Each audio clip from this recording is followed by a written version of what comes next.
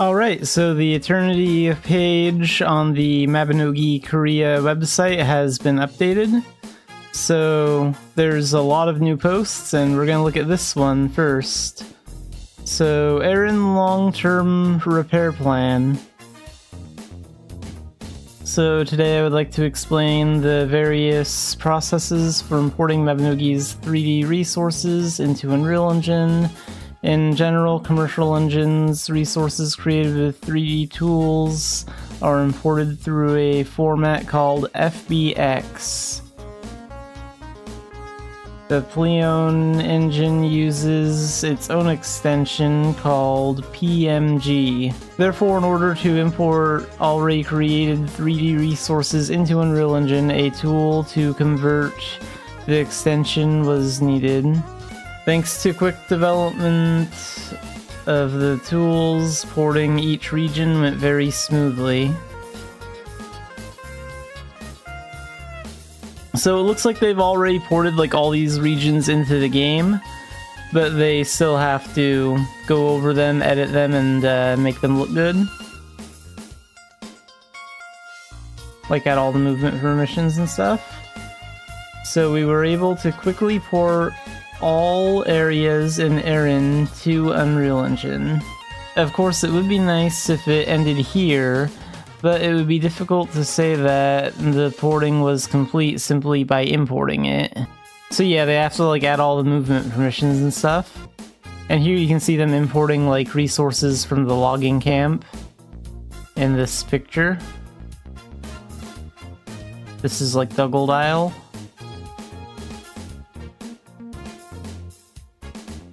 Since detailed materials were not expressed in Pleon, it was also necessary to set each material anew to suit the Unreal environment. So like this is the road in Dumbarton. And I think this is what it looks like with the Unreal thing. That looks really good if that's in Unreal Engine. Things that were made so long ago that their form itself needs to be renewed may need to be replaced by making something completely new. I imagine they'll have to do a lot of that for like the insides of buildings and stuff, especially since like the insides of a lot of buildings are like 2D and look really crappy when you actually move the camera angle around in there. But here we can actually finally get like a good view of Dumbarton. So you can see how they changed like the entrance to Dumbarton here, and this looks really good. And also you can see like this board here, but it doesn't have like anything on it where there'd usually be images. So it mostly looks like they're done with Dumbarton, but only after going through this process can you complete the background resources that fit the engine environment. Fortunately, all regions were quickly imported using the porting tool. It was pointless to transplant the costumes and hair in their basic form. The framework and wires themselves are lacking to provide natural movement. This is because the skin of the hands and feet also had to be replaced. Because there were many parts that were difficult to meet Eternity's standards, it was in a state where it could only be brought in after some processing had been completed from the beginning. First, rather than taking the basic form as is, we proceed with modeling work to process it to meet Eternity's standards. In particular, we add more wires so that not only the hands and skin, but also the clothes and hair can move naturally.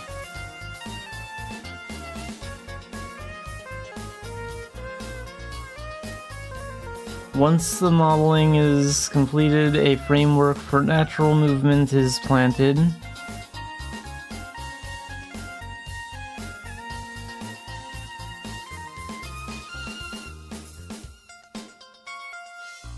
If you make various settings so that the skeleton can move well. Okay, here's a video. Let's see that. Yeah, that looks really good.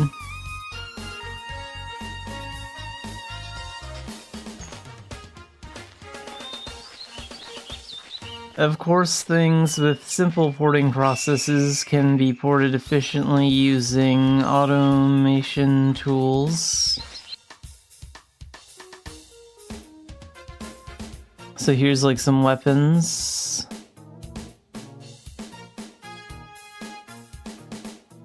As the final resource production is completed after going through such a variety of processes, the efficiency of the overall process is very important, as there is a lot of work to be done. We are building a solid foundation so that we can build on it without collapsing. So we saw this in the Korean fantasy party. They're like changing outfits and showing how like the hair and the outfits move. So this looks really good.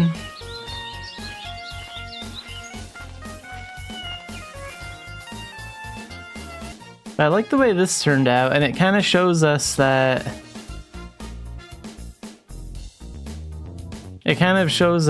like Dumbarton is in progress right now, and it's getting a lot better.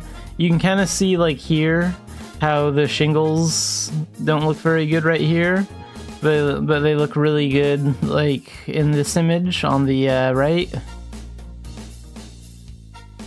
Like, look how much more detail they have now.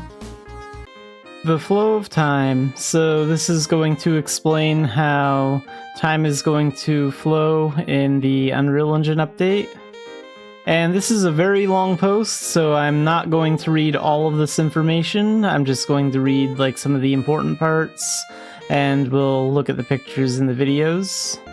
If you think about the flow of time changes during the day, morning sunlight, noon, sunset, and moonlight in the night sky. The movement of light and the changing shadows are probably the first things that come to mind. As time passes, the position of light moves and the shape of shadows changes. So you can see that in this moving picture here, but for some reason the page is kind of loading this image slow, so I just opened it in a new tab, and you can see it right here. So like as time passes, the shadows are like moving and changing.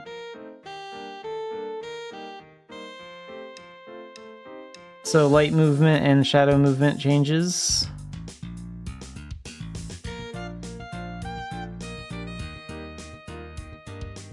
And here on the left we have the Turconale Bank in Pleon Engine, and on the right we have it in Unreal.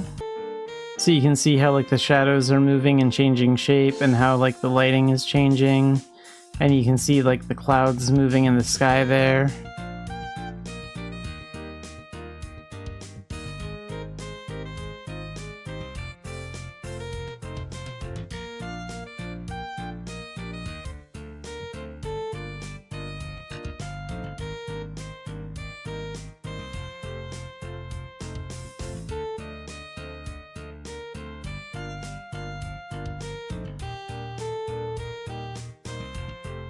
Yeah, these videos don't want to load on this page for some reason.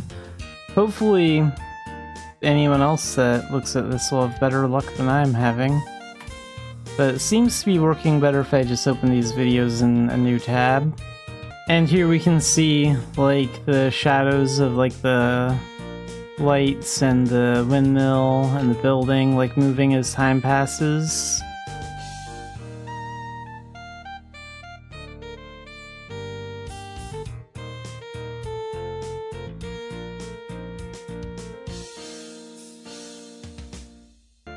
And here you can see how like the sky is changing over the windmill. So this is like the day going by.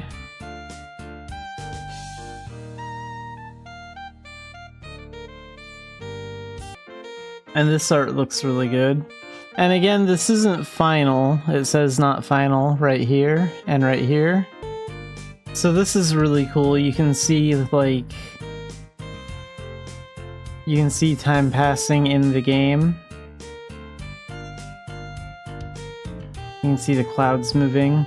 So this is what it's gonna look like in Turco now when the Unreal update comes out. And that looks really amazing.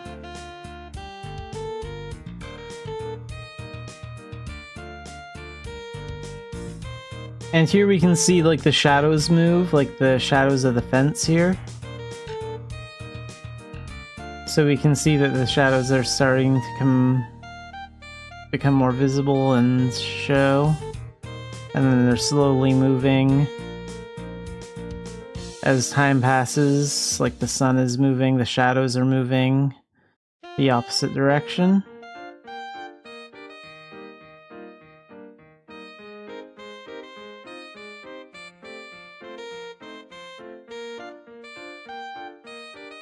And then this will show us rain. So they also showed this during the fantasy party in Korea.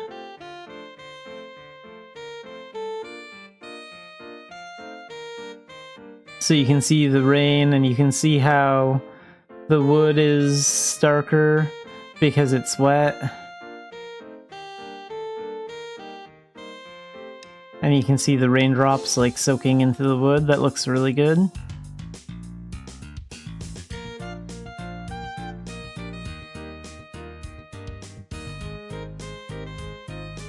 And you can see like how the roof looks a little bit darker like here.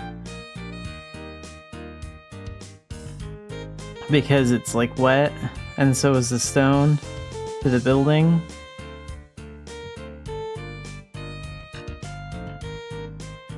So the rain effect looks really cool too. So yeah, this is gonna be how like time will pass differently. This is all about like how time will pass differently in Unreal 5, and how like weather effects like rain will look. So this is a pretty long post, and maybe that's why some of these things are having some trouble loading. But I would recommend taking a look at it.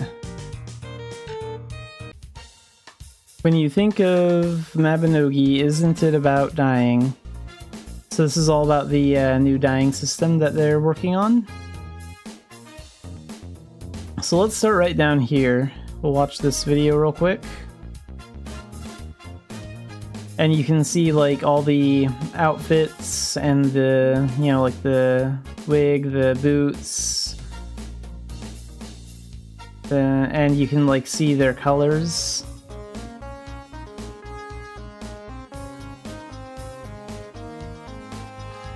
And so far I like this new dyeing window. I think this looks really good.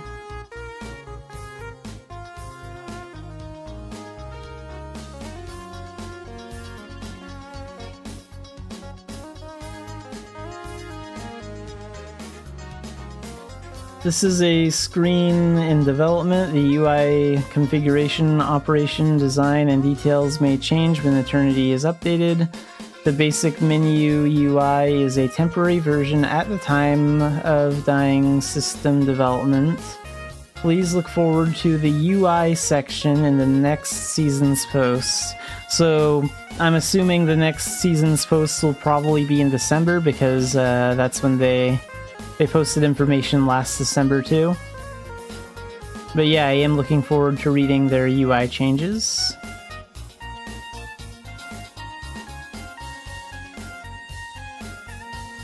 So enter dyeing mode. When you dye your hair and don't get the color you want, using the dye ample, select the target from the list and dye it to the desired color.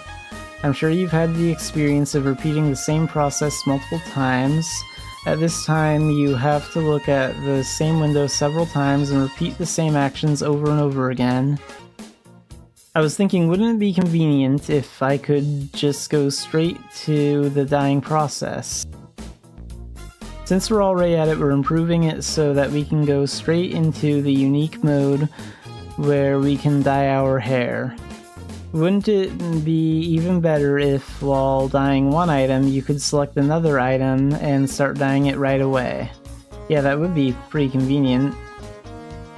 The list of dyeable items on the left includes not only equipment you are wearing, but also you can select all the dyeable items you have in your inventory.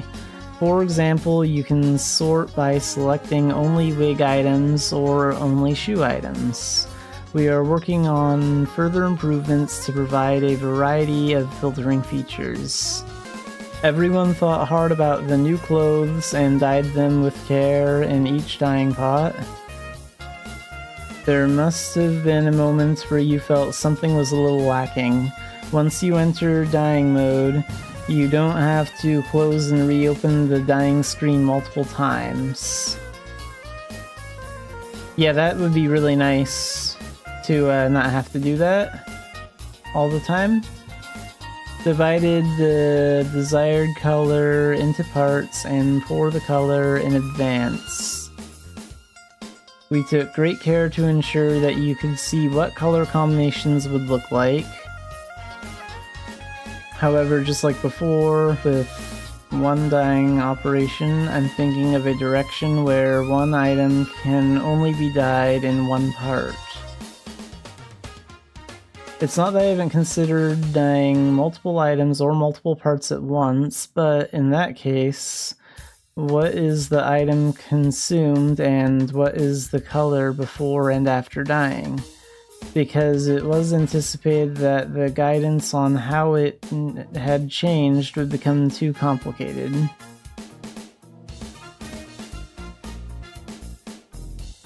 So, dyeing result information window. While we're on the subject, I also tried to make the results of the dyeing window look better. So you can see like the old dyeing window that we have right here after dyeing something on the left, and on the right you can see the new one. So yeah, that looks a lot better.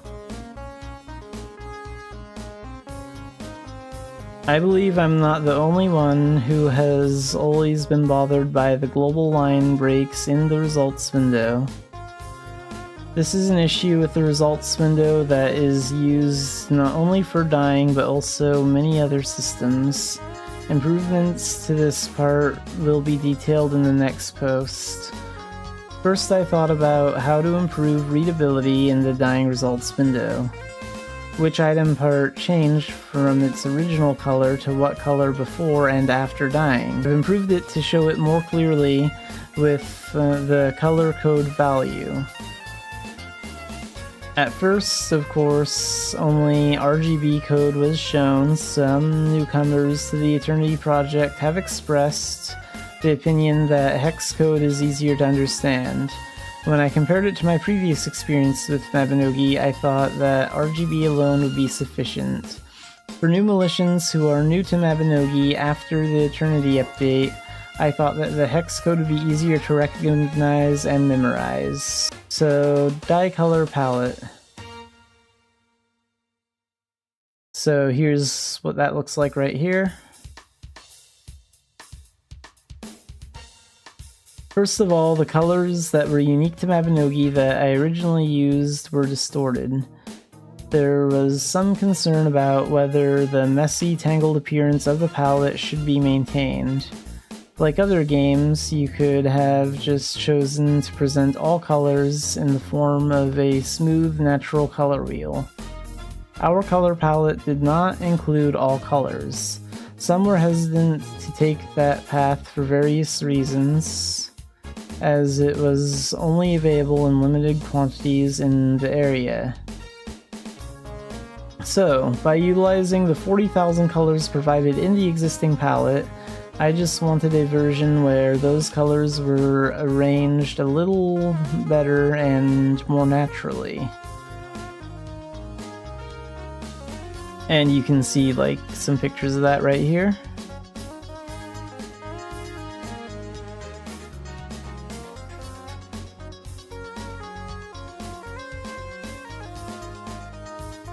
There is a huge difference between the way humans perceive color to be natural and the way computers understand color ordering.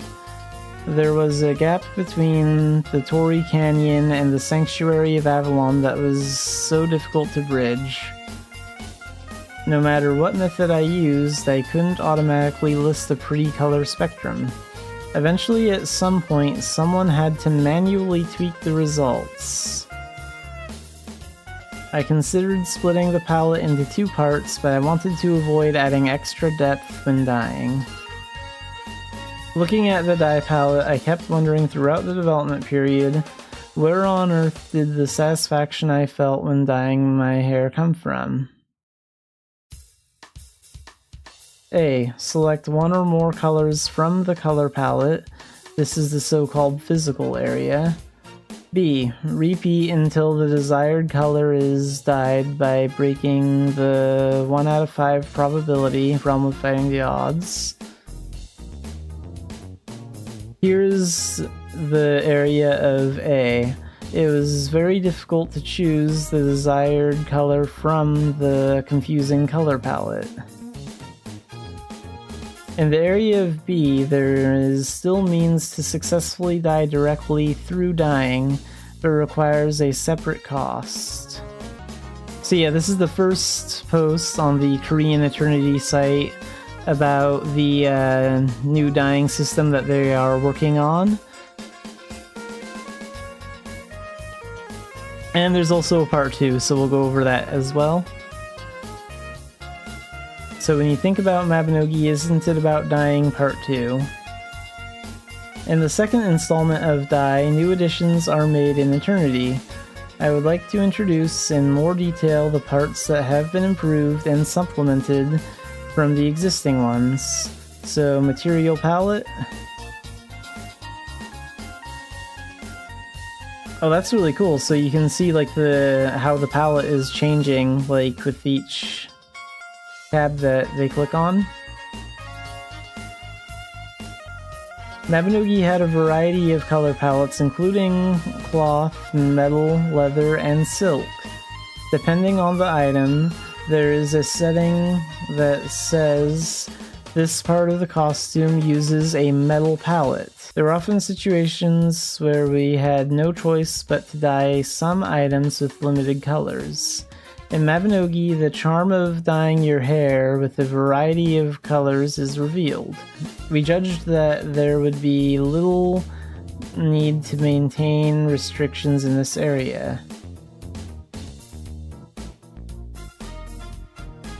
We improved the dyeability of all dyeable items so that you can now choose one palette among the cloth, metal, leather, and silk palettes to dye. There are cases where multiple color tables are matched to the same palette. For example, even if it is the same metal palette, there are several types. Click on the desired material palette to see the materials that belong to that palette.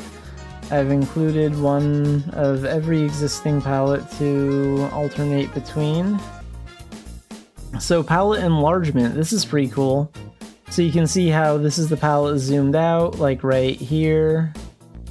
Right here the palette zoomed out, and then like it zooms in. So it's easier to select the colors that you want when you're like zoomed into it. And here's another improvement to the dye palette. In the past, there were many times when it was difficult and uncomfortable to select colors at pixel by pixel levels. Hold down the control key while hovering over the palette with your cursor, and it enlarges so you can see it better. Yeah, that's really cool. Let's go and watch this real quick.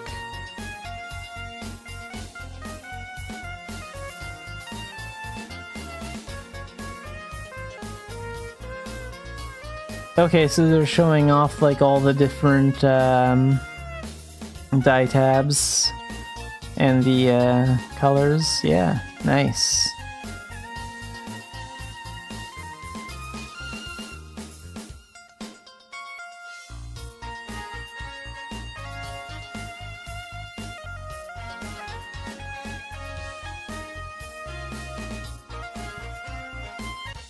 Added various conveniences. Every Militian has his or her own color preference. Since the color of choice, once decided, does not change easily, the colors that are frequently used when dyeing are decided upon. To reduce the hassle of having to choose these frequently used colors from the palette every time you dye a new piece of clothing, we've added a new feature to make it easier to automatically select a color by registering it as a favorite once you've chosen it. That's nice. Additionally, dyeing is sometimes used to apply special colors that do not exist in the color palette. When you enter dyeing mode, you can check the dyes you currently have in your inventory and apply them right away. Additionally, when listing the stains, the colors are arranged in order from dark to light. For those who are new to dyeing in Mabinogi, the two most confusing points are, first, you have to choose the color yourself from a somewhat confusing looking dye palette. Second, there is a process in which 5 candidate colors are selected, one of which is randomly selected and dyed.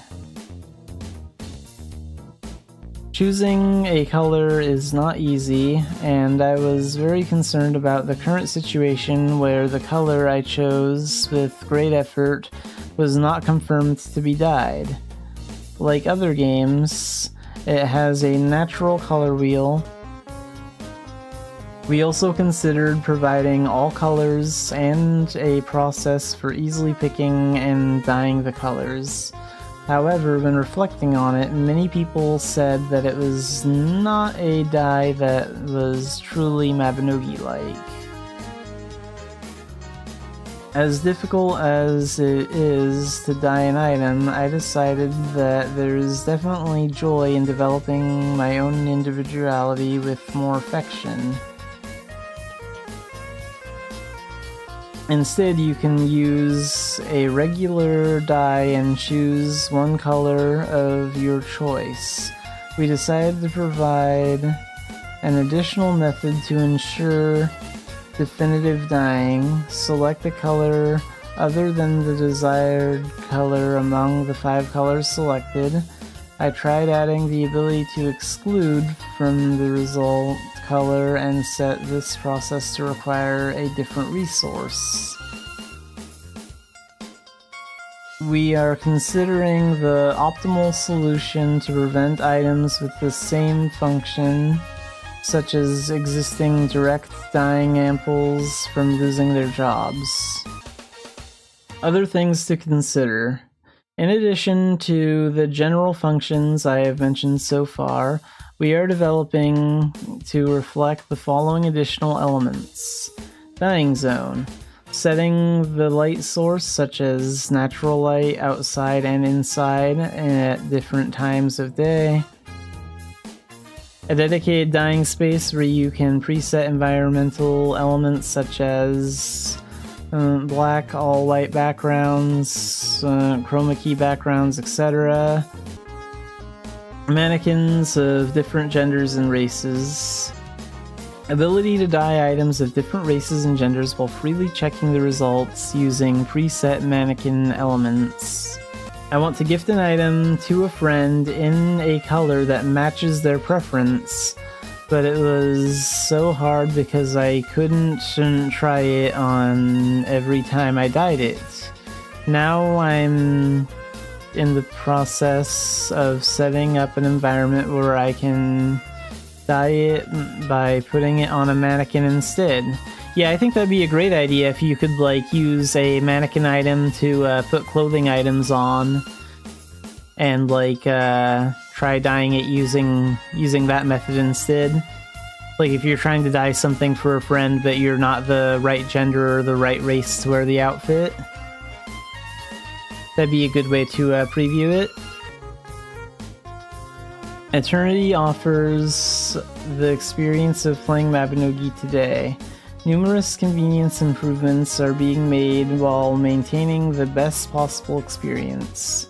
For Militians who will one day take their first steps into eternity, this is an environment where they may experience too many changes at once, no matter how good the change in direction may be. There will be a fair amount of confusion for a while, which may not necessarily be a good thing for the gameplay experience. Yeah, that is true. There is a huge problem with Mabinogi is there's so much content in the game already that, like, if everything changes, it's gonna take a while for new players to adjust. So to help those of you who'll reach the destination called Eternity adapt quickly, as an example, the improvements related to the dying system above were reflected first. We plan to present similar attempts in more fields in the future. Of course, in the process, it may work differently from the original intention. You may notice some shortcomings that we haven't noticed yet. We will even take that part into consideration and try to fully reflect the opinions for improvement. We may show you a more improved version in the finished version of Eternity, or if possible, on the official servers. So yeah, overall this post is really good, and it looks like they are still looking to the players for feedback, which is good. I think they're making the right call being really open with the player base. Like, they're paying attention to like what we're saying, which is definitely a good thing.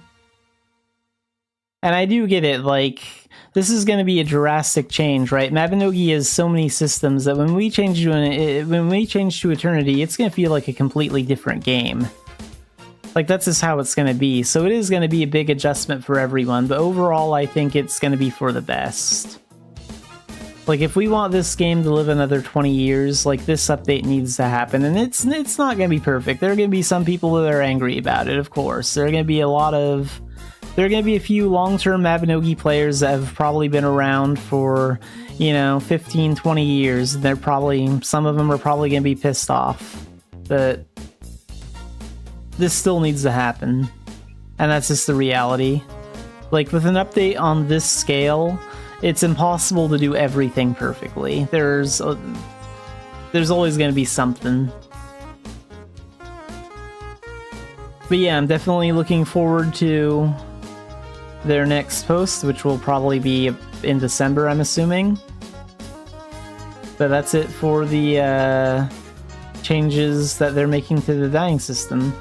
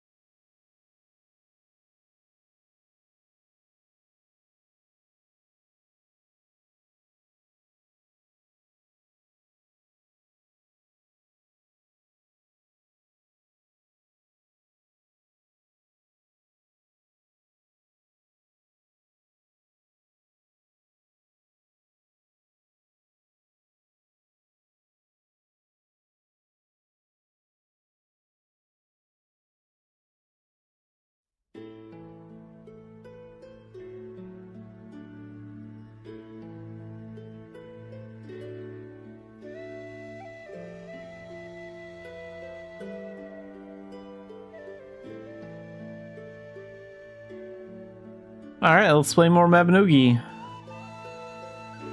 So let's see, we're gonna do the Doki Doki stuff.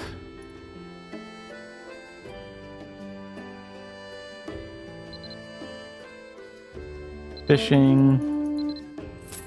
Let's get her a salmon again.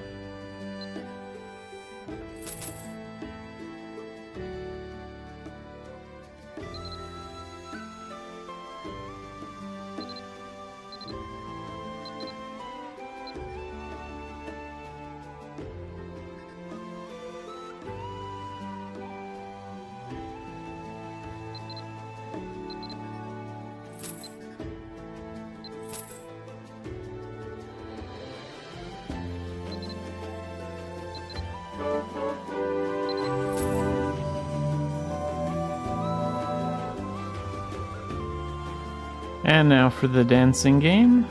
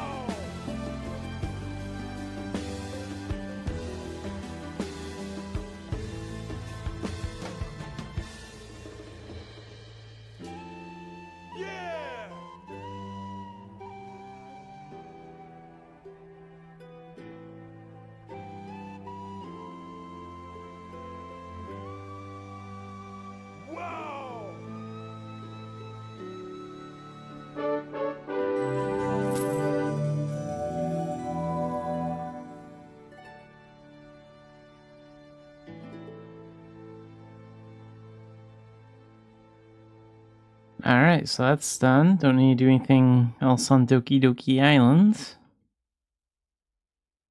I think I'll finish that big quest tomorrow. Yeah, one more time. Gotta do that daily one more time.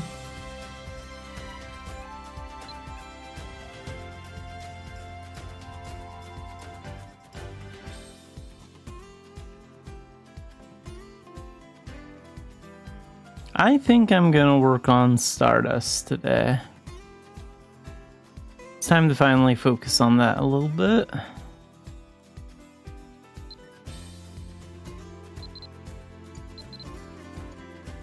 So let's go see Melwin and see what kind of quests we can get.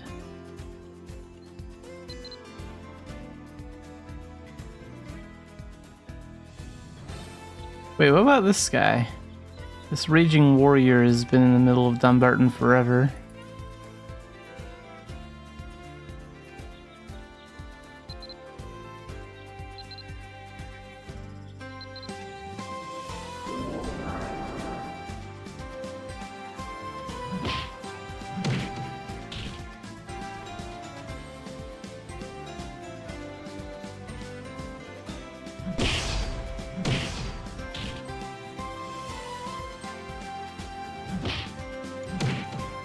Yeah, I think I know what quest this is.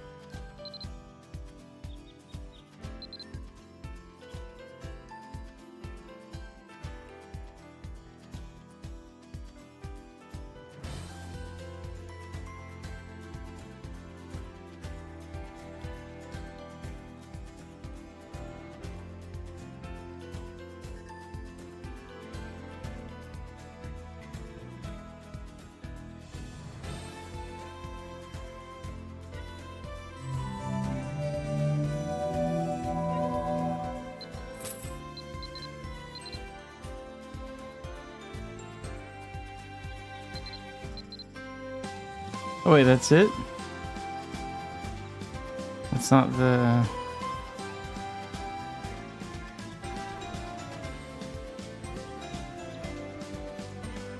quest for Ash or Rage Impact or whatever? Huh.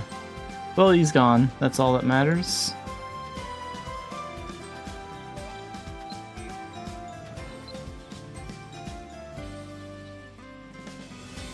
I can rebirth in like 3 days. How much longer is that potion gonna last? That doesn't have an expiration date, so I think I'll wait. Do a normal rebirth. And then use that after.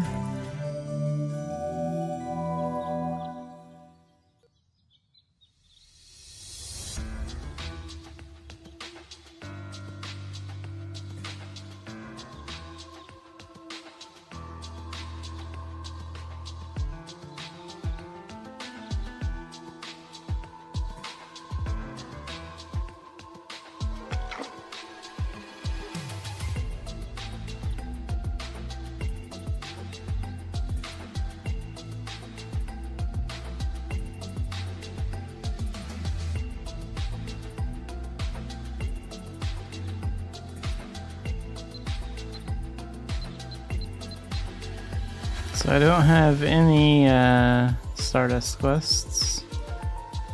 I need to work on core fragment collection quests more than anything else, so for now we'll focus on those. Need a few more item quests too, but not many. Working on the rank B quests.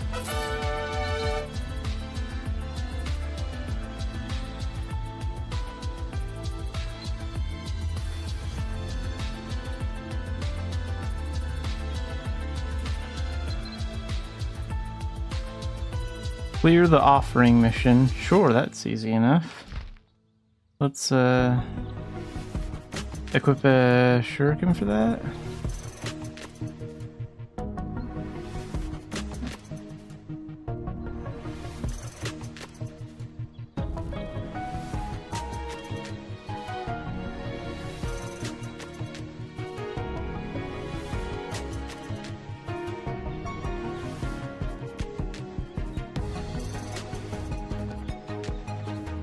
Can this shuriken not do gem upgrades? I don't know. I'll have to check on that. Or wait a minute, if I press Alt. Oh yeah, gem upgrades are available. I should look into getting gem upgrades for this. But I don't have any proficiency on it, so I don't think I can do that right now anyway. Okay, so... Wait, what am I gonna do? I was gonna do something.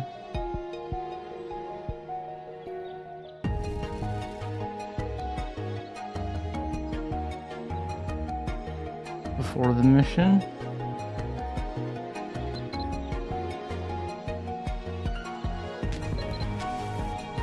Oh yeah, I was gonna get Shadow Mission passes so I can run it on Elite.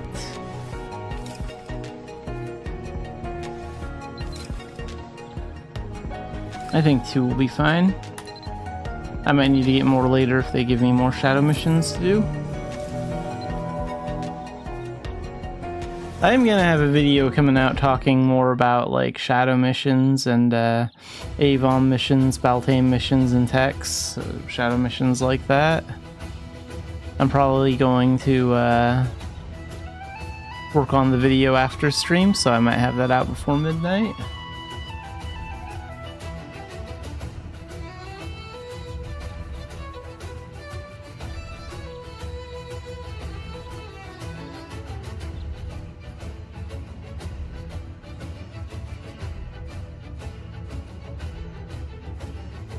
Wait, so where'd those boxes go?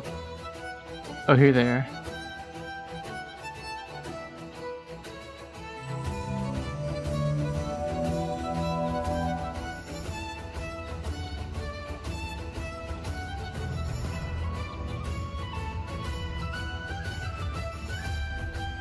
Where's the other shadow mission pass at?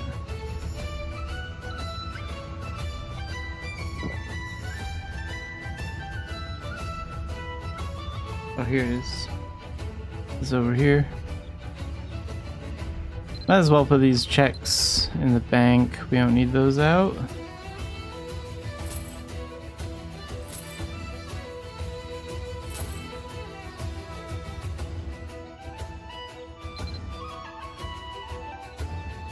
Alright, so let's go take care of the offering in Tailton.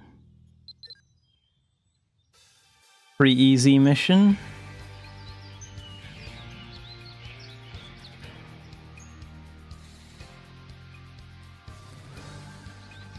I think I'll try and use Ninja as much as I can today because I need to get my my proficiency up on it so I can gem upgrade it.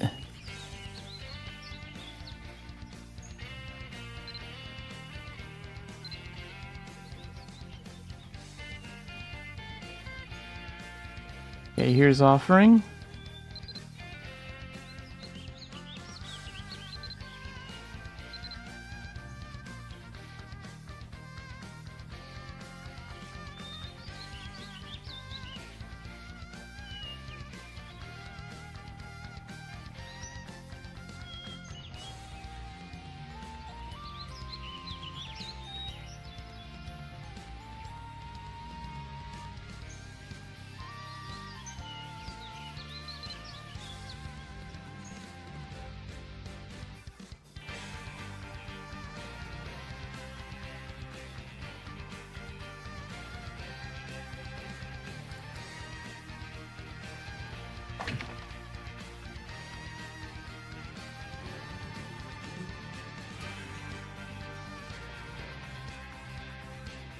I think Battle Astrologer would also work pretty good here. I have tested that one here too, but gotta upgrade my shuriken anyway, and Shadowbind is pretty useful for a mission like this.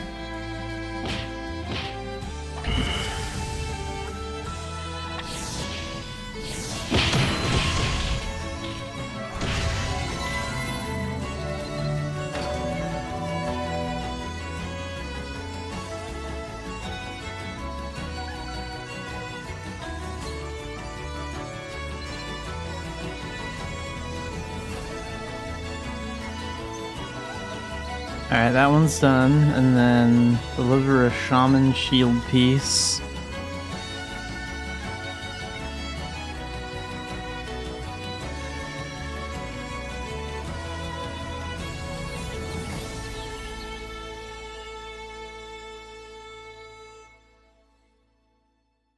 I think I know what they're talking about.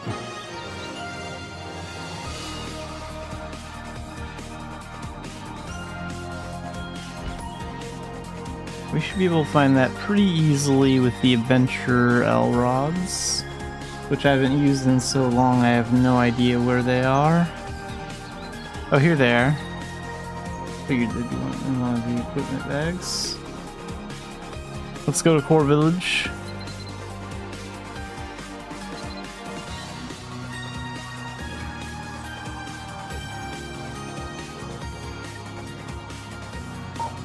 Because the old way to learn those mana shields, those energy shields, like the fire, ice, lightning, and normal one, was to look for the pieces out here and then have Voight restore them, so...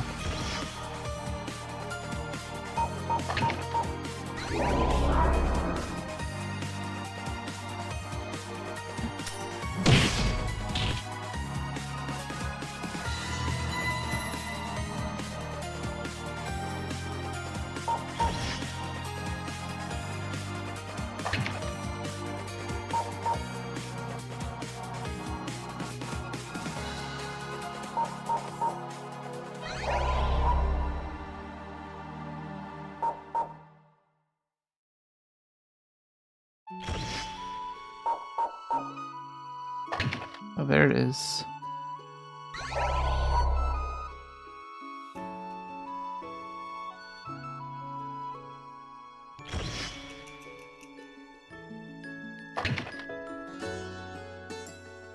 They should just get rid of the old L rods and make Adventure L rods.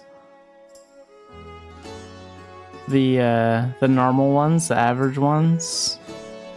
Because these ones are so much better.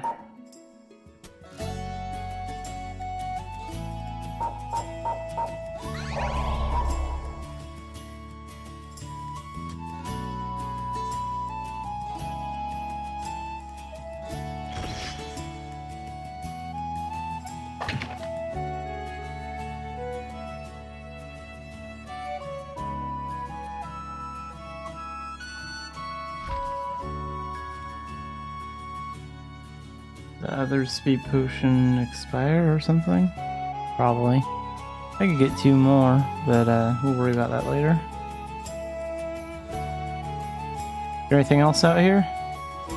How many artifact pieces do I have? Got a couple of them. Well, maybe one of these will be what I need.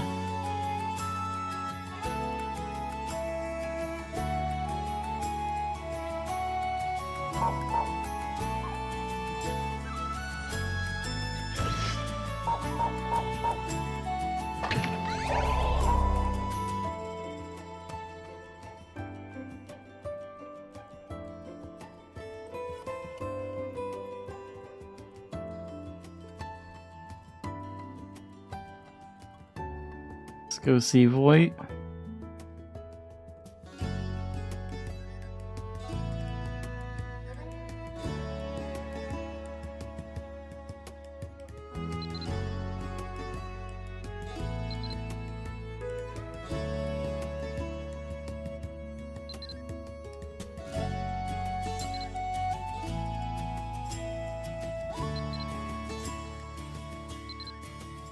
Work on these ones.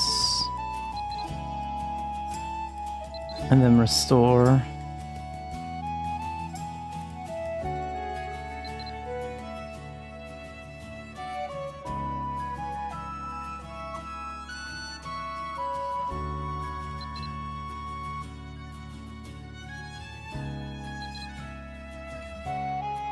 At least one of them got restored.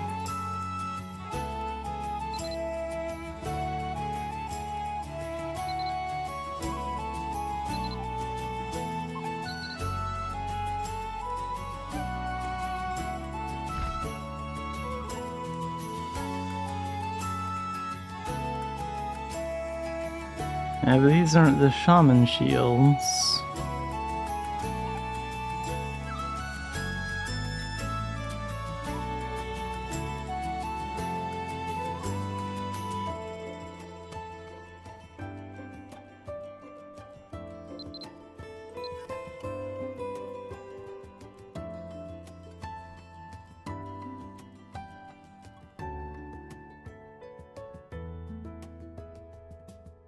Well, it's not in the auction house. I'm gonna look it up on the wiki. Shaman shield piece. Gonna see if I can find out what they're talking about.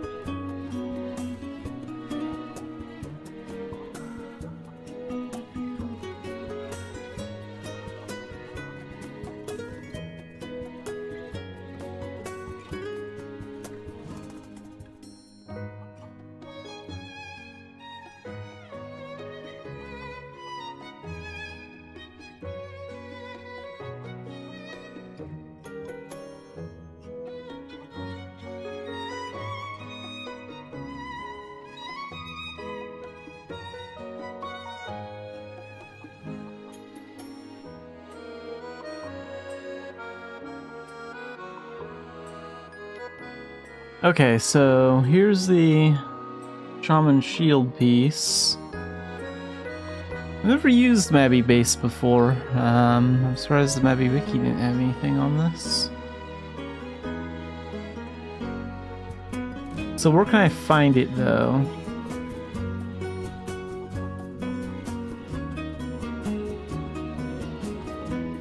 It can't be sold to NPCs, can't be listed in personal shops, can't be traded. Okay, so that explains why it wasn't in the auction house. Okay, so the Mabby Wiki doesn't have a Wikipedia page on this. That's weird. Usually they have all the information.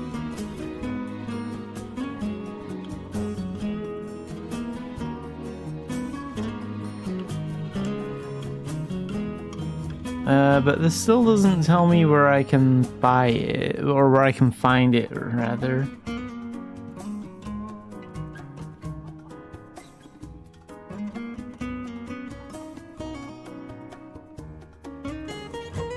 I'm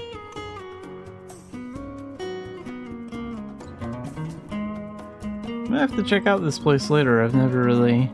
I may have seen Mabby Base like once in the past, but I've never really used it at all, so might be helpful in the future.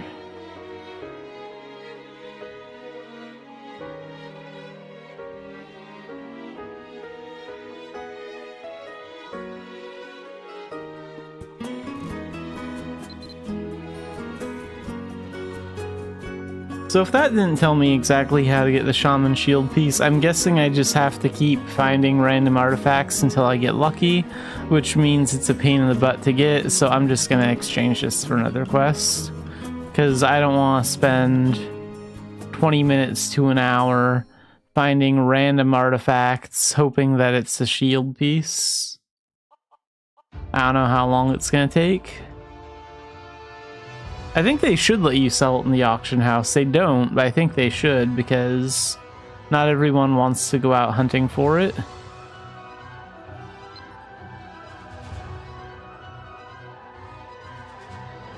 But we'll go trade it in for another one. That's fine. I don't really need to focus on item quests as much as I need to focus on the core fragment collection ones. So...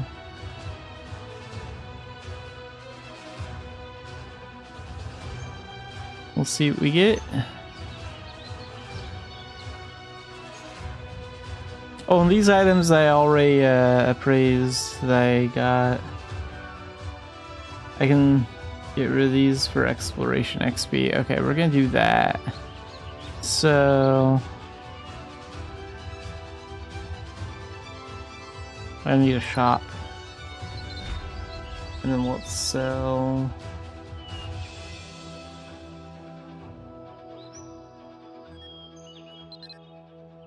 these.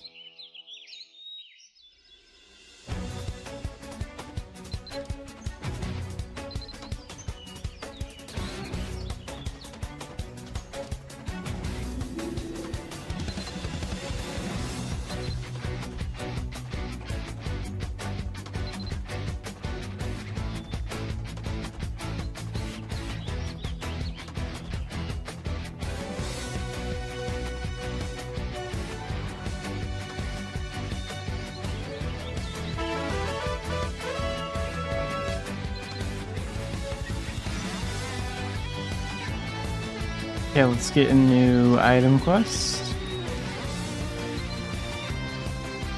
Rank B. And then I want to complete the core fragment one. And then let's get a new one of these. Rank B.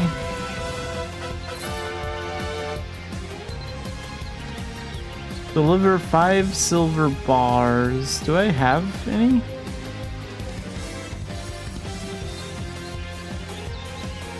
I might in my cat pet. Probably not though. Beyond advanced.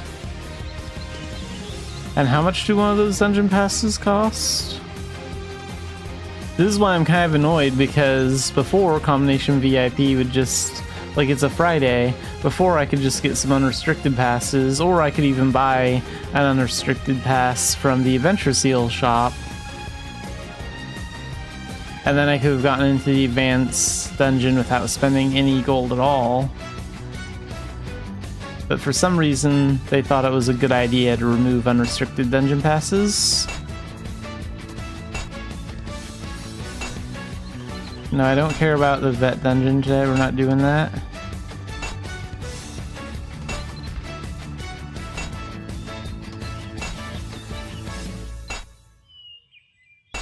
How much do you want me to spend on a Fiod pass? 40k?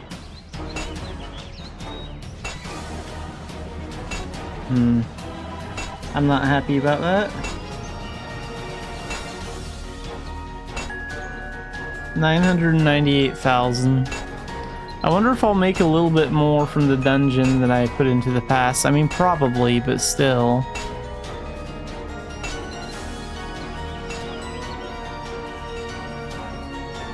Still annoying. Alright, let's do it. Let's go to Fiod Dungeon. We're gonna use Ninja there.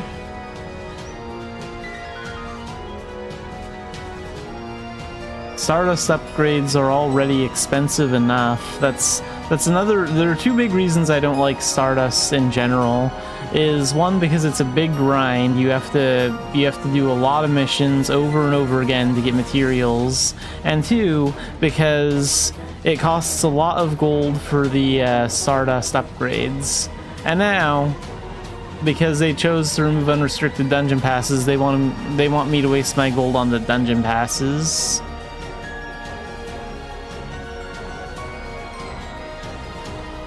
Like, it's ridiculous.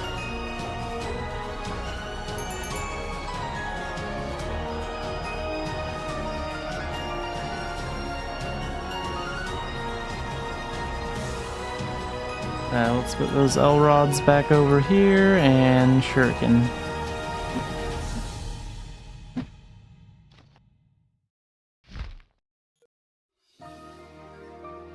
Alright, let's go.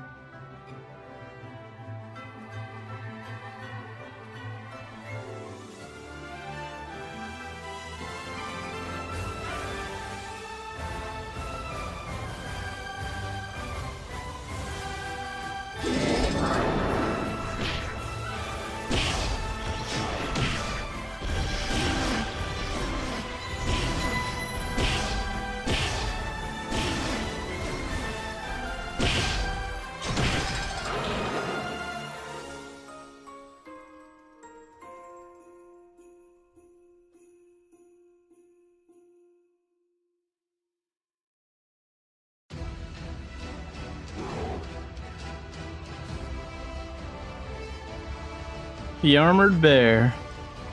I remember the first time I took on this boss, I think I was actually hunting for his transformation. He was actually really tough back then.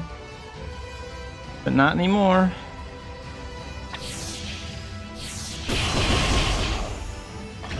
Oh wow, he actually survived that at least. Okay, we're gonna do this real quick. And then get him with the spirit weapon attack.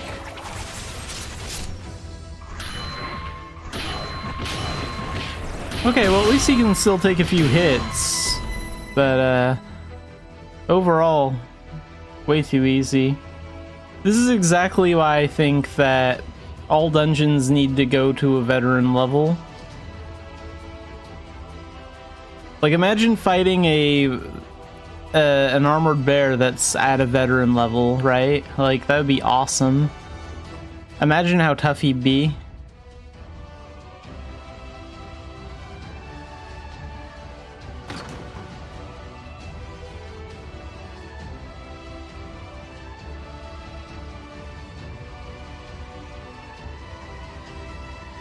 Okay, that's good enough. Dungeon cleared. Do I have silver bars? I could just exchange that for new item quests if I don't. I have a cat with a bunch of ore in it. I don't think it's this one though. No, it's this one. Oh, I have 2 silver bars. 3. Wait, how many do I need? 5. Well, if I buy 2 more, I guess I could do it. Why don't silver bars stack? That's really annoying. Alright, let's pull these out and then we'll see how much they are in the auction house, because I only need to buy 2 more to actually get it, so... Unless they're like $1 million each, I'll probably end up just buying the other 2.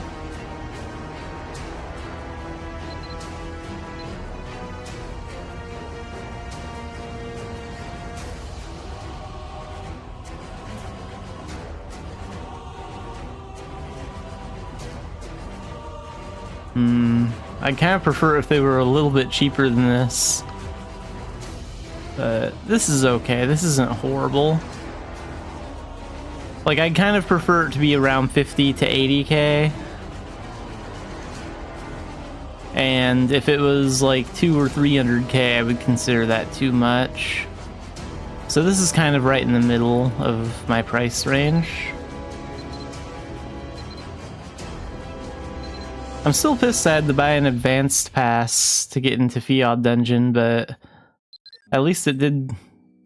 Like, a lot of the enemies dropped fine leather, so that's kind of good, but still.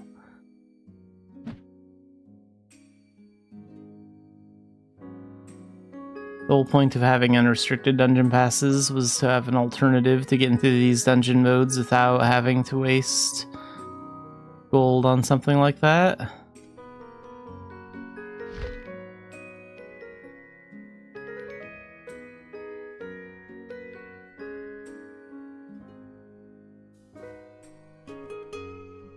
Oh, and I need to claim the items, right? Yeah, I don't think I did that. Take a look. Claim those 2.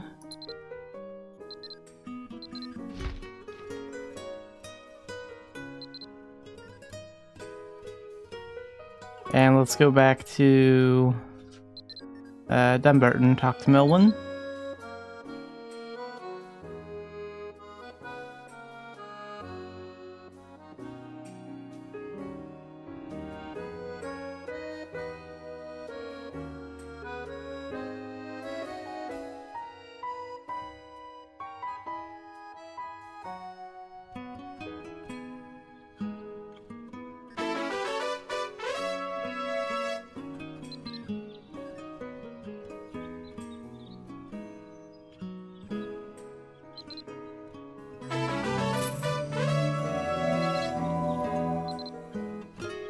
There, both of those are done.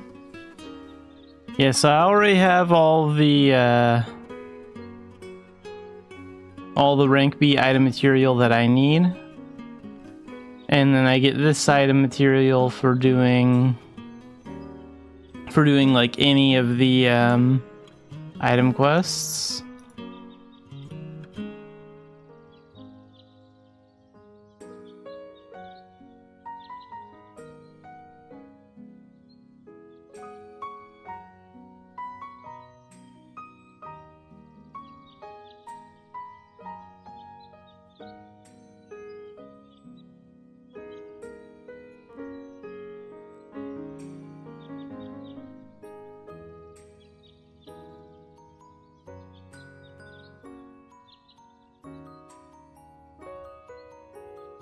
Wait, so even these ones... This is a...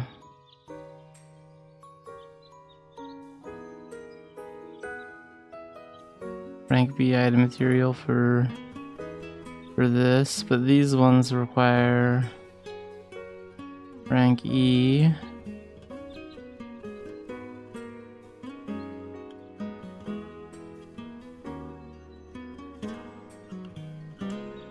I could probably do some rank D missions. Or wait, this is rank E.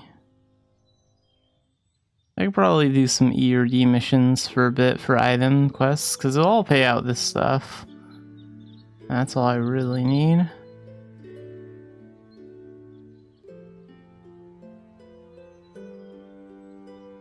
But we still need to do rank B core fragment collection ones. Okay. So yeah, let's take on like a rank E item quest for now. Get some of that other weaker material. Because eventually I'm gonna have to rank up the skills themselves, so... Deliver thin thread.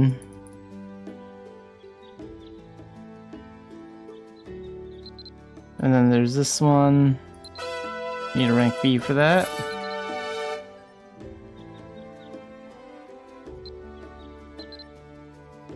Deliver 30 thin thread balls, okay. So how come that's not done? Do I not have that? What'd I use all my thin thread on? I thought I had that many. But maybe I don't.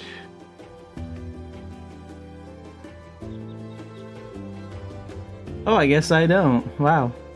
I must have used all my thin thread on something recently. Well, let's go make some more. It's not a big deal. What do we have here? Oh, okay. That's not too bad. I don't need a dungeon pass to get in there, so I'm fine with that.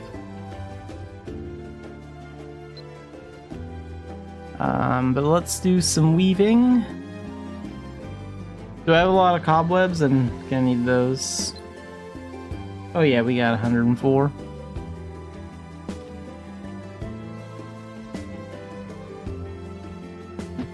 So I think I have to be barehanded. Let's go ahead and take that off.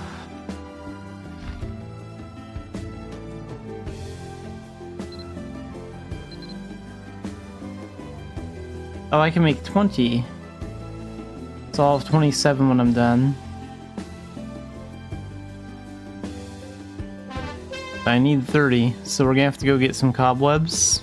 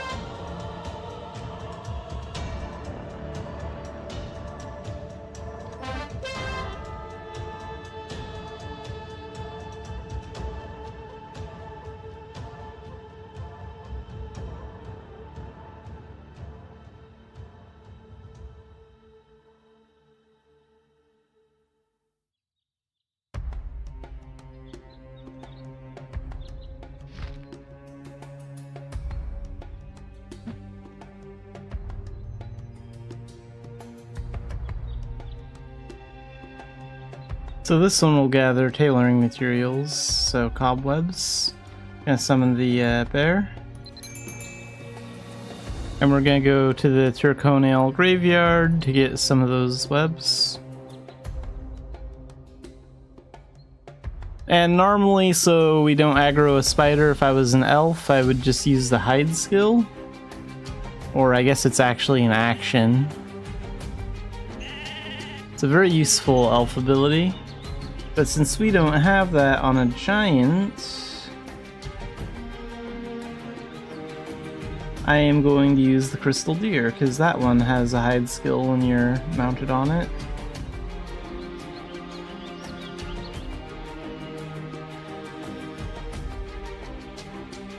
Where'd I put him at?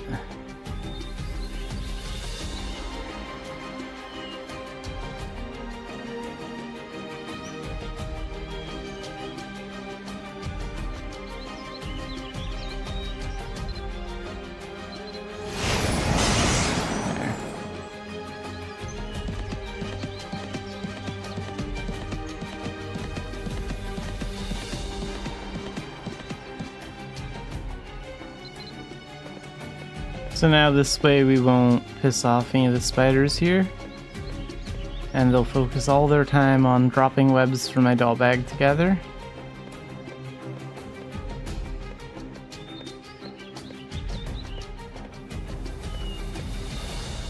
And now we wait.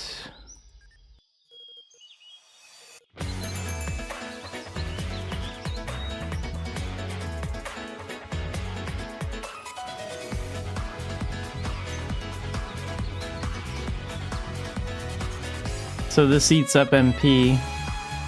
Well, my crystal deer's MP. So it won't last forever. But it is helpful. I wonder if I can feed him like mana pots when he's hiding like this, or if I can't do that. I can try that out. I might not be able to do that while he's actually using the hide action. But let's find out. I'm sure I have one somewhere in here.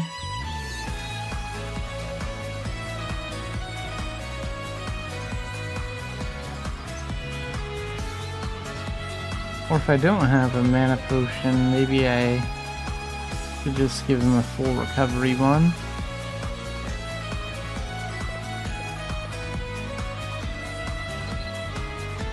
No, I can't give it to him while he's hiding. Okay.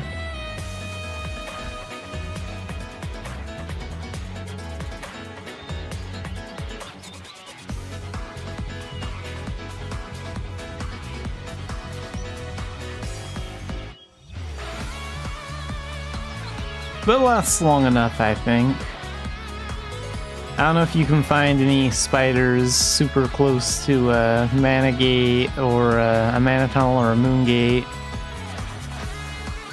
Well, actually, moon gates don't raise up MP, mana tunnels do. I mean, I know there's some spiders in the Muyu Desert, so maybe you could park outside a mana tunnel in the Muyu Desert and recover your pet's MP that way. But yeah, I don't know. I guess technically if you were in a party and you had a friend summoning Nimbuses, that would probably speed up the Crystal Deer's MP regen. But if there was someone else roaming around with the pet, the spiders would get aggroed at them next. So that would kind of defeat the purpose of remaining hidden.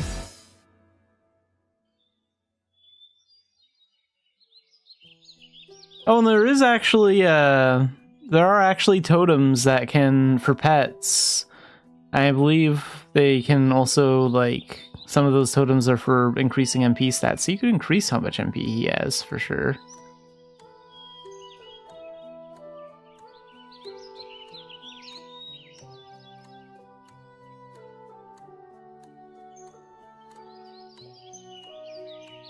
Can I check the auction house when I'm like this, or not? Cool. I'm gonna look up something.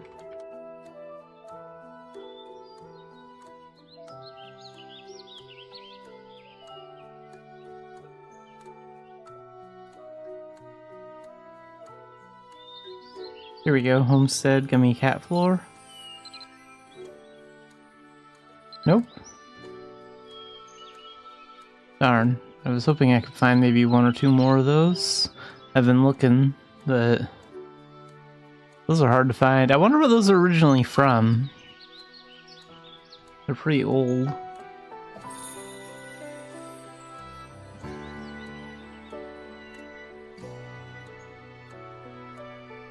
How many cobwebs do we have?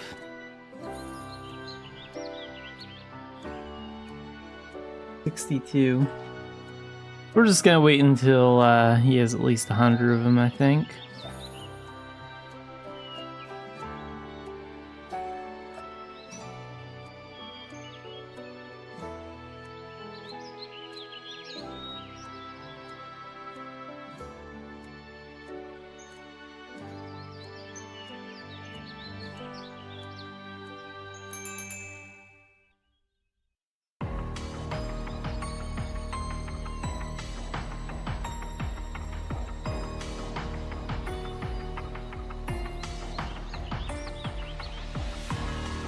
It's different with an elf, because like an elf, hide does use up MP, but like an elf can have way more MP.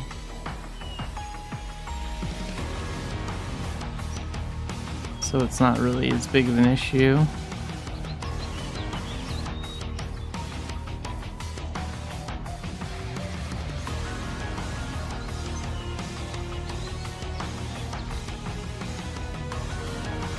How much do we have now?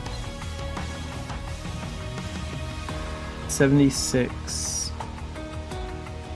77? You gonna pick up another one? Yeah.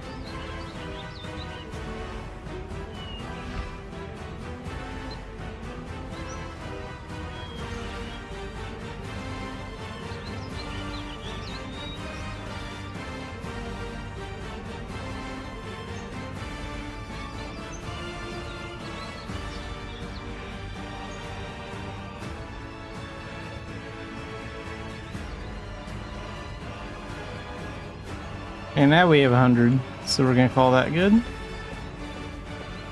Run low on MP anyway.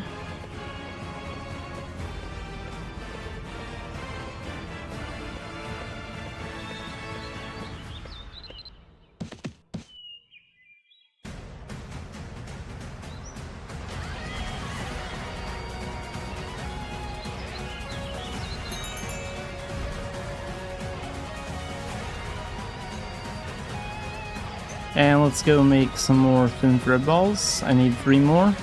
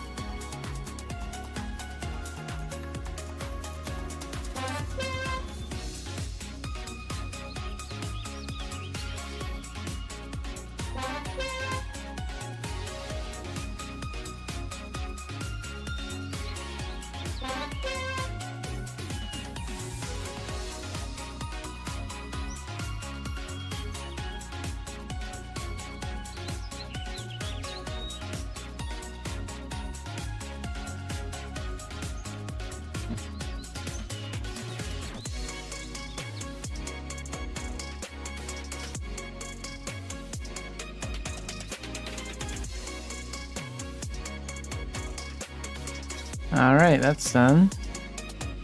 Now we have thin thread balls. Let's go take those to Melon.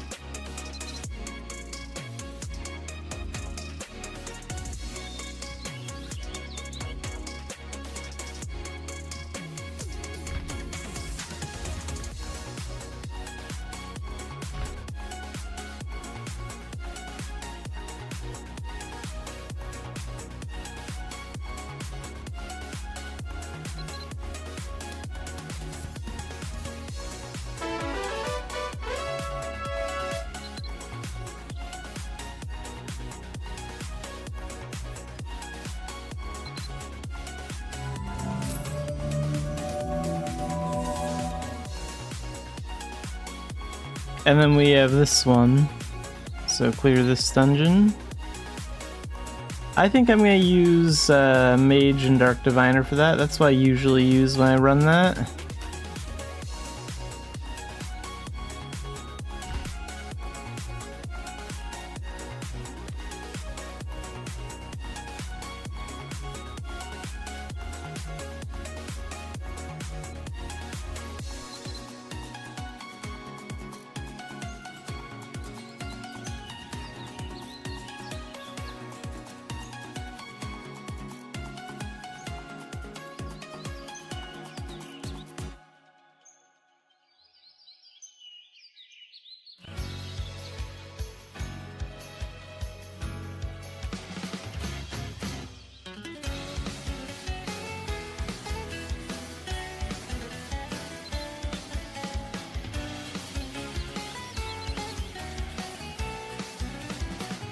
Let's go for Expert and above.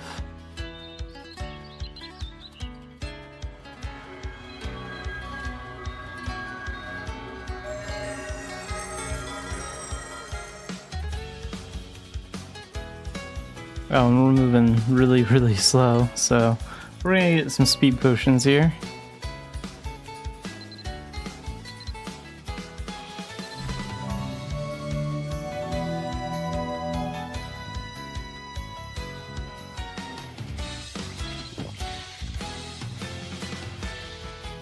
And for doll bags, how about the Urusan one? I guess Pan too.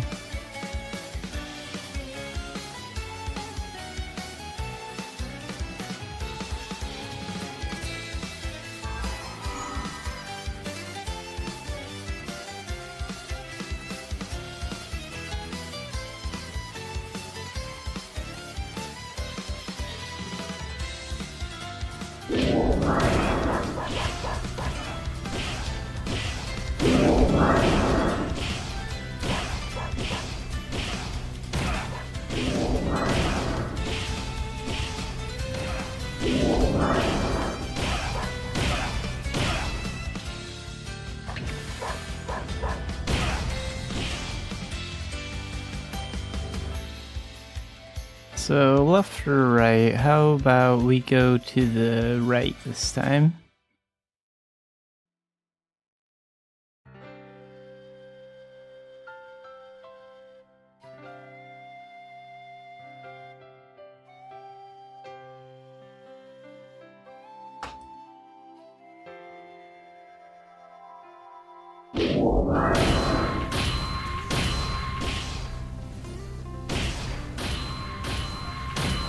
Okay, we actually have to knock them out in the circle, which is what Polar Vortex is good for.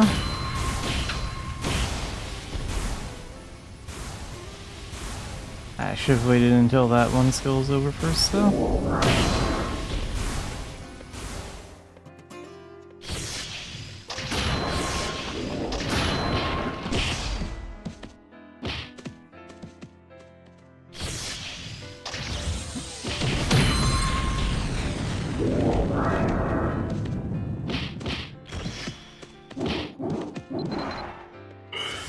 Here, let's just wait here for a bit. Till Polar Vortex is ready again.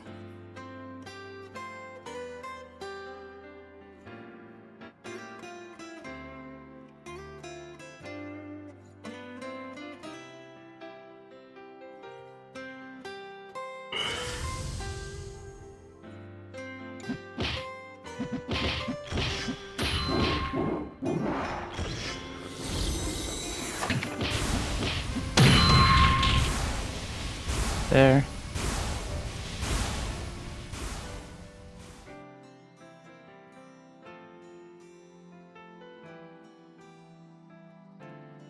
Actually, in case we encounter that again, I think maybe Battle Astrologer might be a good option for that. So we're gonna try equipping this stuff. We'll see how well Battle Astrologer works against them.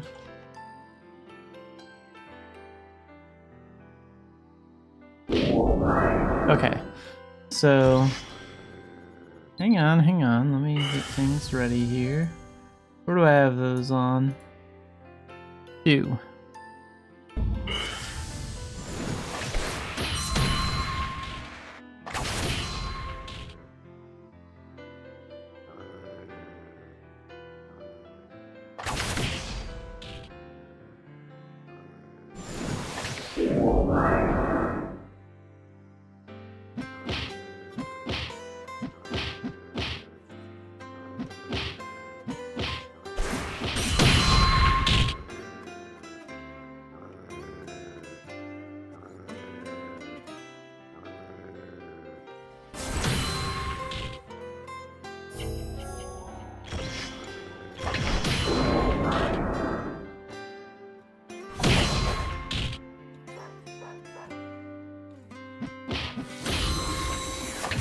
And we use this when it's available.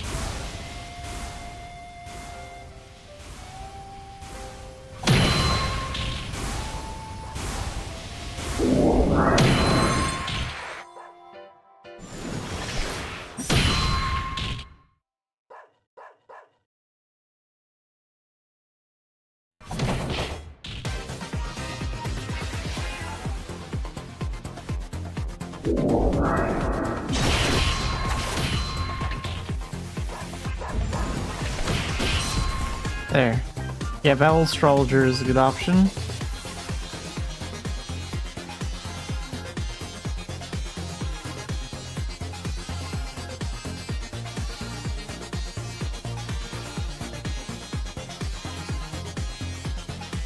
Let's go for that cube next.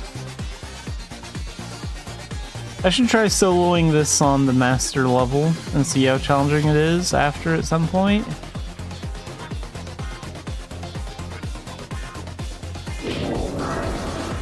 Okay, for this we just get him this.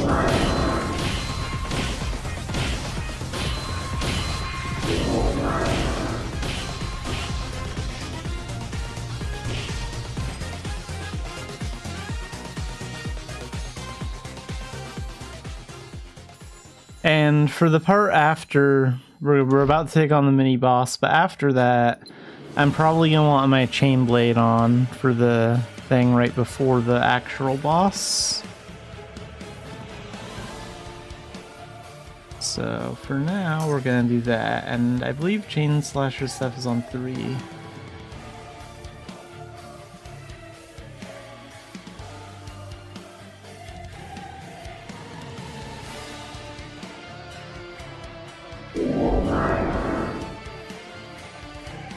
Oh right, and I want Dance of Death here.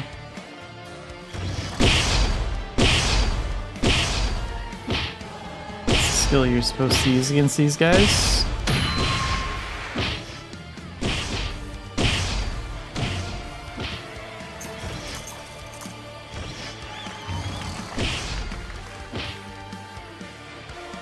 And now we have the mini boss.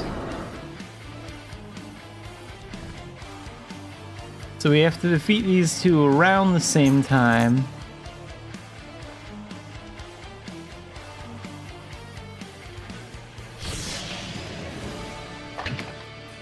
I don't think I can hit both of them at once with that.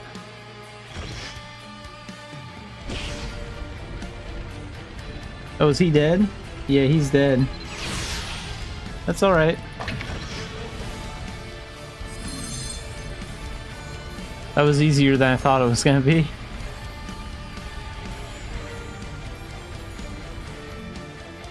Okay. And let's take the one on the right.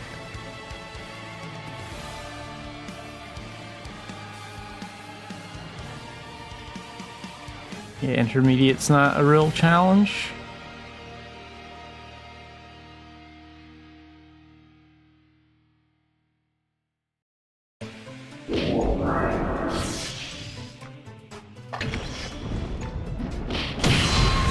Might as well use that since I had it. Oh, whoops, wrong thing. I did not mean to use this. I guess we can use it anyway.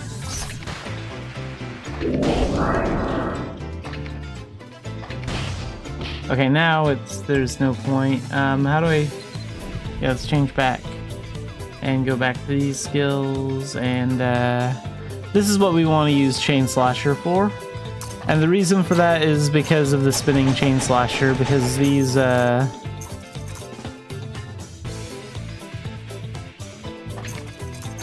forms of awakening explode, and you need to make those explode near the form of chaos to damage them.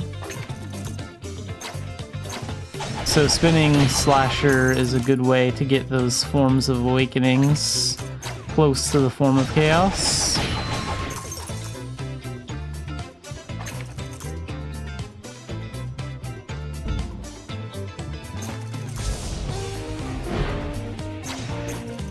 Come on.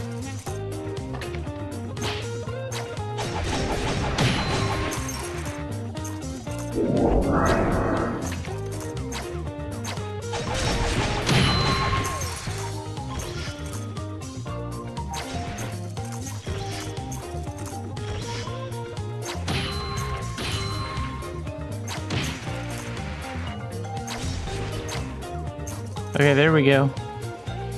Time for the boss. And for this, I think we're gonna equip Mana Shield. I want my movement speed to still be up. I don't think that potion will wear off. And we're gonna go back to magic skills. Let's do quick healing real fast. So Nimbus healing, and then we'll do a Corgi buff. Get as much HP back as I can.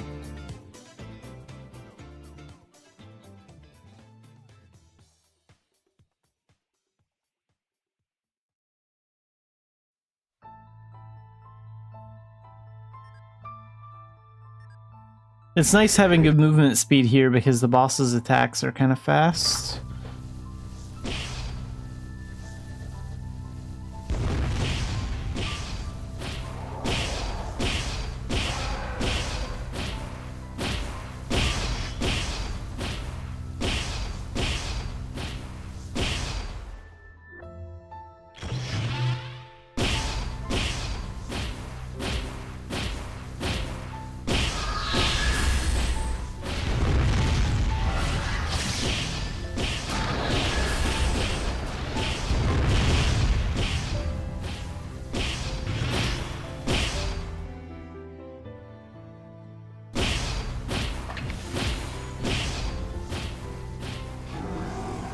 Okay, now she's gonna do the thing in the center. So we gotta watch out for these.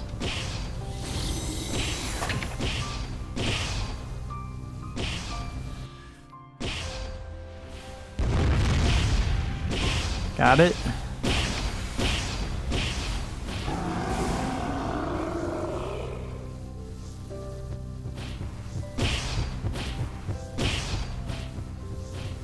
Easy.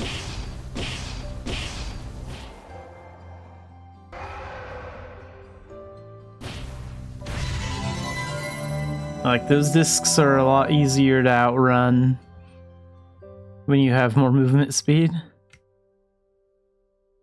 So unless you're playing elf, it's kind of nice to have some type of movement speed buff.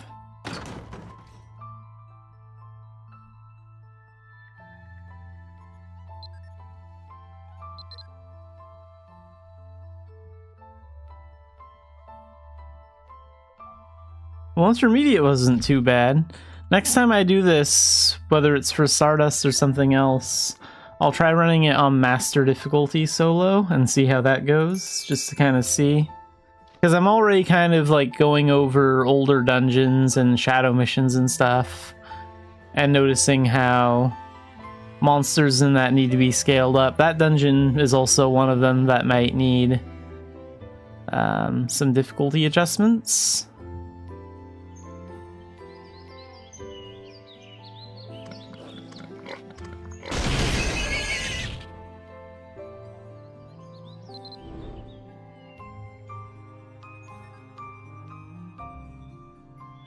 I think the way the boss works, like the dungeon itself plays fine, it's just... it was a little too easy.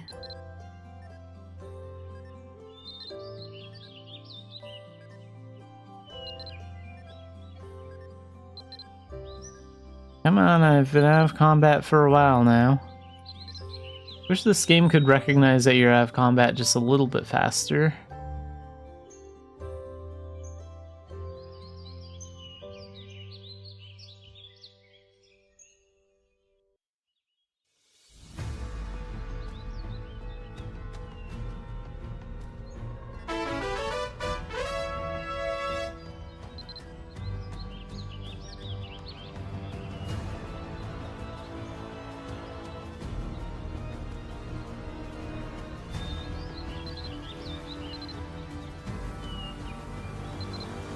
Okay, that one's done. Let's get the next Core Fragment Collection one, see what that's gonna be. I'll do like one or two more of those before we wrap things up. Alban Knight's Training Ground.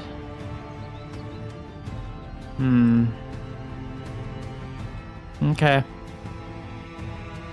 Like, my next video is definitely going to be more about shadow missions. But yeah, maybe I will make a part 3, a third video, going over, like, Alban missions and the Echo Stone dungeon.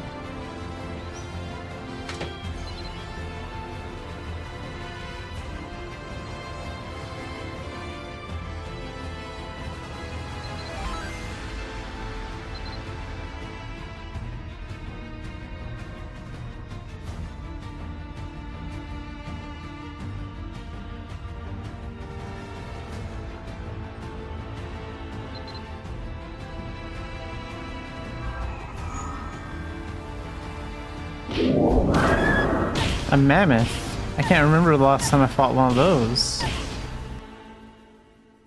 Sure wasn't very strong.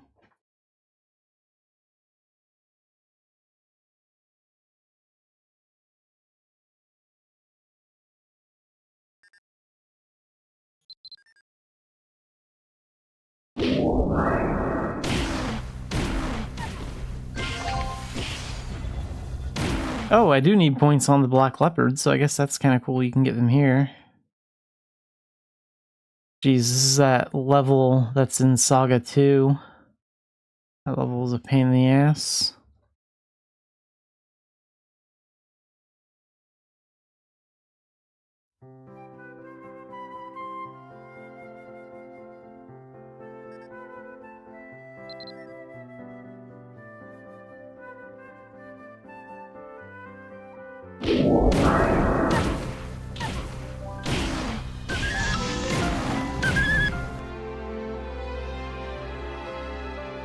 How much gold do these guys drop? Anything significant? No. Because I think the difficulty depends on what Albin stones that you put in.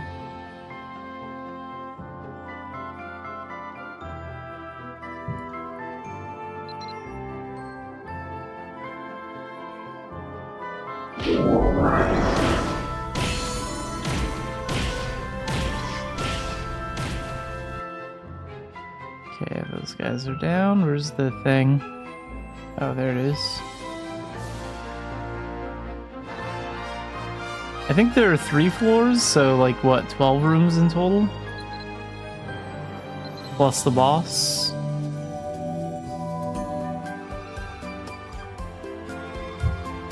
Or is the boss just on the 3rd floor? I don't really remember. It's been a couple months since I've done the training grounds.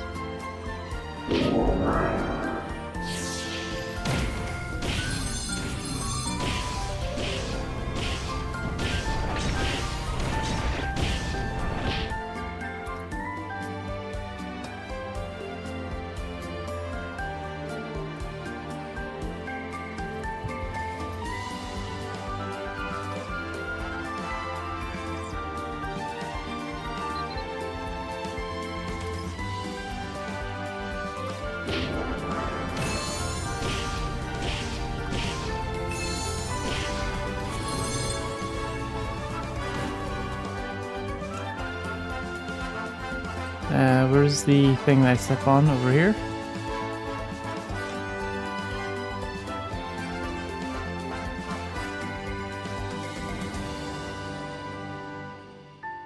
It'd be nice if there was a better indicator of where to go when you clear the room, other than that symbol on the floor.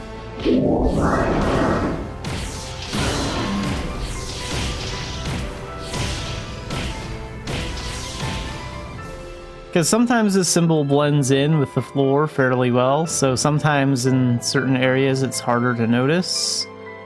It'd be nice if it shot some light up around it, like this spot here does, just to kind of stand out and say, hey, it's over here.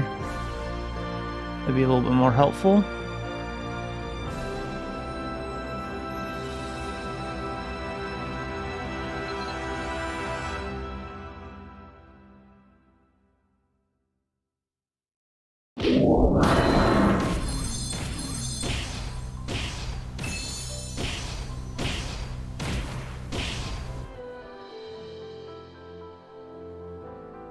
Like here, it's really easy to see, but... Okay, next floor.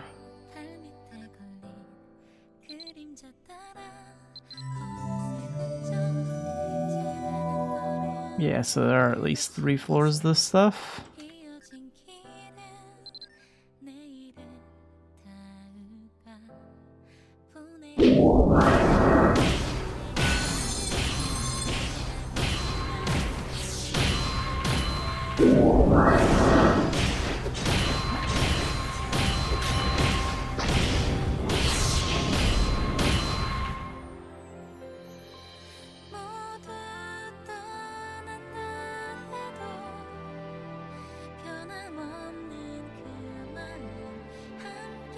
No, there's no map for this zone.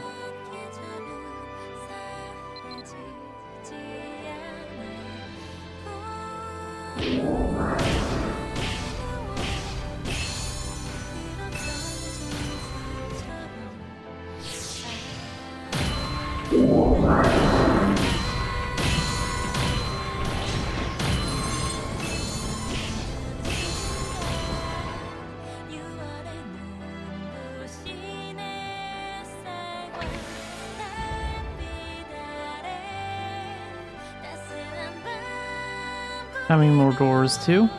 Yeah. Let's get a little MP back.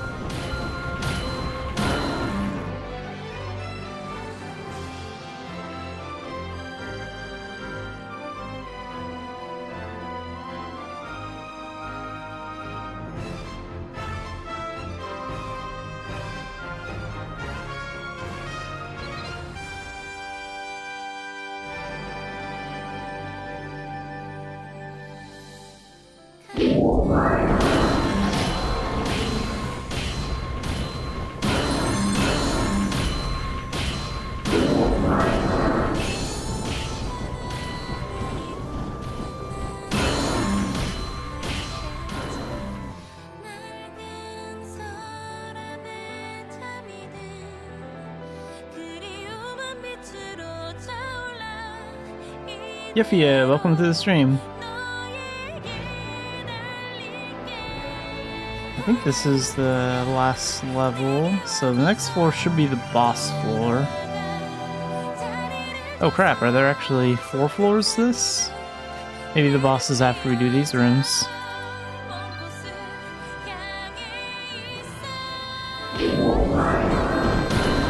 These training grounds are longer than I remember.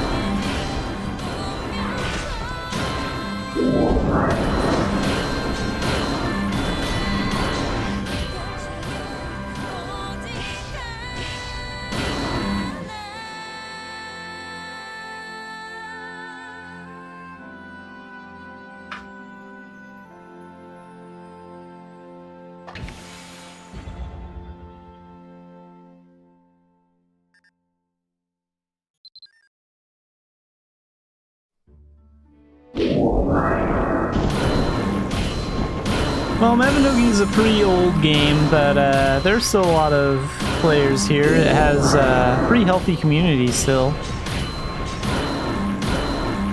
I think it's worth trying. There's a lot of different ways to play the game, and that's why a lot of players like it, is because you're pretty much free to play the game almost any way you want to.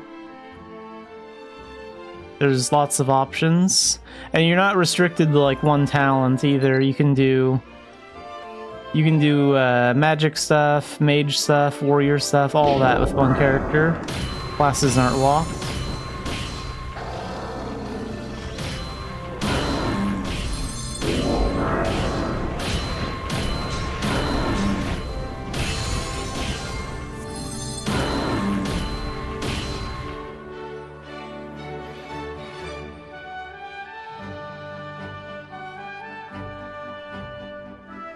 The current the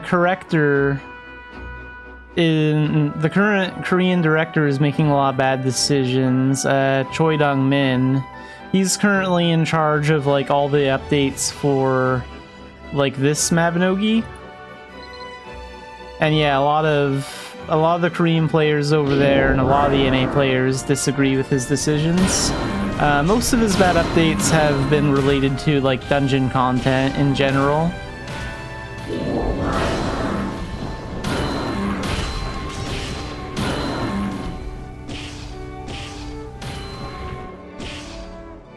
The previous director that was in charge of the game before, that was doing a good job, he is he's in the process of like working on switching the game to Unreal Engine, so there's a big project going on where they're planning on eventually updating the engine to this game, so he's busy with that. And that's why Choi Dong-min stepped in as like director to manage current ongoing content, like with this version of the game.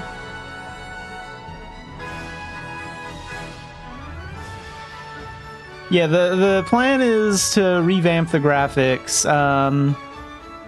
It won't exactly be a Mabinogi 2, like you'll still have all your character data, so even if you start playing now, all your character progress and stuff will like carry over. So it's gonna be like an update, not like a completely new game.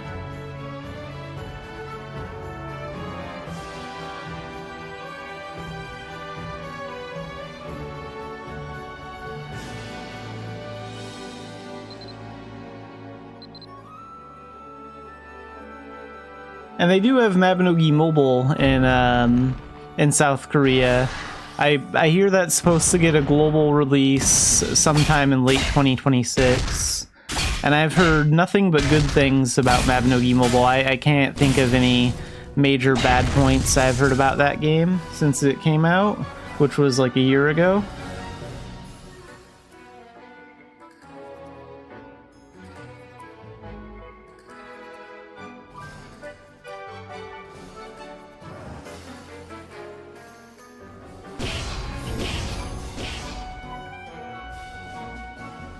Yeah, I mean, Mabinogi is definitely a lot more friendly to new players than it used to be. The big thing about it is that the amount of content in this game can feel a little overwhelming for anyone that's new to the game, because there is a lot of stuff to do.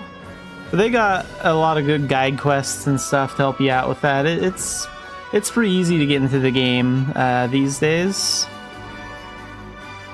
And there's lots of friendly players too, like you can just ask any random player in like Dumbarton or Tyrconnell, one of the two main towns, for help, and I mean if they don't respond, most of the time they're just AFK. But there's lots of players that are always willing to help out. Real friendly community.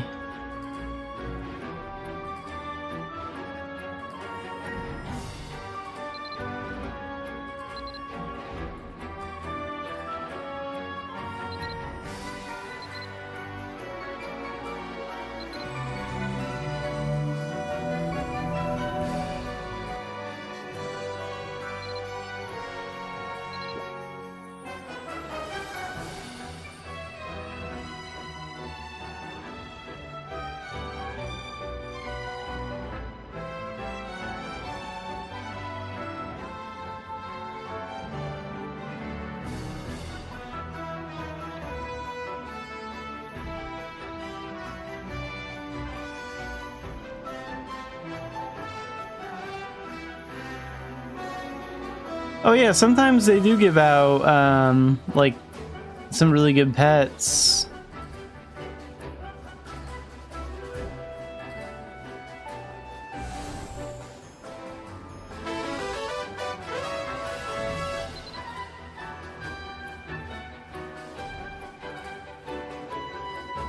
Pets are both kind of like pets and mounts in this game. Like, sometimes they have, like an effect that does something when you summon them, or you can activate it like after they're summoned.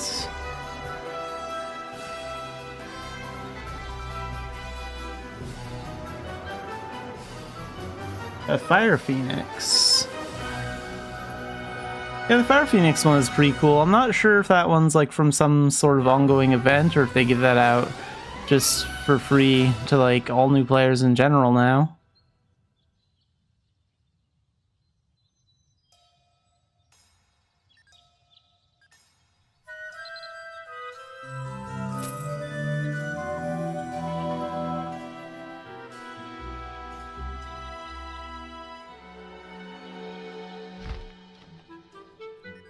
The best way to get started on the game is to just follow like the Blanded guide. That'll teach you most of the basic stuff.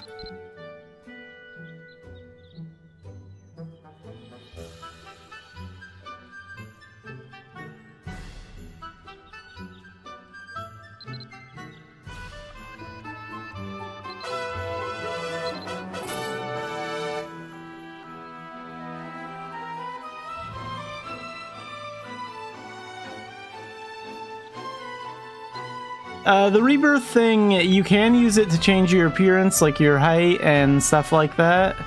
Because the age system is basically just a height system. But basically the level cap is 200. So like I can only get to level 200, and then if I wanted to gain more levels, I would have to rebirth, and then that resets your level back to 1. So leveling in this game is a little different.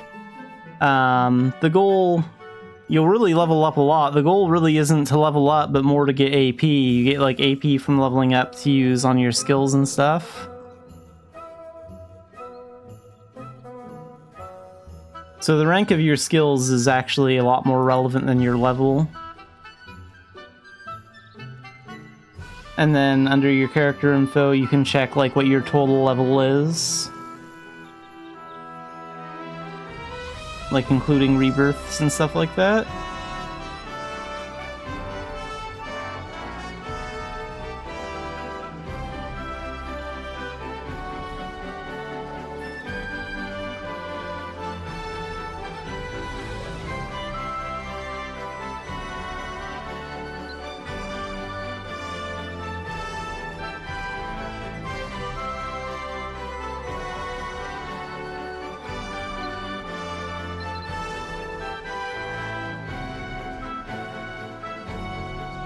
Defeat the former commander. Wait, defeat the former commander 2? 2, okay.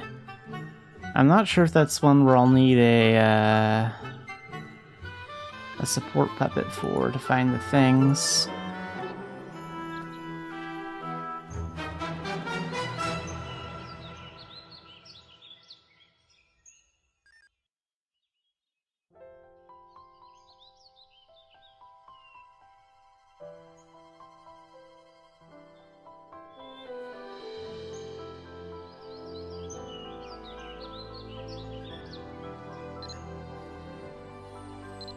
So let's do this one on Elite.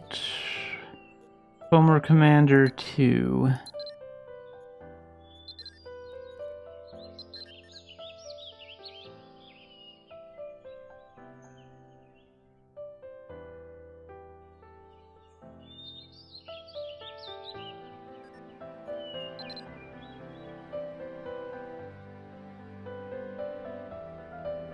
Welcome back in. Let's see. So for this shadow mission, I'm actually kind of bad at using support puppets because they didn't really give them out for free as much as like back in the old days when I started joining, but basically I can't really see anything on my mini-map, but if I use a support puppet and activate it, it shows me all those little blue dots that I have to go to. You can still find them without a support puppet, but it's a little bit more difficult. Be wandering around a lot more. Yeah, support puppets have some different abilities. They have like about 2-hour summon time limits. I think those refresh at like 6 AM every real day. And they boost your defense and protection a little bit, and they help you like find stuff in dungeons or missions.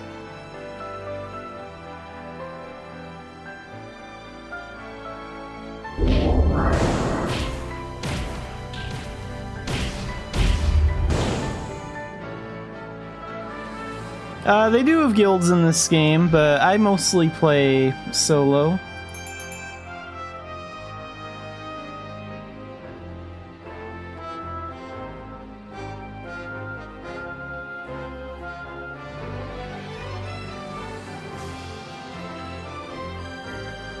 I don't think it's possible to rename pets.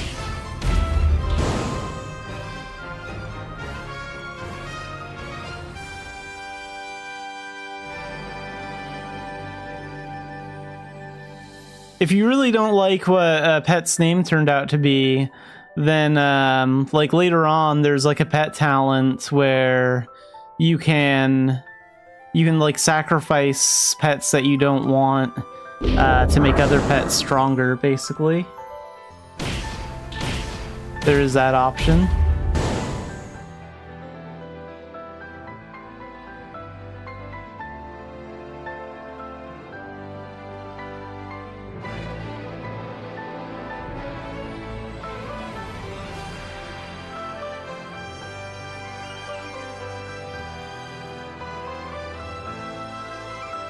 Yeah, there's a lot of pet names that are taken.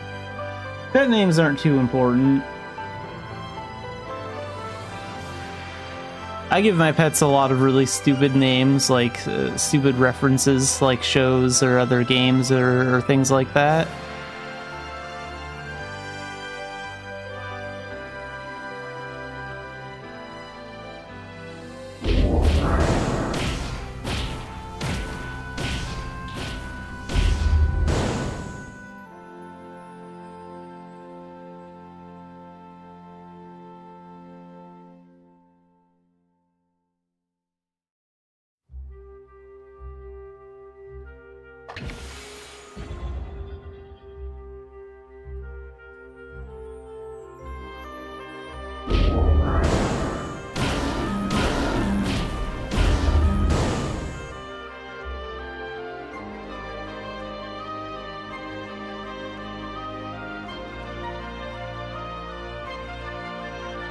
Yeah, the game is very well known for being a very social MMO, and a very good fashion MMO too. Some people play just to socialize and for the fashion. Like, there are some players that just stand around town all day and they've barely done any of the story content or any of the other things.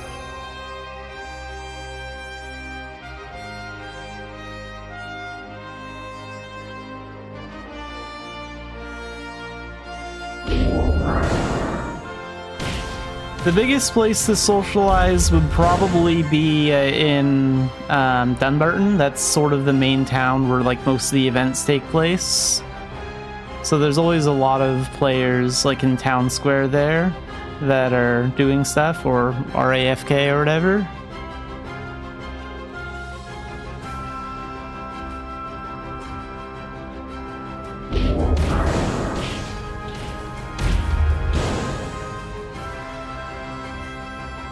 Okay, this is the one where the orbs spawn twice, so after we take out all the monsters at the orbs, we have to do it again.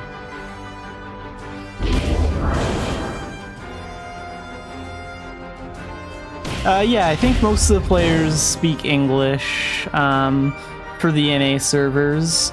I think we have a few Korean players that play this version of the game, but most of them are over on their server over in Korea.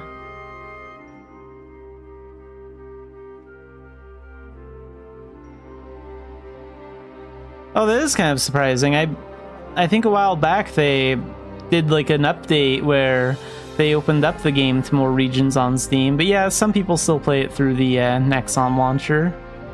I think we also have a lot of European players in this version too, because there used to be separate EU servers for the game, but then that team did something to piss off Nexon in Korea, and those servers got shut down, so all the European players had to come here to the NA servers to continue playing.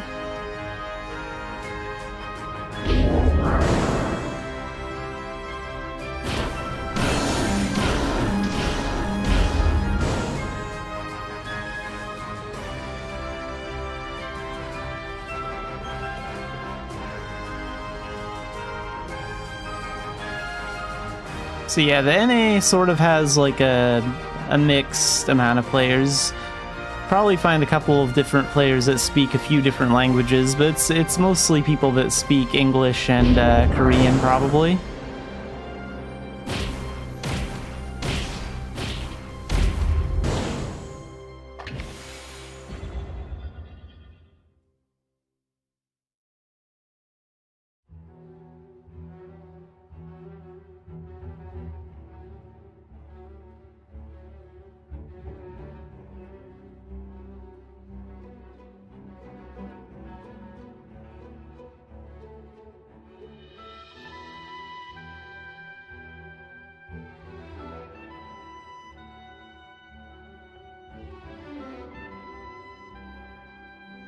Yeah, I think some foreign players have said that, like, playing MMOs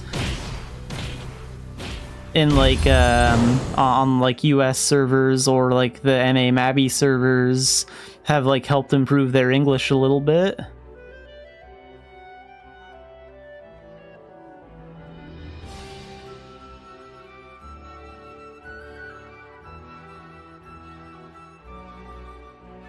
It's a good way to connect with, like, players in different countries and stuff.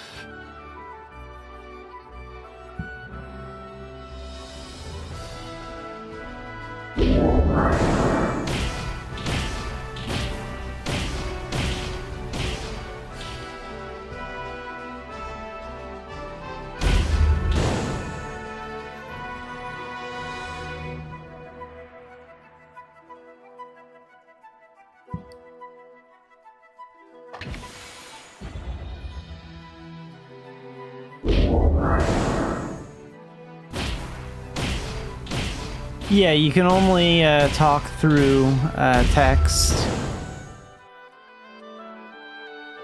There is, like, an official Discord. You can meet other players in the Discord and use that to voice chat.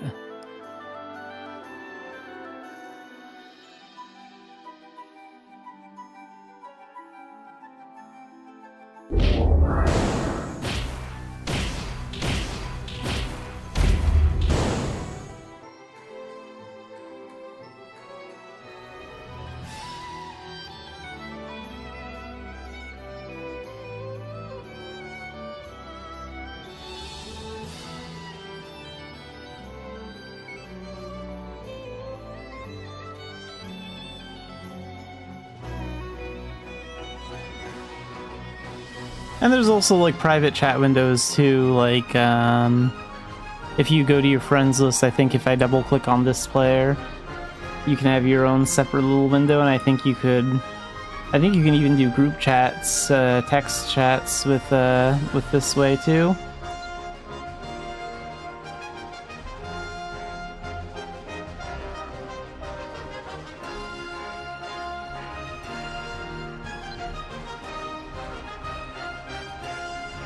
You can only have one pet summoned at a time. But I mean, like, the number of pets you can have, I think, is around 200 or something. And, like, you can summon and cancel summons, in fact. So if your goal is to try and use a lot of pets to do damage, I could go over here, freeze these guys with a dragon, and then I could summon one cat, cancel it, summon two, cancel it, and over again.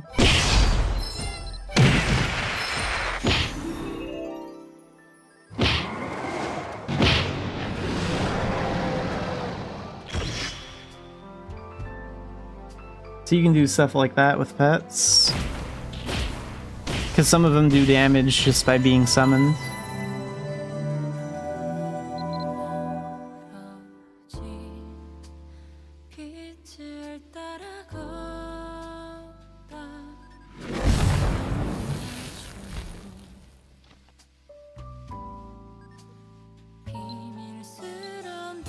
There's also a skill that you can get called, like, Divine Link, and you can form a link between your pet.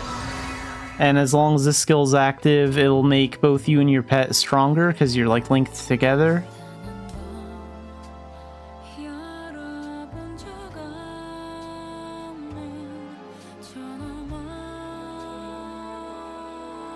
Yeah, instead of like classes, we call them talents, but, like, so, say for example you wanted to get into Ninja, you might rebirth into Ninja and get the story quest and learn the skills, but if you rebirthed into, like, Fighter next, even though you're rebirthed into Fighter as your active talent, you could still just equip a Shuriken and use any of the ninja skills that you have. So, like, you're not restricted to one fighting style at any time. It depends on what weapon you use. So if I wanted to use my ninja stuff, I could just swap out my staff with the shuriken, And there I go, I'm all set for ninja.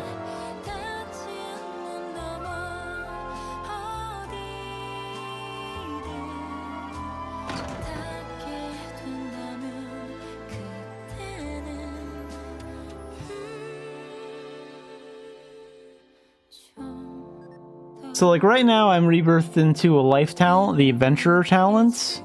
So like if you wanted to work on your ninja skills, for example, or your fighter skills, then like let's say you were working on ninja, you'd rebirth into ninja and then you get 2 times the training XP for like training up your ninja skills. And then if you wanted to work on fighter skills, you'd want to rebirth into fighter, so you get extra fighter XP when you're working on that. But like, you're never limited to just those skills. You can just switch weapons and use whatever you want anytime.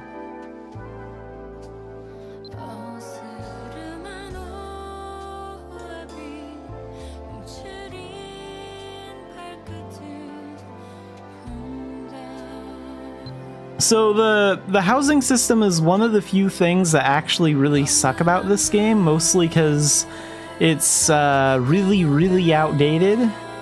And what I mean by that is the insides of actual houses. So there's 2 versions of houses. You can get a house in a housing area like the Colin Marketplace or the well, any of these marketplace areas. These are housing areas where you can buy a small house. No one really does that anymore because they're kind of useless and from the earliest days of the game. And then you can also have a house on your homestead, which if you upgrade it, you can eventually enter, and it's slightly more advanced than the houses inside of the housing areas. But homesteads are a lot better, at least on the outside, because you can get props, you can expand your land, and you can put stuff like on the outside, so outdoor area. So this isn't too bad. And I use my homestead to grow herbs because that way it's really easy for me to get herbs when I need them. You can set it up so other players can enter your house or homestead. Like visitor list, you can block people or send them invites and stuff like that.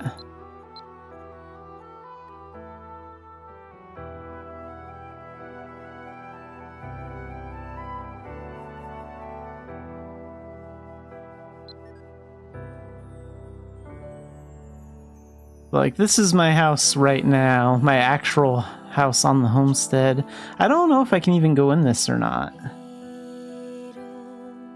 Can I enter it?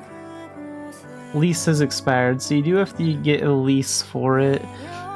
And it's free if you're like a VIP player, if you pay for the premium service. I think it costs 500k if you don't, like in gold. Which isn't too hard to get. And then that lease lasts for 30 days.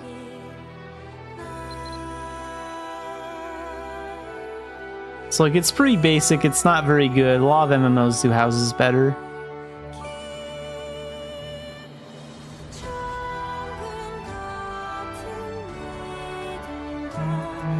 The PvP situation is a little complicated. Like, PvP is kind of broken because in a game like this, it's really easy to get overpowered.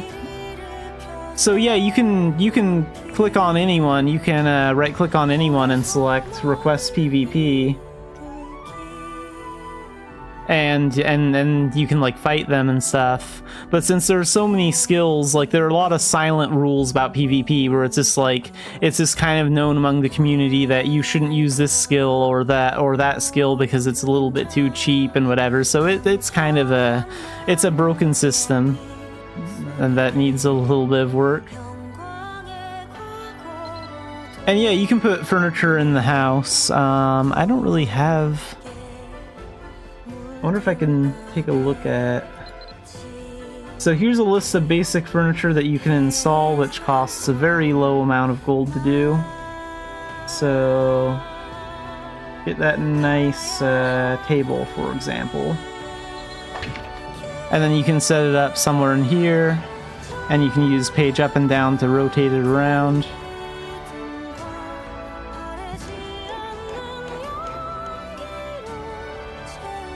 And you can enter these rooms too. You have a couple of different small rooms. You can put like a bed and stuff in here and stuff like that. I mean, it's outdated, but it works. And homestead props are the same way. They have this little green plant icon. So like this one, for example, if I select use, then I think I got this one from an event, so you can rotate it, you can put this thing like on the outside.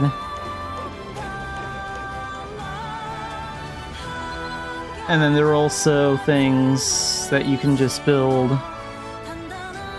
like furniture and ornaments from a construction list.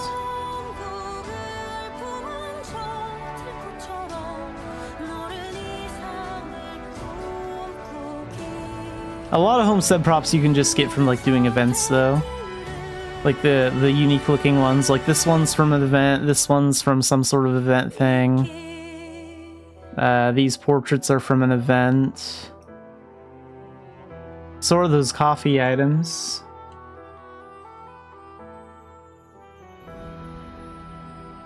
Yeah, this square of land slowly expands. So right now I have it at like level 14.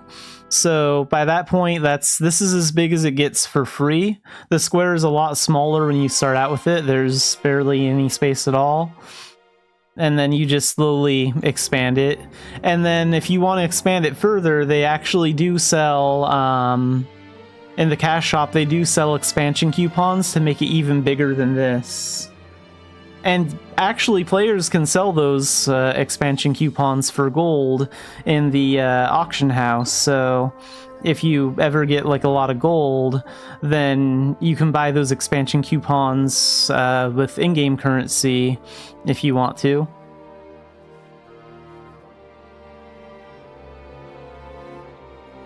Like here, I'll show a fully expanded homestead. This is a homestead that I have like on another character, so I just kind of have it on my list so I can visit it whenever I want.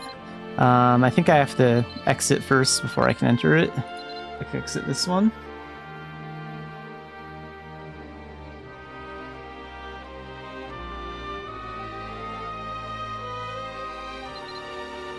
So you can add homesteads to your favorites list. And I have a couple of homesteads on other characters. This is the biggest one I've been working on. Like this one has been fully expanded with the coupons. And you can see how far like the land goes. It's a little bit bigger.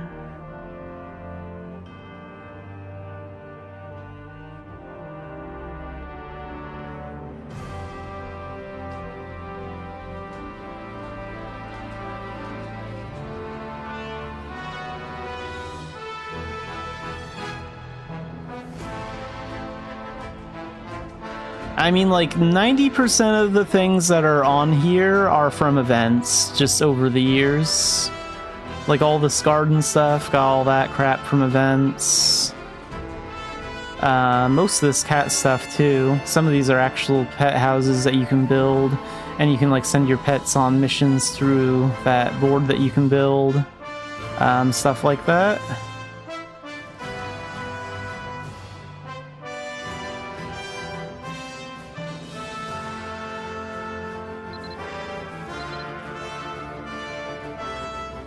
And the other thing that we also have that's a little bit newer than homesteads, you can put like homestead props on this too, is the Moonlight Islands. And these are a little bit more... I have even created one on this character. I do not have much experience in Moonlight Island work. So maybe I'll create one. Call it Lion Island. Anything's fine.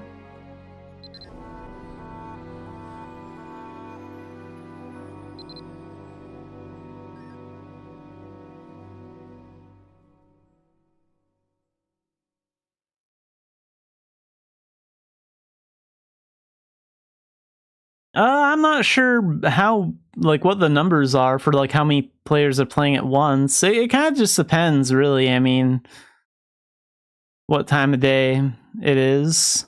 Because, like, some players are in other countries, so, like, the super active hours when the population is really high just sort of varies. But with the Moonlight Island, you can see that there's no dead, barren wasteland, and you can actually set up like towns and crafting, like make a town here, set up crafting stations. You can even change the landscape and flatten out some of those hills. This is a much more advanced version of homesteads, and you can have like both a homestead and a Moonlight Island. I just haven't taken the time to work on this.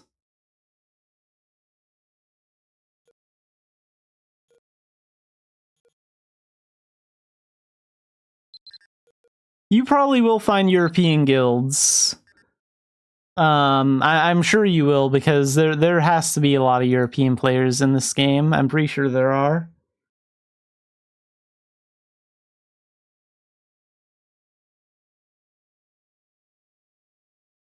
What's the hotkey for guilds again? Is it, maybe I don't even have one.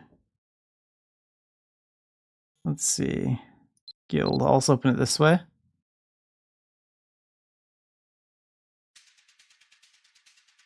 So here you can see like recommended guilds, and they can put a little bit of information on who they are and stuff like that. And then you can like search for guilds.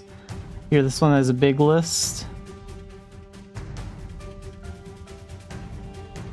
Oh yeah, you can create your own too. Absolutely.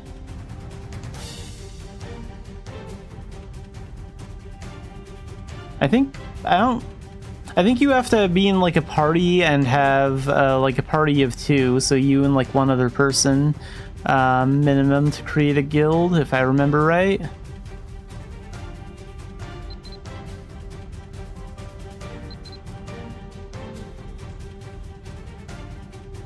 Yeah, lots of guilds. 861 pages to choose from, look through.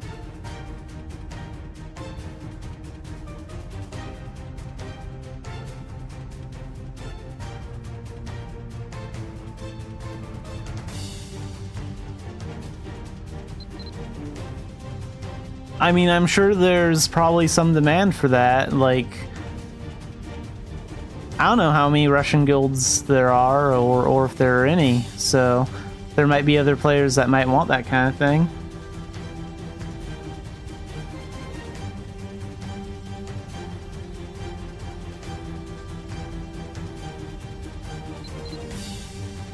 And most guilds also have like a Discord, like a lot of them will put a link to their Discord group in their description or something.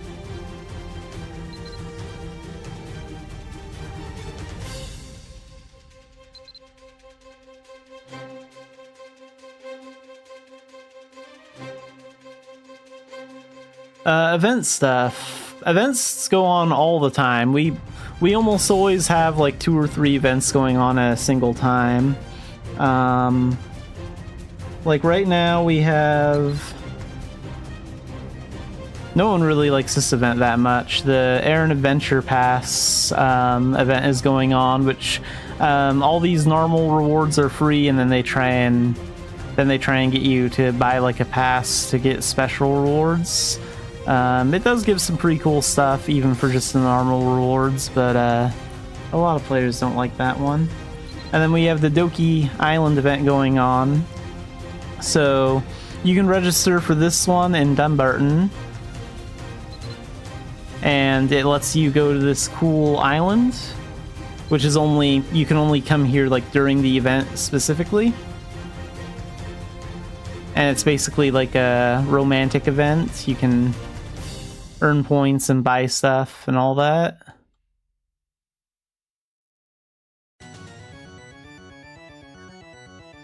So here, I'll show the shop. This is the event shop that you can use event currency to get things with. There are 2 pets that you can buy. these whistles, like they're 2x2 item in your inventory, and then when you have them, you just right click them and use them, and then you can create a pet. And then there are outfit boxes, so you can get the Celtic Traveler's outfit from doing this. Homestead prop or chair item. And then a damage skin.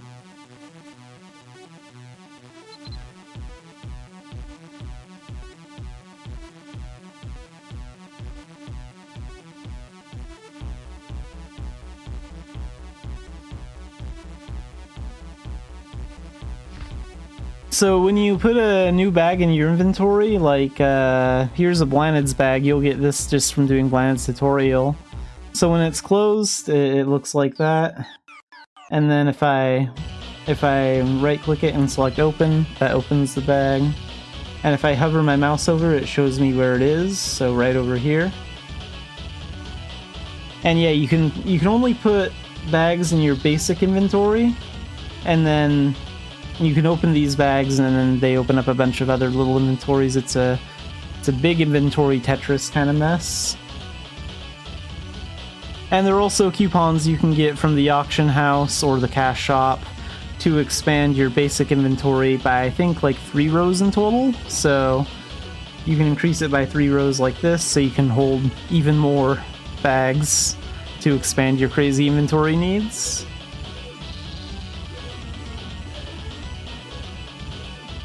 And at some point, doing just basic quests or anything, you eventually get Soul Stream inventory, which is this big inventory right here, and that's just built into the menu. That's the Soul Stream inventory.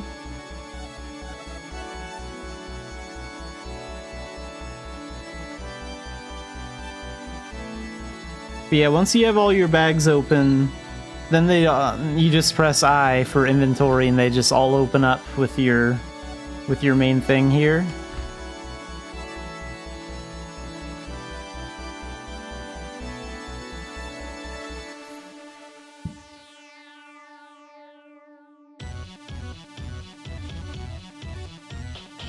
If you need to sort things too, I think you can also like tag them too.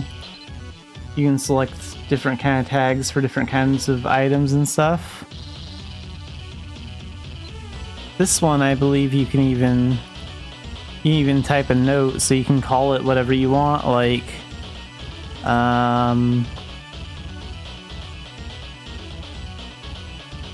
storage stuff. I don't. Oh, actually, you can't make that very long. Well, let's call it event stuff. That's just being stored, so I could call it that, and then it'll save it to that. So some of them, if they have that pencil icon by, you can actually alter the name of the bag.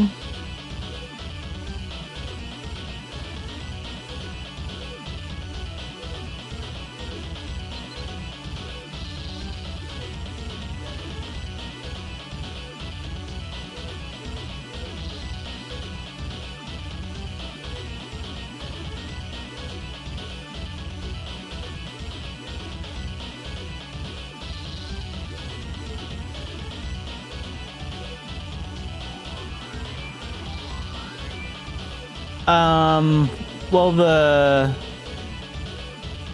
Blanded tutorial storyline won't take too long. Like, the first 3 memoirs are pretty fast. Might take like a week or 2, depending on how much you play. And then the 4th one depends on actually, like, this one takes a little bit more time to clear because it's like clear actual storyline chapters. And where's the actual story? For the actual story, it really doesn't matter how often you work on it. We have, what do we have? Do we have 8 chapters now? Jeez. Even I'm not caught up on all the story, but this game is like, story is kind of optional. There's very few features that you actually need to beat story to unlock. So you can pretty much take your time with all that.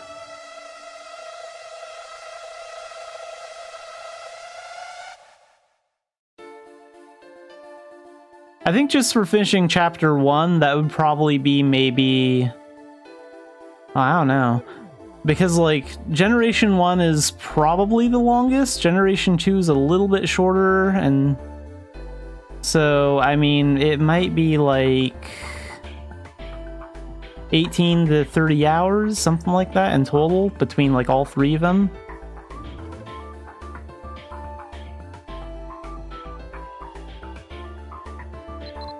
See, I'm not caught up. I haven't even started Gen 26. The way age works is your character will age 1 year every week. So, age doesn't really affect you too much. I mean, if you take like a month off from a game, your character might age by like 4 years, but it's not really going to affect anything. Yeah, time flows even when you're offline. So like, if I didn't play the game for like 3 weeks to a month, my character would be like 3 to 4 years older when I come back.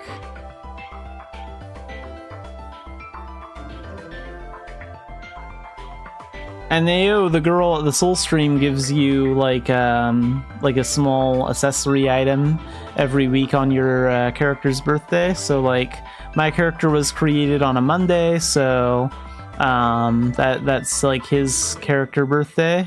So like if I log in on a Monday, it'll be like, hey, do you want to go to the Soul Stream? And Neo will give you a small accessory gift. And it's optional if you want to go talk to her and do that or not.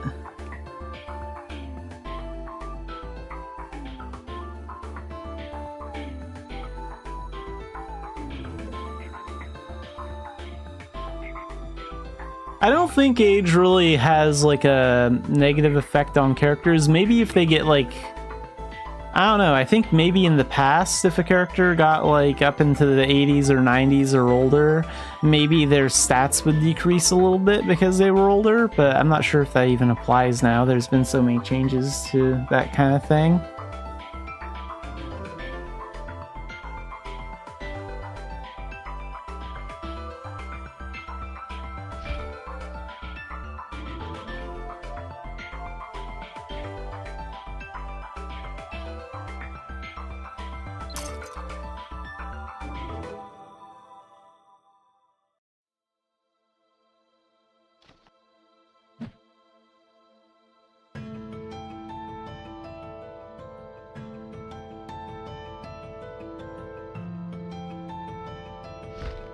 Yeah, but the main goal is just to kind of like rebirth whenever you get too much, when you level up too much.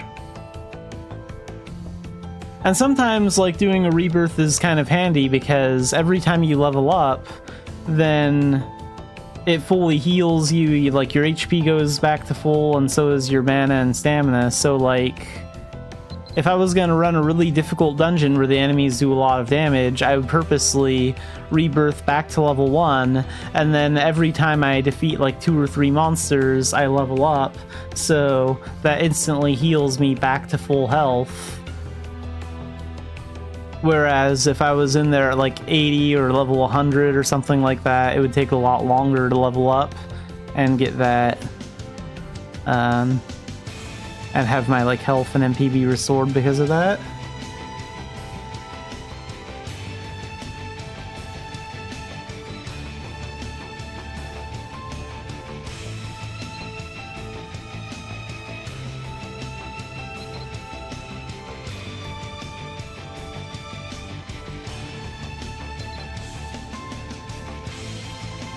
Most dungeons and shadow missions, you won't need to group up to do those. It's mostly just the like the endgame dungeons that require teams, like raid dungeons, which is Ravi Phantasm, Crombass, Glenberna, and Breelith. Those are like the 4 endgame raid dungeons.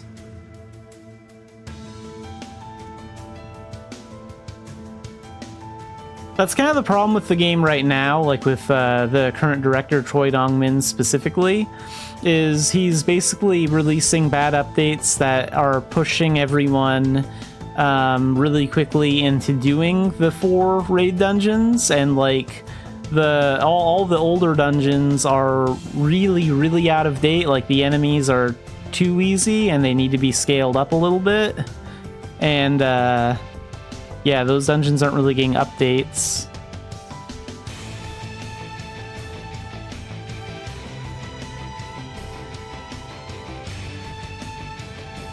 They give us new posts about their progress with the progress on Unreal every 6 months or so.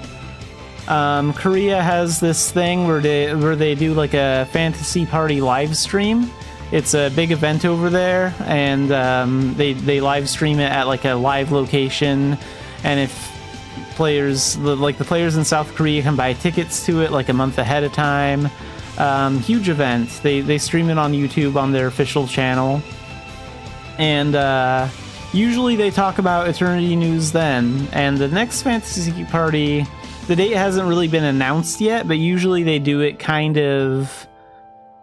They'll probably do it in June or July, if I had to guess. And then they'll probably have like a small portion of time where they show like a preview of how much progress they've made. Everyone's kind of guessing though that it might be like 2030 or something like that. It's still a few years away. There's a lot of stuff to convert over to Unreal.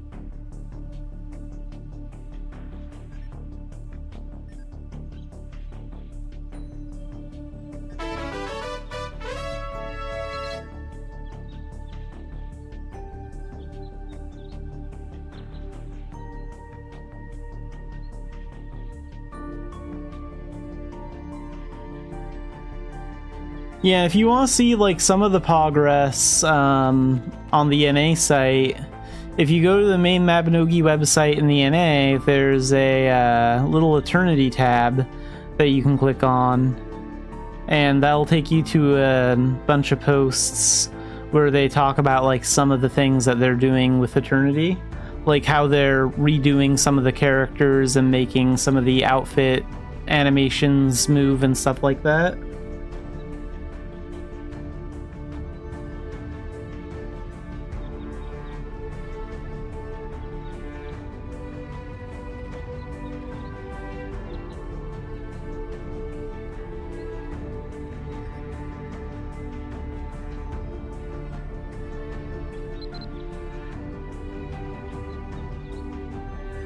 Oh wait, I need to check this one off.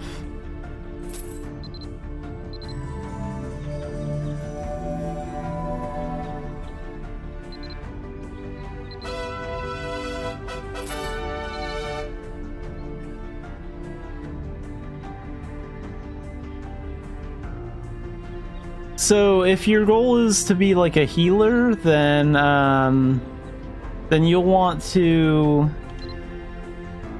get into Harmonic Saint. So basically we have our normal talents here, which isn't really restricted. You can just equip a weapon like a shuriken, do ninja stuff, equip guns, do gun stuff like that. But with Arcana, you can only be in like one of these at a time. So like I'm using Dark Diviner, which is basically like a dark mage, and I can use these skills with like my magic skills and stuff. But like if I wanted to switch to the Gunner Arcana, I would actually have to switch over to use these Arcana skills for that. And Harmonic Saint is the main like healer class. This has like a lot of healing skills and stuff. So if you were like in a party helping out with the endgame raid dungeon and you wanted to be a healer, then this is what you probably want to be in. Or if you wanted to be a tank taking on damage for people, then you probably want to work on Sacred Guardian. That Arcana has a lot of skills for using for like attracting enemies and making them target you.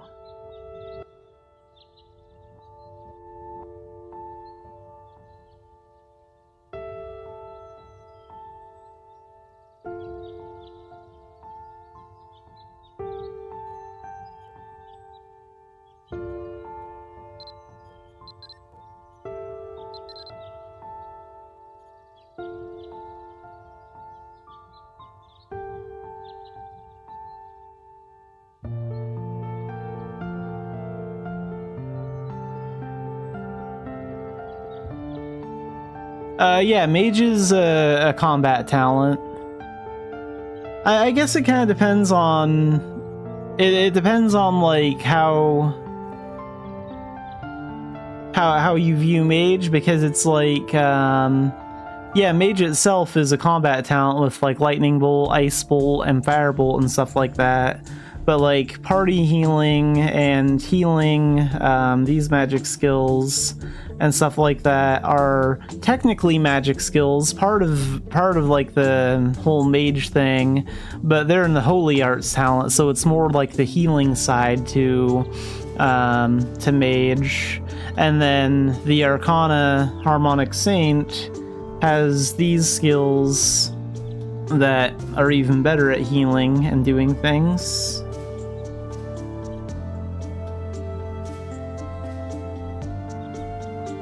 Music is less of a combat talent and more of a buff talent. So like if I go over to my bard skills, like this skill will boost attack and like if I'm in a party, if the players are close enough, it'll boost their attack. And like this can put enemies to sleep, increase defense. This one's for increasing gathering for like life skills and stuff like that. There's only one real attack skill for Bard, which is Discord, where you hit the enemy on the head with an instrument. Yeah, you can actually play music. Like when you equip an instrument, if you use one of these skills, it'll display a random song. I have that part actually, the instrument sound turned off in my settings, but yeah, you can just play it and it'll play a random song, and that'll boost your attack.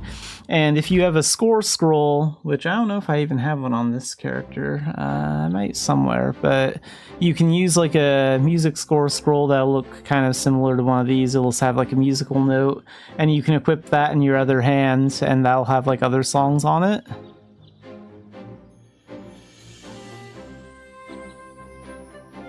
Well, you can actually play songs in the game, so like, where's the Bard bulletin board at? So like you can compose songs in the game. I have instruments turned off when I'm streaming because for copyright reasons, obviously I can't have like random songs from TV shows or anime or games like playing on my stream. But like people compose songs from other games, anime, TV shows, and they can put them on the board. You can compose them yourself, but you can get them from the board if other people have composed them. So like, let's say I wanted this one, I could transcribe this, and then since I don't have a score scroll, it'll give me a free one, so I can use this 20 times. Yeah, and you can actually play the actual piece of music from like the game or the show that you want in the game. There are big bard groups everywhere. Barding is a huge part of the game. And I mean, just like hanging out with friends and playing instruments or random groups. So we also have the freestyle jam. So if I use this, then I can create a freestyle jam, and then anyone else is free to click on this little musical note here and join in. And people can come in with various different instruments and start playing the song that's on your score scroll that you have. And yeah, you can play music together. It's a lot of fun.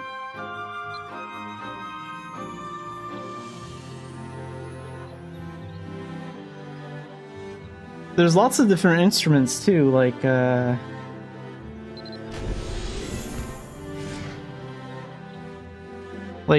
there's a tuba, a violin, and a mandolin, a lute, harp, piano. There's lots of different harps and pianos, actually.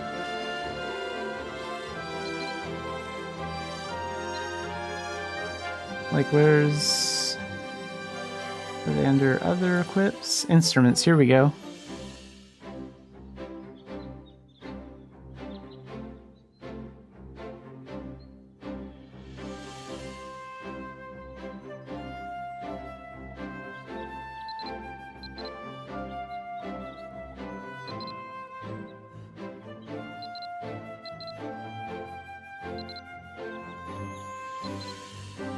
Yeah, barding's lots of fun.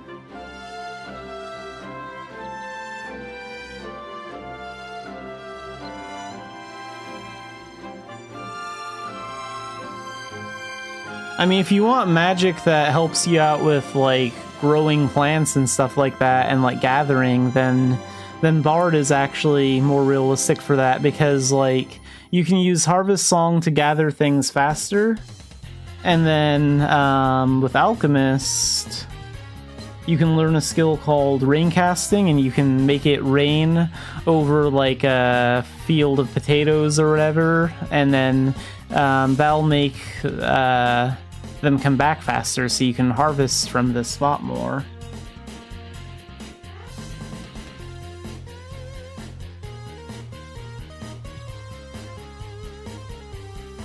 Yeah, you can make rain with alchemy. And then there's even like a pet that's the floral fairy pet. When summoned, if it's near you, it can boost your gathering speed and stuff like that. Oh yeah, other people will definitely see. In fact, part of the training requirements is like make it rain like, and have 8 players be under a cloud or something like that. So here, I'll use it here.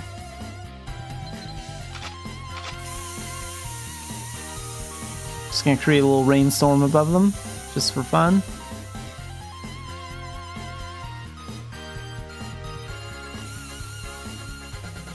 Oh, someone else used it too.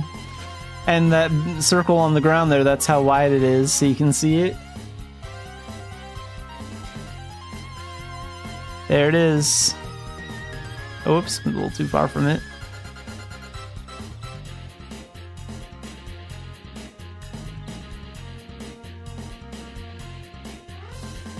Yeah, so you can change the weather.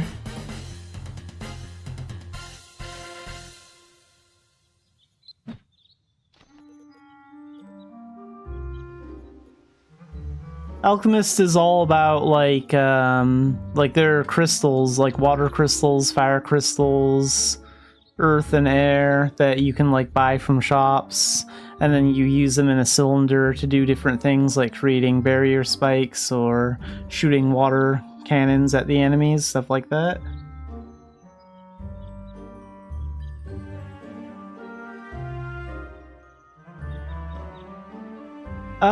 Snow. I don't think we can summon snow directly. There are a couple of like second titles that might have like an effect where it'll show like little snow like falling around your character probably, and like every winter and like around December or whatever, they actually change it because it does rain in the game randomly. They'll temporarily change the rain effect to like snow for like a month or two, so it looks different. And no, my character is not human. My character is a giant, so he's big.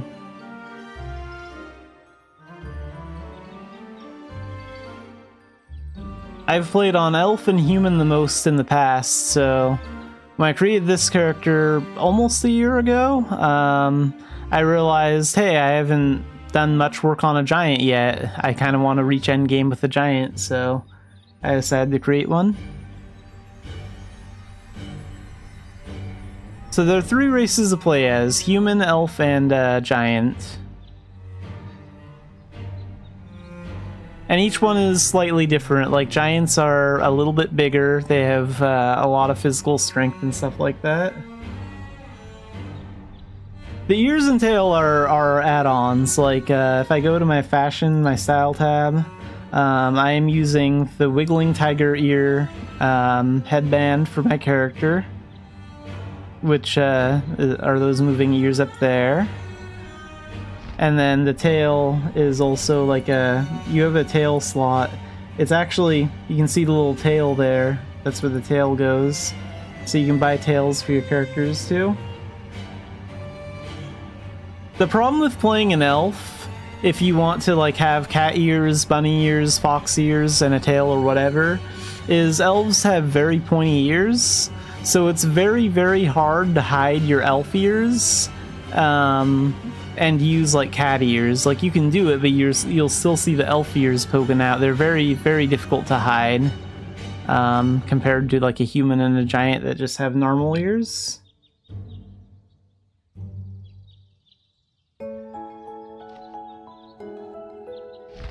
And like, this outfit is the Ancient Desert Warrior outfit.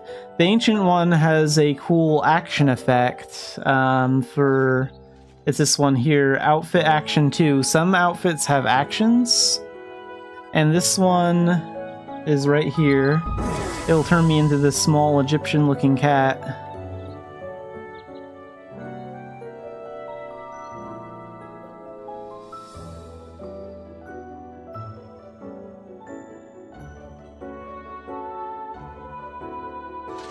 It's mostly just for appearance, though. There's not a whole lot of fighting I can do. Like, in this form, my skills are only smash, counter, and defense, and windmill. Those are the only 4 like fighting skills I can use when I'm in this small, tiny form.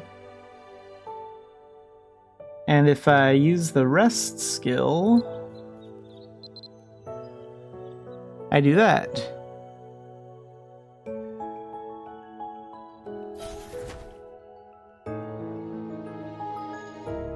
Some do. It's more clothing that has those effects than armors. Clothing that's just for style, like, I forget what it's called, but there's a robe that has an outfit action effect that lets you turn into a snowman that you can walk around as.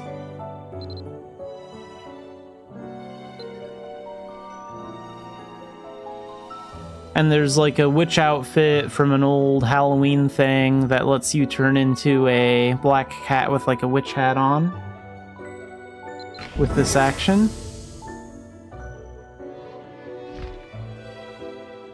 We actually have an entire... So this is a dream catcher, and you can actually collect monsters here by hunting them down. And if you hold a dream catcher, then you can like turn into these animals. So you can turn into a seal, you can turn into a raccoon.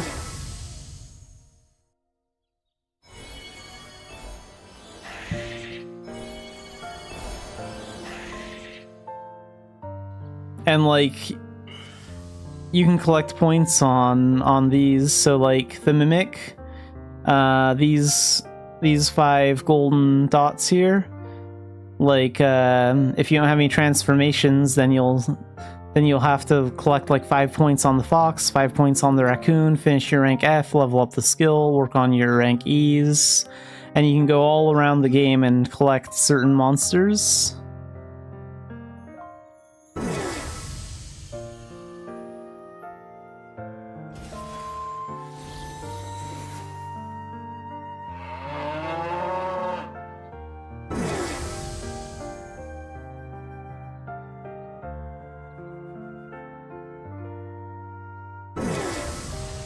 Yeah, there's some pretty cool ones. And you can even transform into like NPCs too. I don't think I have very many on this character. I have like 2. But those medals are a little bit more difficult to get. But you can turn into like NPCs from the game. I don't have a lot of them on this character.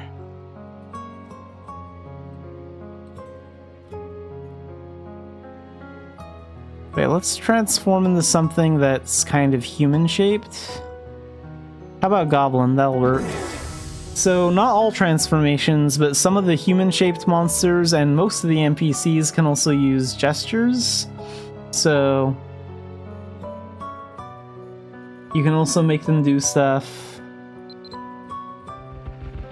with gestures.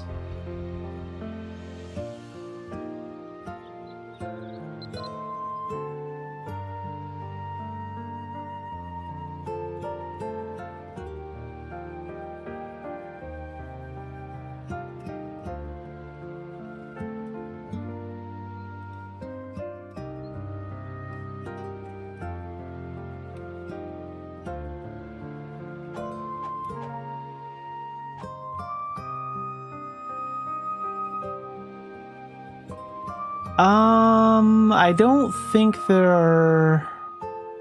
Oh, I know one, but I don't think I... Do I have that one on this one? Like, most transformations, you can still see the player's name. But it would hide your name if you became a roaming rooster. That's an NPC one. But I don't have that one. That one would hide your name. But no, most people will be able to see your name and know who you are.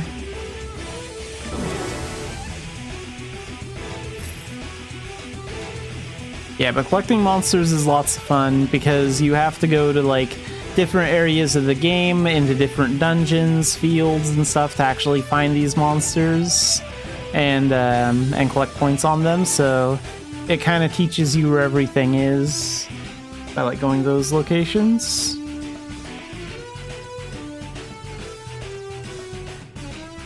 Oh, wings are insanely popular in this game to the point where there's too many of them.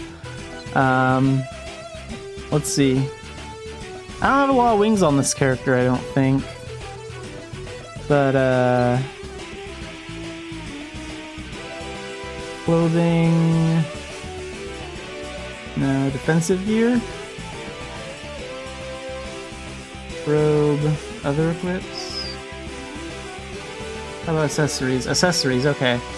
So here, under accessory, you can find, wings, or tails, or face wear.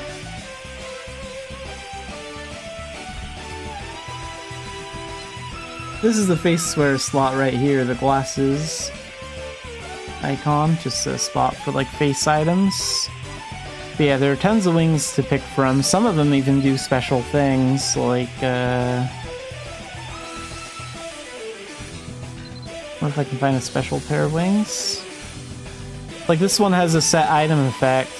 Attack delay reduction plus 10, magic attack increase plus 10, max damage plus 10, movement speed plus 10.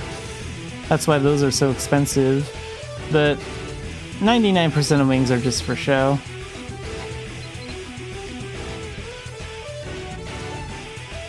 And not all of them are wings, some of them are like an overcoat or something, and you can preview them in the auction house, so like that's what that looks like.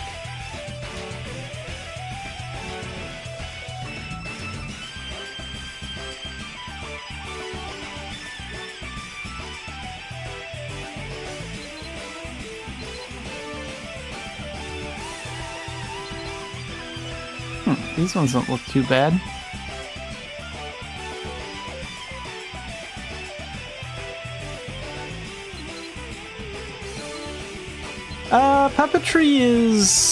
Puppetry is different. It is sort of like summoning, I guess.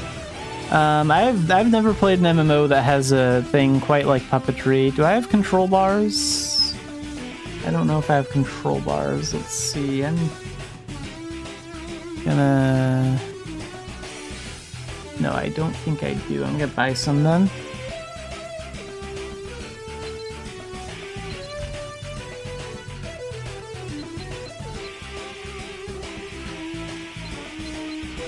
weapons. So control bar is what you need for puppets.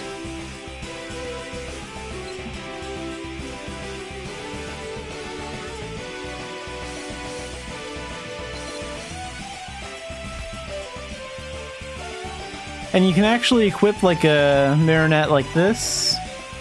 And they have a bunch of different skins. You can put it in your other hand right here. And if you don't have one equipped, then it'll just be the standard basic skin. But with puppetry, we have two skills that'll work with the control bars without summoning a puppet, which is the wire pull and puppet snare. That'll basically send strings to strangle the enemy. And then, if you want to summon the Period Marionette, press that one, and that summons her. And like right now, I'm moving around with the puppet, and if I go too far with the puppet, my character will eventually follow. So like you're in control of the puppet and less your character. It's sort of like walking a dog on the leash, but the dog is leading, I guess. And then, like, if you want to stop controlling the puppet, she'll stay summoned, but she'll be, like, now it's not doing anything, and they have health. You can buy special potions that you can use to heal them if they get damaged. I think Nimbus pets, when summoned, that little thing that they do will also heal a marionette if they're damaged. So Nimbus pets like that are good for that. Yeah, these are used for fighting. Let's see if I can find an enemy. Oh, there's a spider. Let's go after him.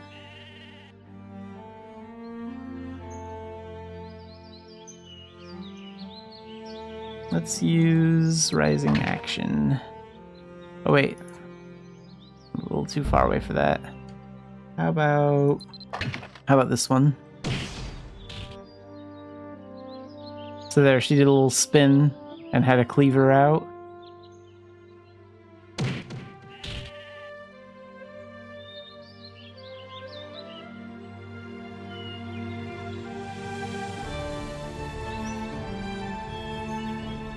And then if you want to use a bigger puppet, you can summon the Colossus, which is this big guy. And his attacks will be slightly different, but similar when he attacks. Some of the skills might look a little different, depending on which one you're using.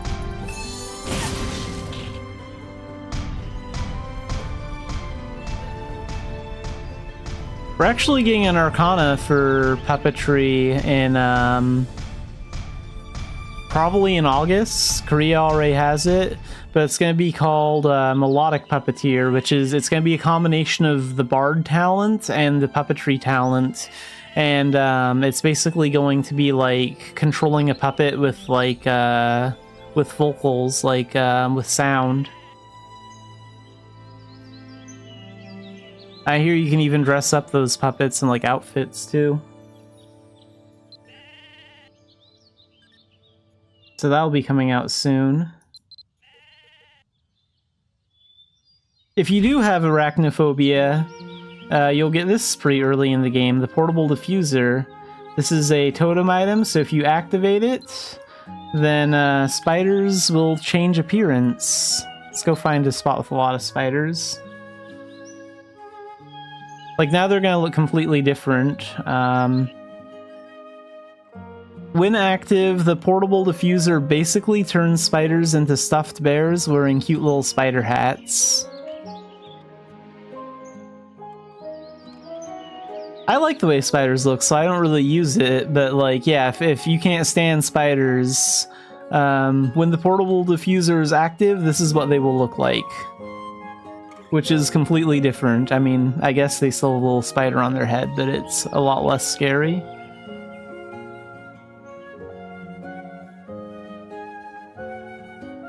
But it does have some limitations, like if I use that Dreamcatcher thing like I was using, or another player does, to transform into a spider, that will still appear as an actual spider. And sometimes spiders appear if you fail to do combos and freestyle jams. Those will still look like actual spiders.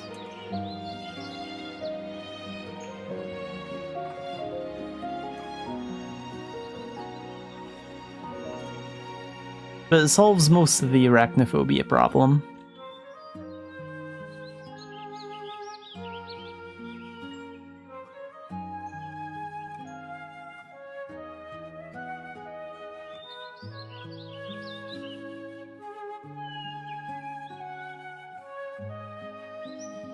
Yeah, some spiders look a little scary.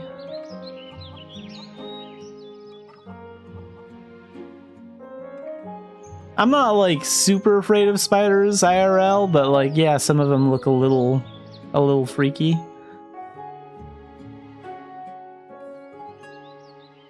Back when I was like in middle school or high school, I found like a shower spider once. I mean, that thing was about,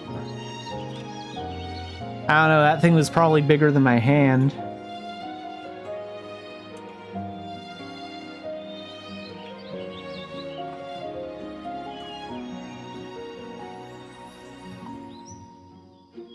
Oh yeah, it depends on what area that you live in too. Like, in the US, most spiders are harmless. Like, not all of them, but about 90% of all the spiders you find are probably not gonna do anything. But yeah, it depends on, like, what area you live in.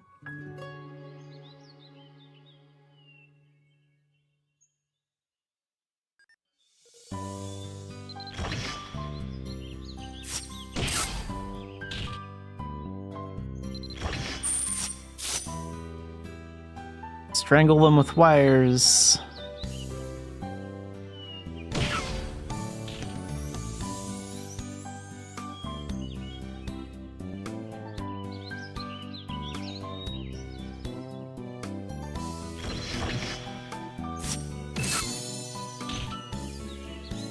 Yeah, puppetry is pretty unique.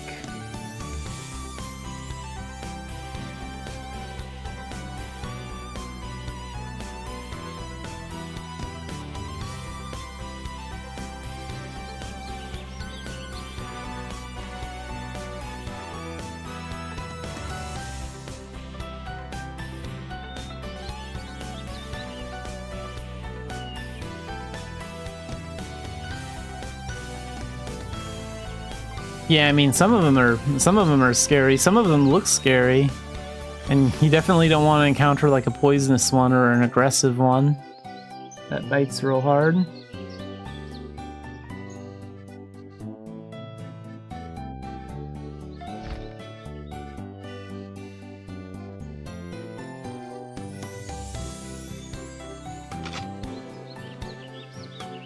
I guess the closest thing to like summoning something that wouldn't be a pet would actually be, I kind of forgot about this one.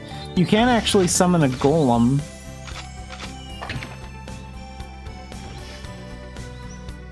So if I do that, then I believe you can set up the golem so it'll just fight alongside you, or if you press that, you can actually control it.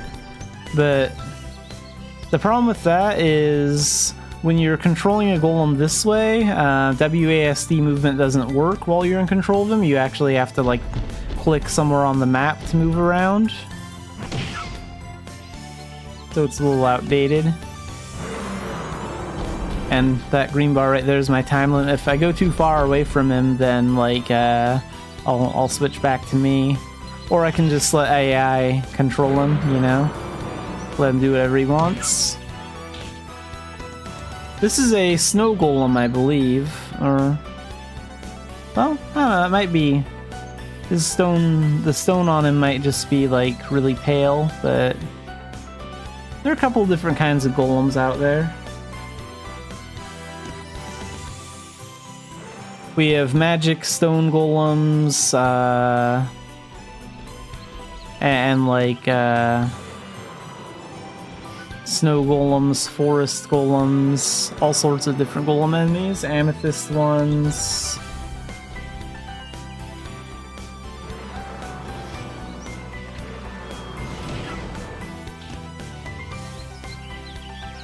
The closest thing to drawing would be glyph writing. So that's a life skill, a life talent. So you can design glyphs. I actually don't have the materials I need to do that. But let's see, let's see if I can cast one. So like this is a glyph tower I have ready, I can put that on the floor. And like you can design your own glyphs in the game to cast to like give you certain buffs and stuff.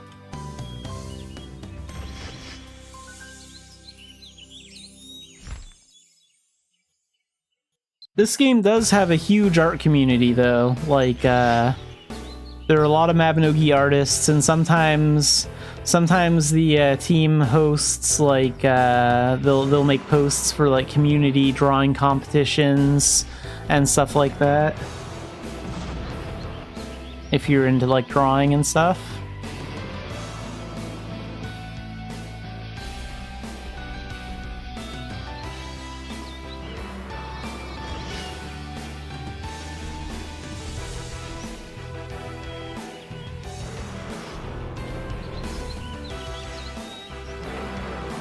Yeah, you can check out the Discord, the Mabinogi official Discord for it, and also they'll post the news posts on their official Mabinogi website. If they're doing like an art competition thing, they'll say you got a couple of months to do a piece of art. Here's like the rules and the restrictions and all that, and then you'll have like a month or so to like draw something, and then they'll make another post when it ends and show like the winning art pieces on a post on the official site, stuff like that.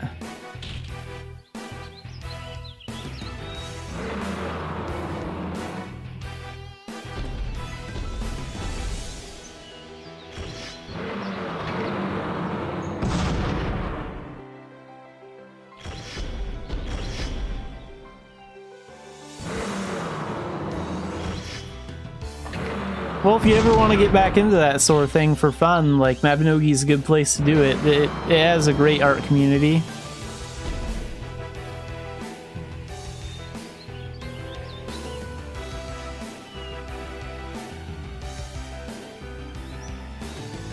In fact, I think that's the only thing that the Mabinogi team allows as for real world trading. Like usually they don't like anyone that's a gold seller or anything like that. But if you're an artist, and they will actually let you go in game and say, hey, if you want me to do art for you, then you can pay someone to do art for you from the Mabby community, or with either real money or in-game gold. So artists, Mabinogi artists do take commissions. I would check around the Discord for that probably.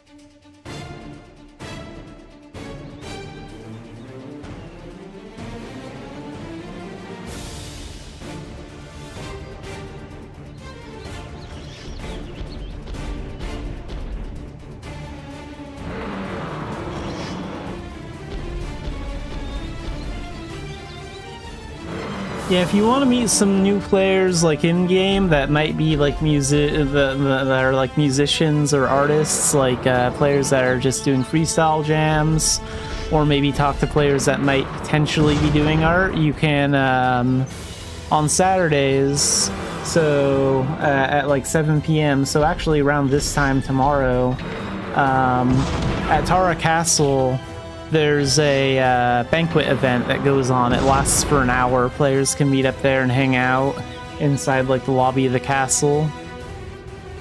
And usually like guilds assemble there, and if you go through a couple of the channels, people will be barding, talking, stuff like that.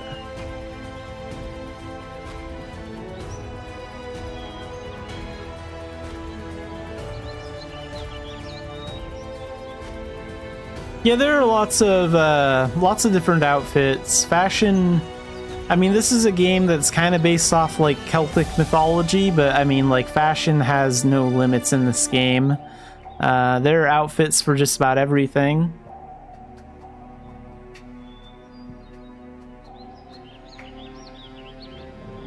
Mabinogi has also even had some anime crossover events before, so like in the auction house, if you're willing to pay a lot of gold, you can find like crossover outfits from other anime. Like the last really big crossover event we had was like a free ren event from like that free ren anime, and there's like chairs and outfit pieces from that you can get. Because like players can sell them in the auction house for gold even after the event is over.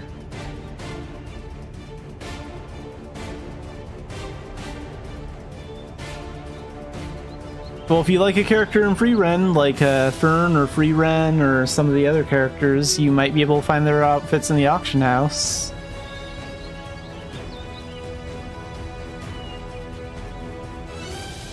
And like their staffs too, like Free Ren's staff, Fern's staff. You can get those, or an appearance scroll to change any like good equipment staff to look like one of the ones from the anime.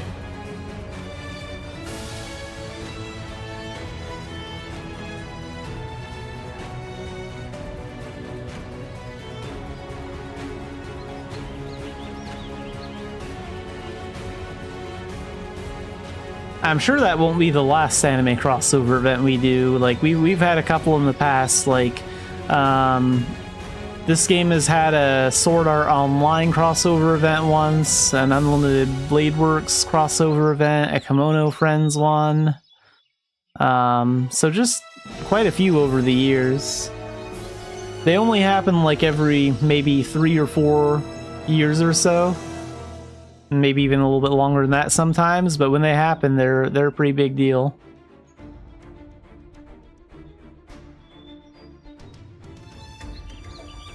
I think the free run was like maybe two years ago?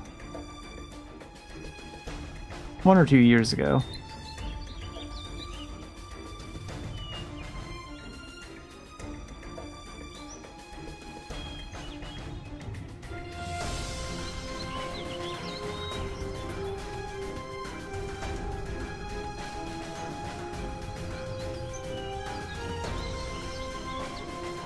I actually really liked Star Wars The Old Republic, actually. I checked out that game for a while. I thought it was pretty cool how it was sort of like playing a Telltale game with like making choices plus fighting like in an MMO. That game was a lot of fun. The only reason I stopped is because like I'm mostly a Mabinogi player, and I don't have the time or the money to play like 2 games that require a massive time investment like that. Oh yeah, same way. I went Sith 100%. I loved having the option to just use the Force and choke someone out that I didn't like. Like, you did what? You did what? No, you're gone. You're not a problem anymore. It was fun. The Sith path is the fun path.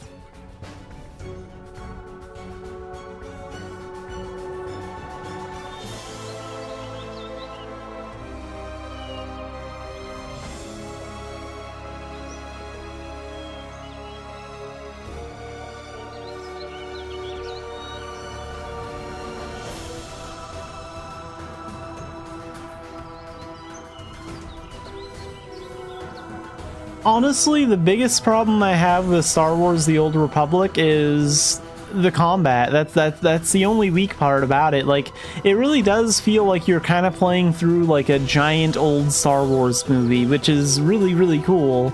But the combat is very, very generic, very average, nothing really special. I think that's probably the weakest part of the game. Other than that, it's an amazing MMO.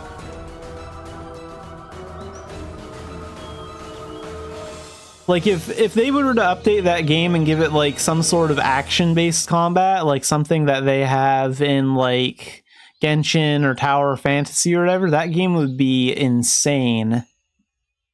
With that kind of story and like a more interesting combat system, that game would be everywhere.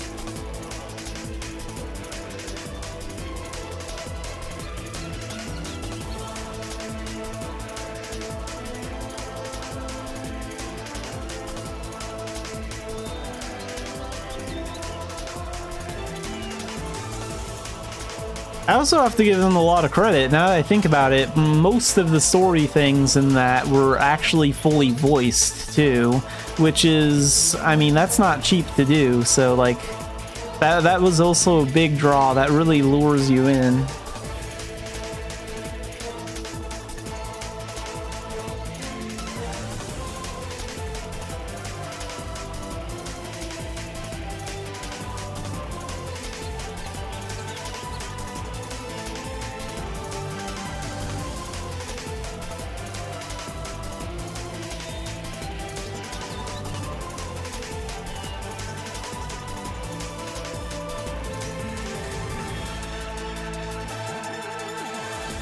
Well, the thing about Mabinogi is, I won't lie to you, this is a big gacha game. They put a lot of outfits and stuff, a lot of the new outfits and stuff in gachas. Like, there are a lot of events that give out free outfits too, but like, we do have a big gacha problem over here. The silver lining to our gacha system though is just about almost everything from the cash shop, including gacha items, can be sold in the auction house for gold. So like, the silver lining is, if you really want to get it for free, you can from the auction house. It depends on how much you want to farm in the game compared to how much money you want to spend in real life. It's mostly, yeah, pretty much just cosmetics and gachas. Sometimes they also do like a pet gacha thing for like certain pets, but those ones are probably honestly the best deal though, because like what it isn't, like 10 boxes of a pet gacha like about 45 bucks, and then but like you're guaranteed to get 11 pets out of that. You're guaranteed to get like one new standard skin of the new pet for sure, and then you'll get like 10 random pets, and one of them could be like a special skin of the new one if you're lucky.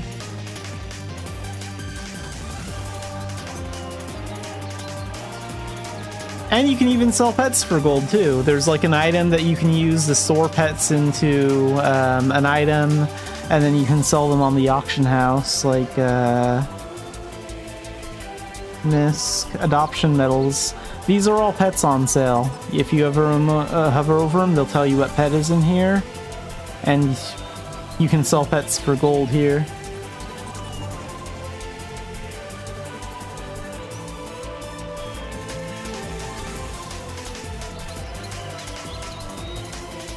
Well, here's one example. So this bunny pet, this one's from a pet gacha, and I had horrible luck with that one. I didn't get any of the cool skins for this one, but if you open up 10 boxes, you're guaranteed to get the standard skin for free, which is this one. And it's all just appearance though. Like, this one does everything that the special skinned bunnies would do. The other ones just look slightly different or cooler.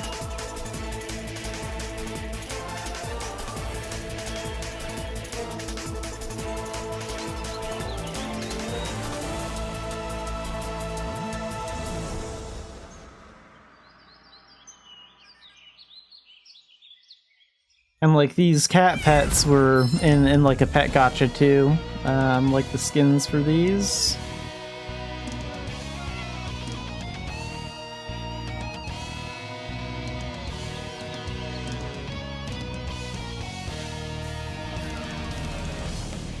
But again, you can get just about anything with gold. You can even buy VIP with gold, like the premium service, too, technically. So it's nice we have gold options.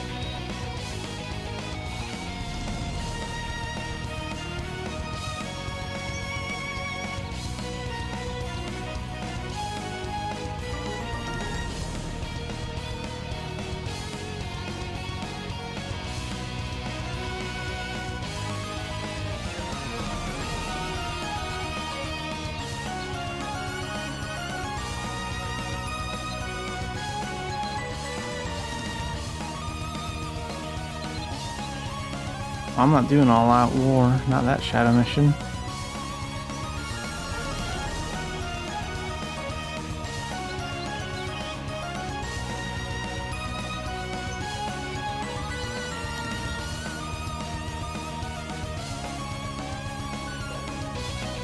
How much more Stardust material do I need?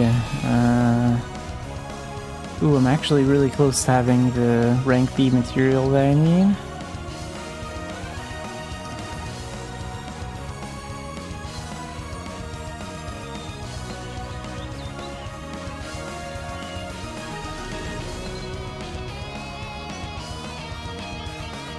Yeah, let's switch requests, get a new rank B.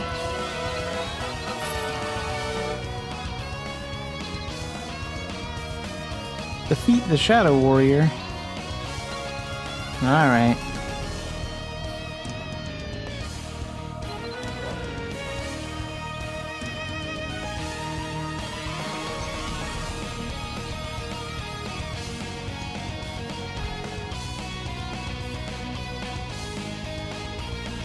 Use some magic for this one.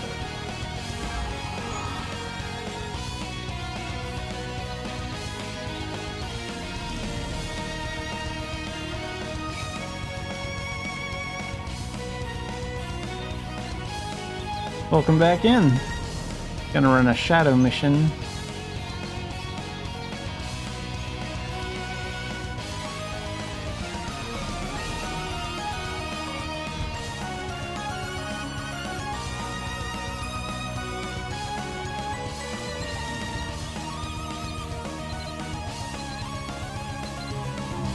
I usually stream Mabinogi about 4 days a week, so Tuesday through Friday for about 3-4 hours a day, depending on how much I feel like. And then I occasionally work on other games on stream, whenever, mostly single player games. Mabinogi is pretty much the only main MMO that I'm dedicated to.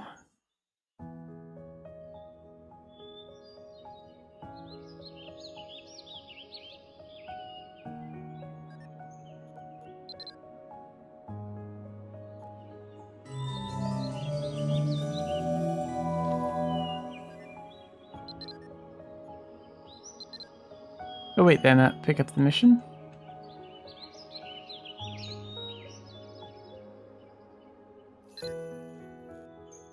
Defeat the Shadow Warrior. Or wait, was it Wizard? No, Warrior, okay.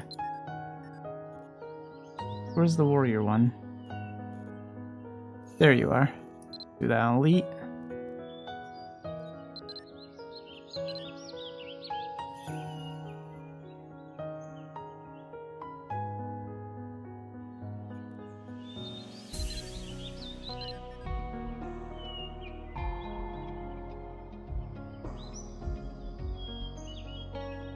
Yeah, horror games can be fun.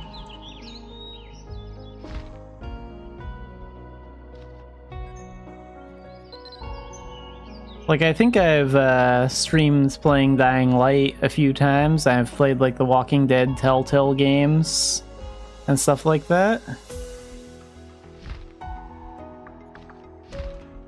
Oh, this is one where I can't see those little, where the little spheres are, so let's use the support puppet again.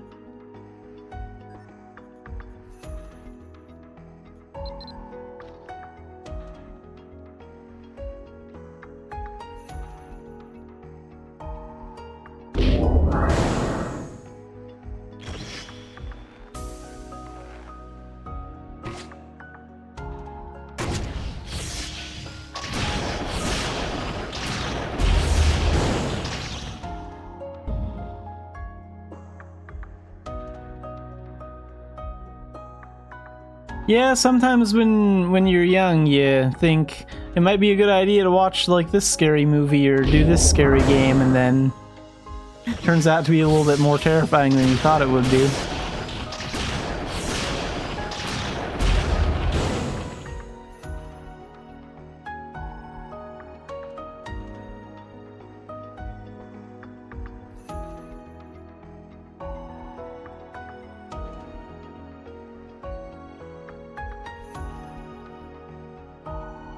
I'm not fazed by like most horror movies or games though. Like, yeah, sure, maybe a jump scare might get me like once or twice, but nothing too bad. I do have a phobia of like needles though, so sometimes if there's like some sort of like needle scene in like a zombie show or movie or whatever, sometimes that'll freak me out a little bit. More than like the zombies or the brutality or anything like that. Like a needle, like a syringe or something.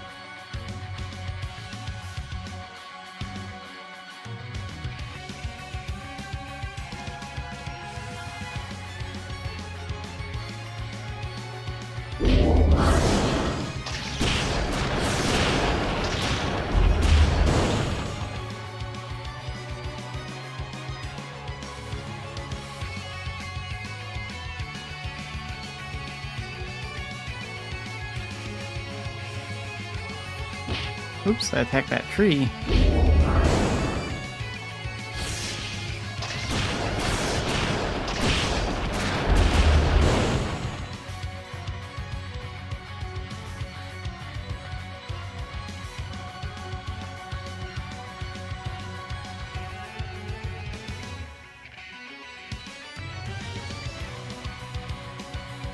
I mean, it does take practice, but I think your English is just fine so far. Like, I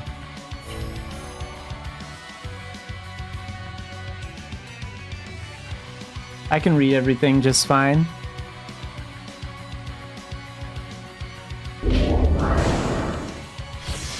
Yeah, an MMO is a good place to definitely, like, practice.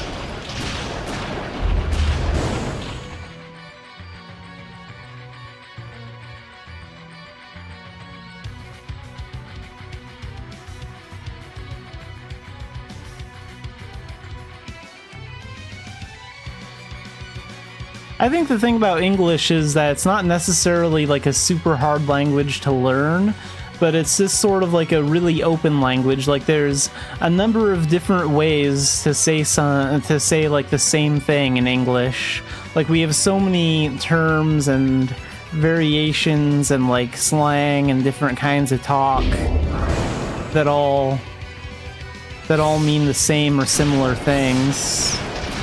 It's just such a wide language.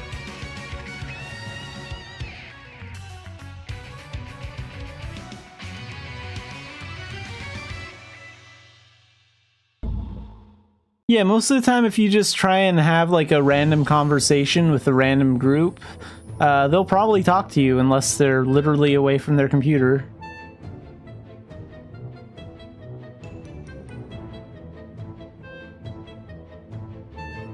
So it's really, there's a lot you can do solo too, so like it's really up to you if you want to socialize or not talk to a lot of players. But yeah, it can be very social if you do want to engage with a lot of people.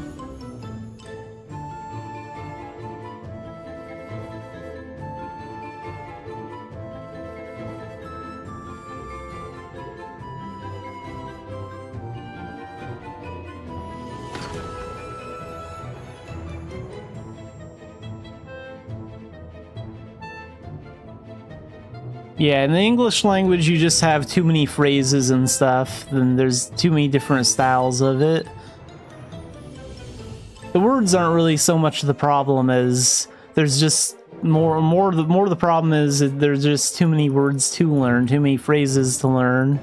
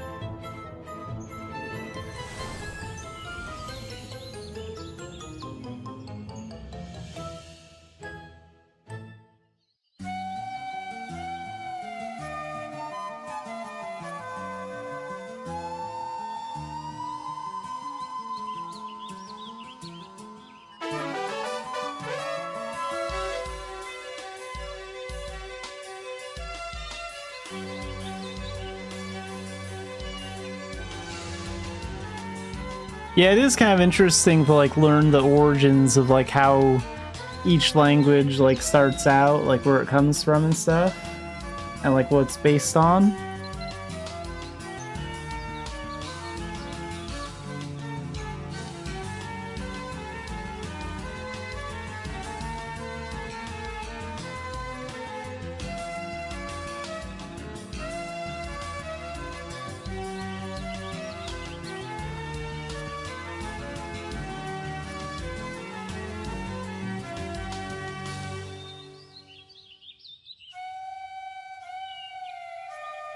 I mean, it's... I don't know, I think most people just either speak English or Korean, but I mean, it's based off, like, Celtic mythology, so I mean, I guess it would technically be more in that area if you want to go, like, lore-wise. So, I don't know, it's kind of a mixed bag. Mabinogi is kind of like America in that sense, where it's like... It's a bunch of different groups all mixed together into one big, like, pot of people.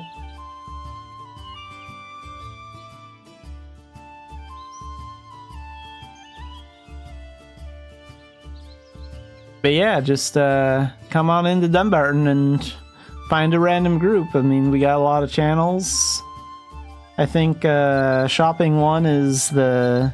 That's mostly a shopping channel. You can find a lot of personal shops, which is like a player market that's a little different from the auction house. I'm not sure how many people socialize here. This is more just like business, find items, do shopping. Not sure how many players actually have deep conversations here. And then the other channels, you can find different communities and chat up.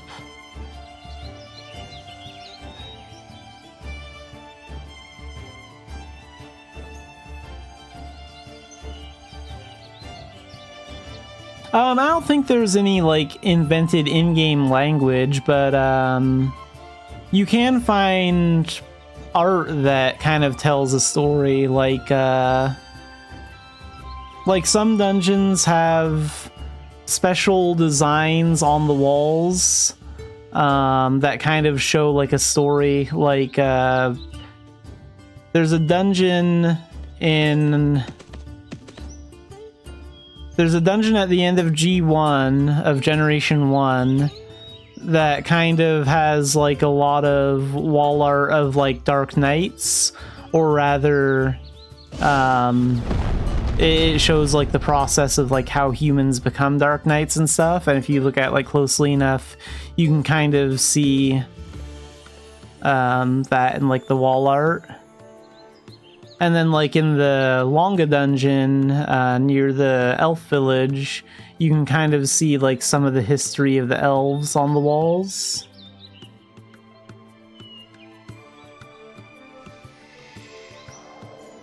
So you can kind of grasp their history from, like, images and hieroglyphics. I mean, if I had to guess, it would be probably closer to the way, like, ancient Egyptians use symbols on walls to kind of tell a story in their own language. That's probably the closest thing.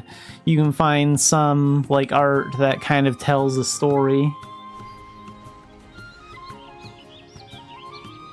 The name of the Mabinogi world is Erin.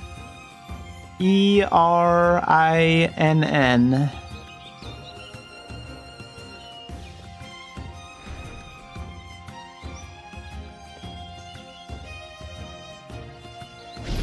And we are on the Ulag continent right now. This is the main continent for humans, where most of the events and story takes place.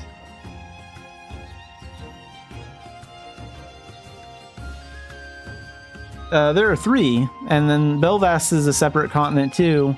This continent used to belong to the Foamers originally, like the enemies and dungeons and stuff, the monsters.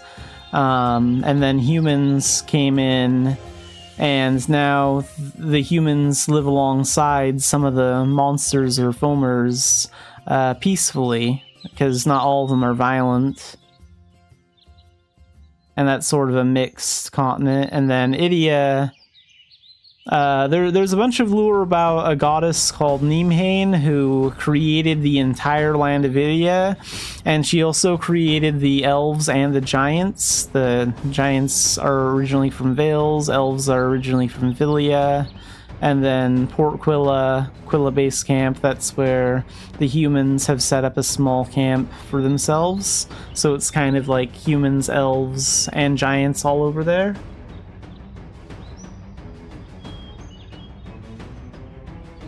Yeah, there's a Mabby wiki that's entirely built and managed by the community that has tons of information, not just about like the lore, but like about how skills, quests, talents, and NPCs work.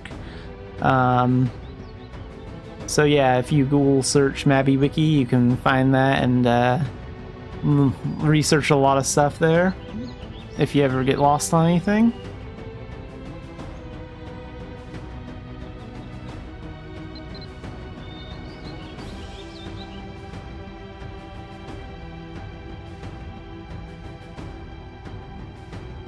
I believe there's some sort of like guild faction competition, like you can do like guild battles or something. I don't know if that's still a thing anymore.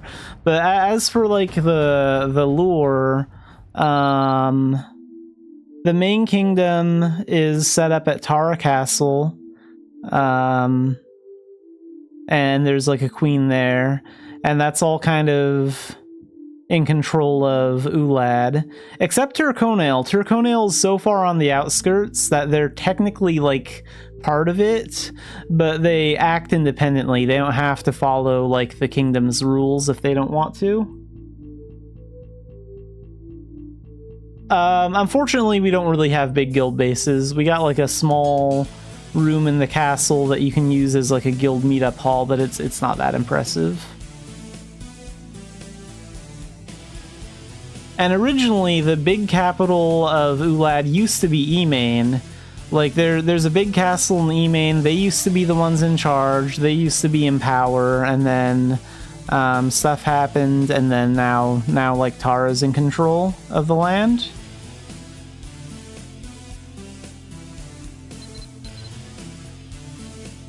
And then for Idia, it said that the elves and giants used to be friends, and then, like, something happened, they split up over a lot of different disputes, and elves and giants are no longer, like, really friendly towards each other, at least not the native ones.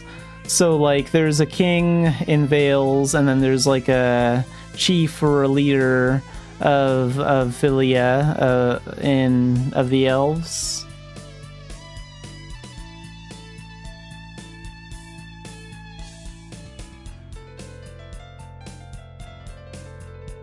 Yeah, over in Korea, they will ask what players want. Sometimes I don't know exactly how the process works over there, but I think they can. I think like for like a big in-person live stream, Korea will say like go to this app and then here's like 4 or 5 changes that you can like vote on, and you can like vote on what you want us to focus on next. I think they've done that a few times. And then players over there can like vote for what they want to see. Well, I don't know if that's changed since Choi Dong-min took power. I mean, he did do a live stream recently where he kind of briefly apologized for all his his mistakes, everything he's messed up on. And he listened to some player feedback in person. But like, before that, he was pretty closed off and mostly did what he wanted to the game, and it's led to bad updates.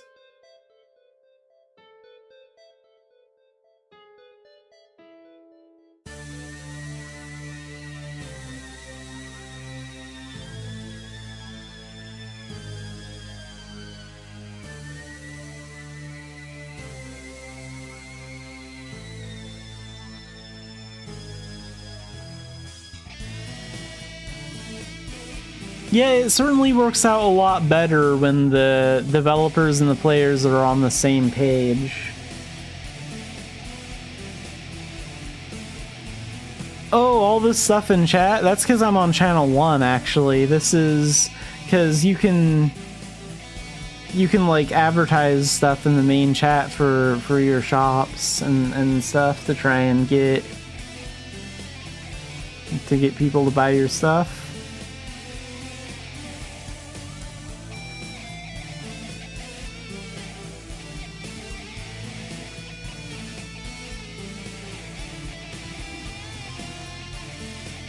Like, before we had the auction house, personal shops, going around to each individual shop in Dumbarton was actually the original player market.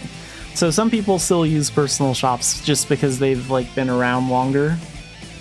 So channel 1's the shopping channel. You can find most of what you need on the auction house, but it doesn't hurt to look on channel 1 as well and go through personal shops individually.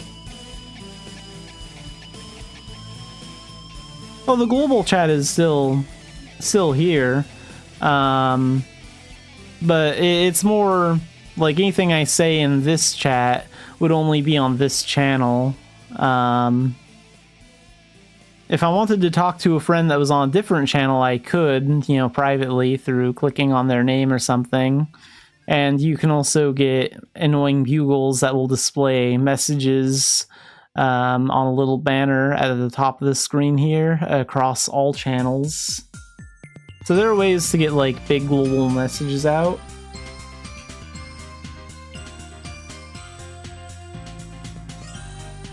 There are families in this game too. Like if 2 players get married, you can form a family, and you can have up to 6 other players join your family tree under like the 2 people that are married. So yeah, you can actually have families in this game. The Elf Village actually has one of the 3 spots that you can get married at, which is right here, so you can organize like a wedding here.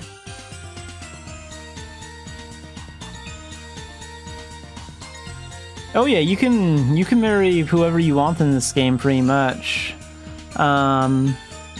And even though the elves and giants are technically enemies, recently they did add an option for a human and for an elf and a giant player to get married. So even elf and giant players can marry each other technically if they want to.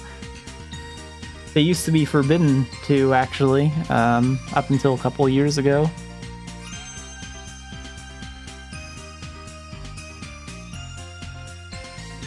But yeah, you can get married here, and you can also get married in Vales as well.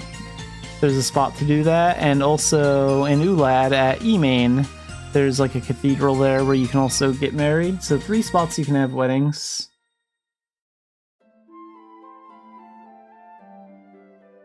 I mean, it's just social stuff. You also get like a family title. So like, if you have the family title equipped when you're in a family, then it might say, you know, your character name, the son or daughter of like this player, and then if you log in again or change channels, it might say like the older brother or sister of like this player. If you have other players that are in the family tree, that might be your siblings. So yeah, if you just have like a large friend group and you want to become an in-game family, you definitely have the option to do that.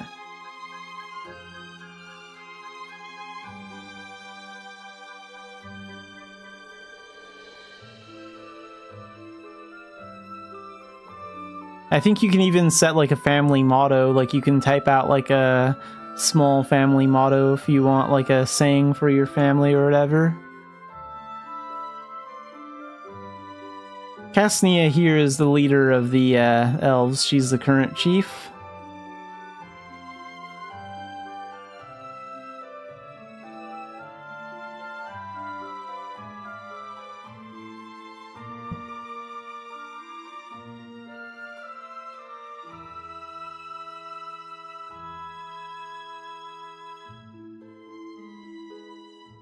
I like the elf village, it's really nice looking.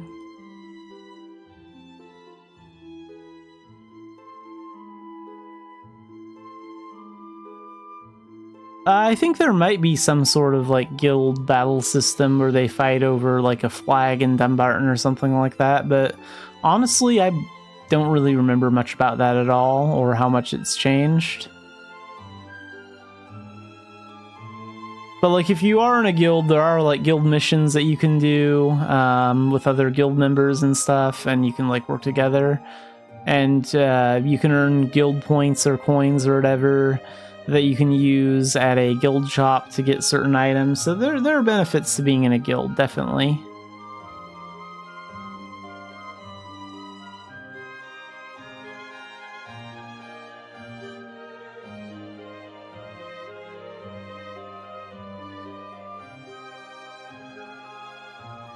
Yes, there are a lot of daily missions in this game.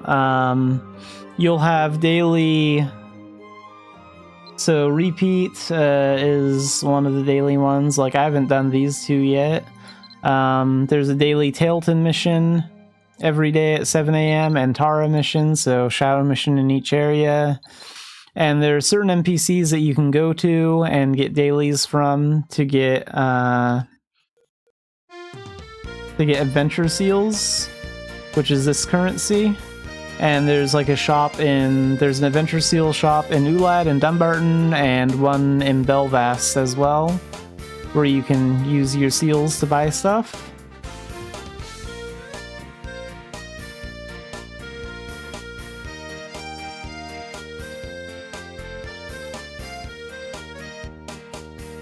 I mean, there are a lot of dailies in Mabinogi, including event dailies, and a lot of the average dailies are very, very repetitive, but they are optional. You don't have to do them, and you can pick like which ones you want to do. So if you want a variety, you can do like some one day and then some another day or whatever. You got a lot of options.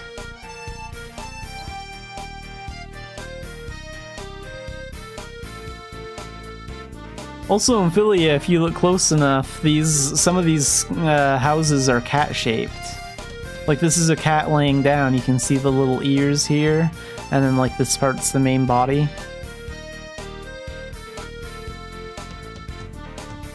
There's the eyes and the mouth.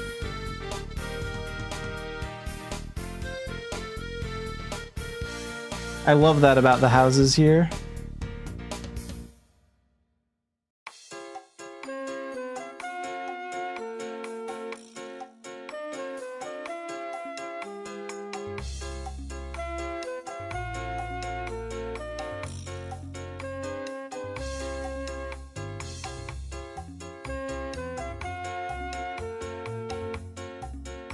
Yeah, I purposely made this character very Egyptian themed, because Egyptians love cats, and so do I.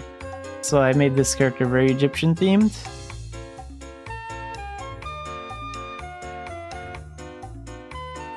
Actually, if this was back in the old Mabinogi days, this guard would be shooting me with arrows right now, because a long time ago when Mabinogi was really new, if giants tried to come into Philia, you'd get shot at by these guards, and then giants also have guards that would attack elves that come into their territory.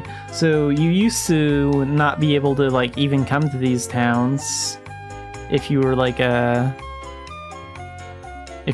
elf trying to visit Vales or a giant trying to visit Philia. But now the guards are just for show. Now there's kind of peace.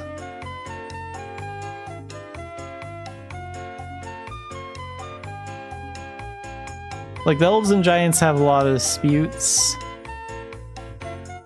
In one of the storylines in Idia, there's actually like a small love story about this girl here, Atrata. There's like a giant character that she's actually in love with and like secretly seeing. So there's like a small story about like their relationship, even though their races hate each other.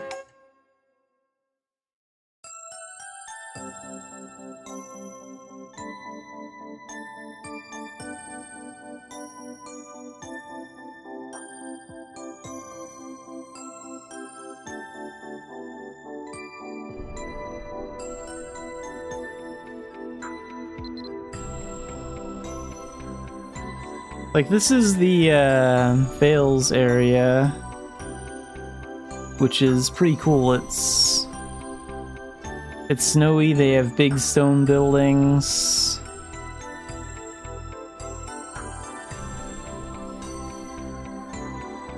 When you build a homestead, you have three options. You can have like a homestead that has more of a desert wasteland around it, like my character does. And you can build a more Philia-style house, which is what he has on his. Or you can have a more human-looking homestead and build a more human-looking house. Or you can even have a homestead that has snow on it like this, and build like a small stone house. And this guy here, Tons, this is who that elf girl Atrata is in love with, I believe. So they have like a small love story about how their relationship is technically supposed to be forbidden, but they still find ways to like see each other and stuff. 죽음이야말로 세상에서 가장 공평한다. 이 사실만 알고 있다면 두려움마저도 잊게 된다. They speak Korean. So basically what happened was let's see. So some of the later generations are voiced in Korean, and generation 1 through 3 also is pretty much fully voiced in Korean. You can hear Korean voices. And some of the characters that are a part of those generations will also like speak in Korean and say random things.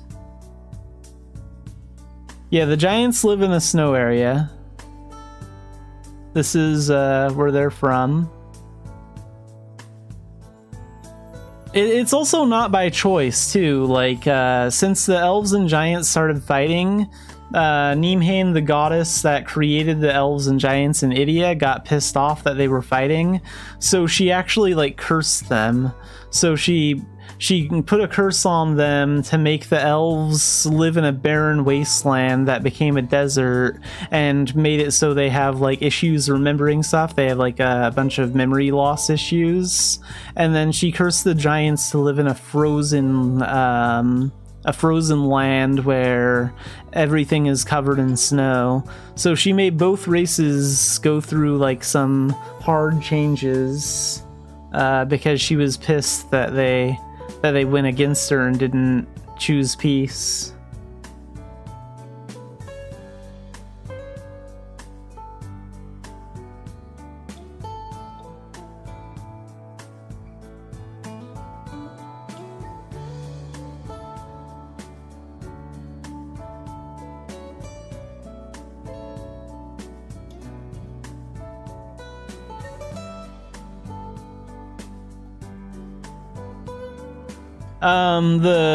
The goddess that created the elves and giants in Idia, she's not the one that you'll meet at like the very beginning of the game. This one wears all black. She kind of has like darker skin.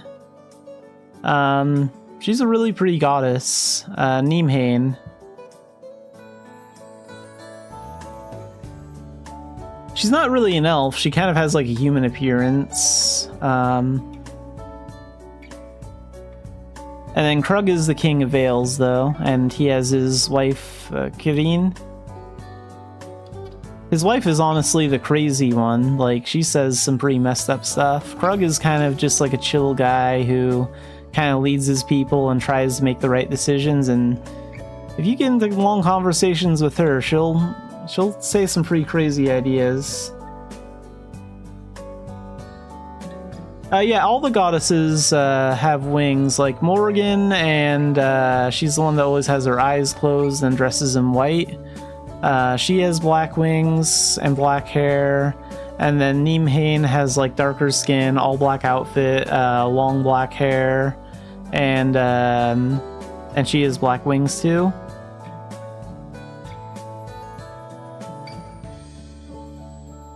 And then Emain is the one that has the red hair and red wings. And she wears red.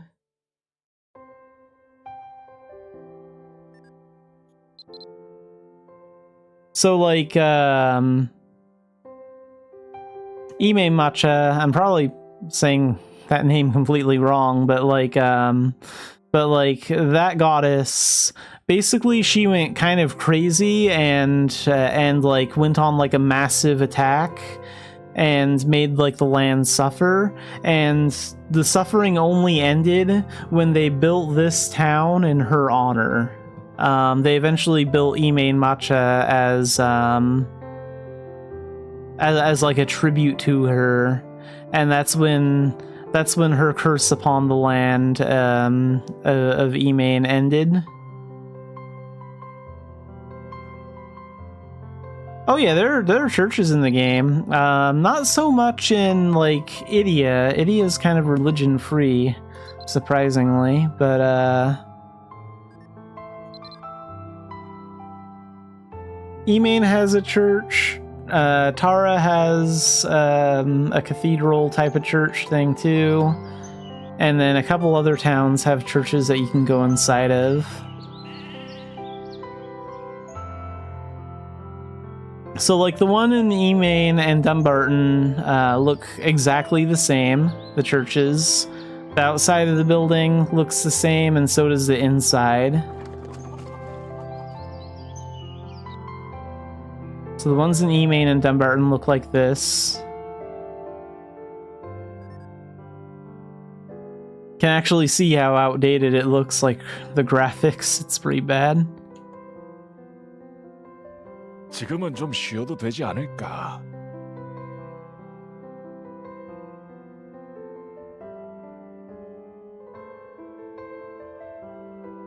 You can't play this piano. You can play a piano if you like get one, but not the church piano.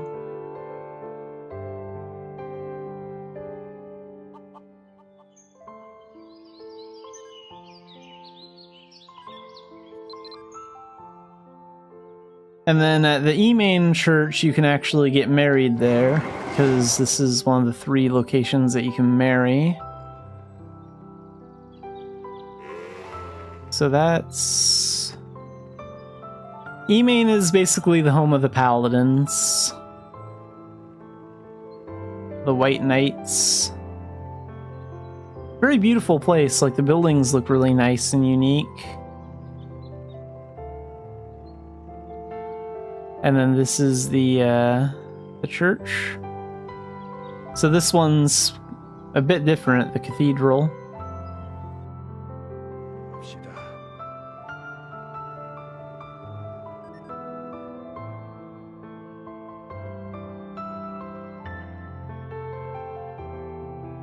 Even has a nicer piano.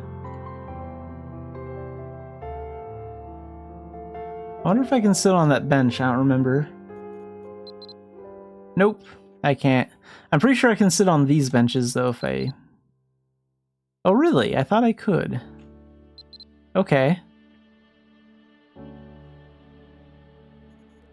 I mean, the best looking one is probably in Tara. It's pretty close to the jousting arena. Oh yeah, and jousting is a thing. Like if you want to do a classic medieval joust on a horse with like a classic lance, it's not really part of any like combat or talent tree or anything like that. But you can do an old-fashioned joust here, and there's even like jousting competitions and stuff with other players.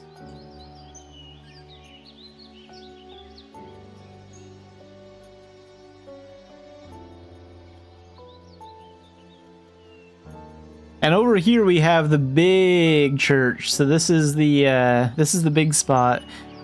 See all these stairs here and stuff. We got this.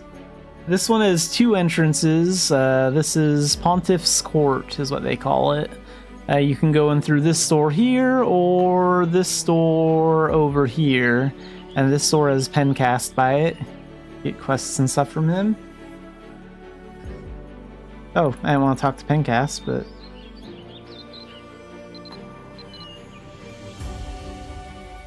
Go inside.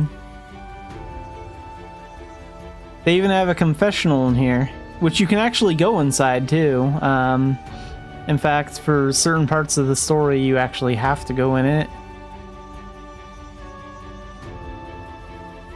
And this is also the only one where you can actually move your camera angle around in, because it's the only one that's in fully 3D. Etane isn't usually here. She's part of like one of the later generations, like I think Gen 25 or Gen 26 she appears. Quarantine and Pencast are always here though. And you can sit on these benches. I do know that. I'm pretty sure about that, yeah. So, I think up to 3 or 4 people can sit on each one of these benches. So yeah, if you want to get like a religious cult going, you can fill up this entire place. And of course you have the classic offering box. I wonder how much of this money will actually go to the people they claim it is, but you can donate gold here. And you can donate anonymously, or you can have your name be public. So if you really want to upstage another player by donating more gold than someone else and be a top church funder, you can do that. Just a good way to show off money. Like here, it shows the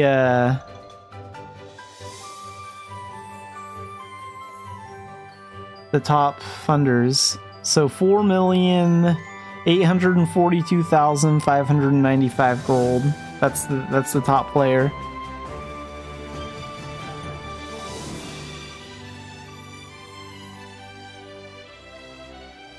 So yeah, if you want to show off, you can donate like 5 or 6 million gold.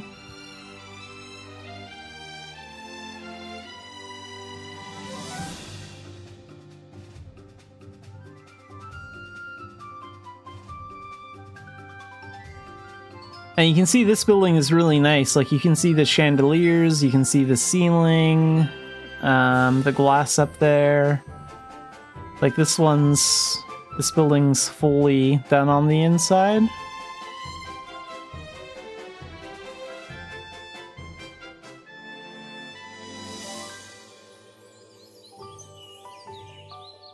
You can only go inside the churches and, well, they're not really churches, more of like wedding halls in Idia, in like Philium Vales, when you're actually like getting married, or you can be invited to a wedding too. It doesn't have to be yours. Like when someone is organizing a wedding, if they invite you, you can go in during that time. That's the only time you can enter those. The one in Philia is actually, I mean, it looks kind of outdated, but it really is quite beautiful. Great spot to get married.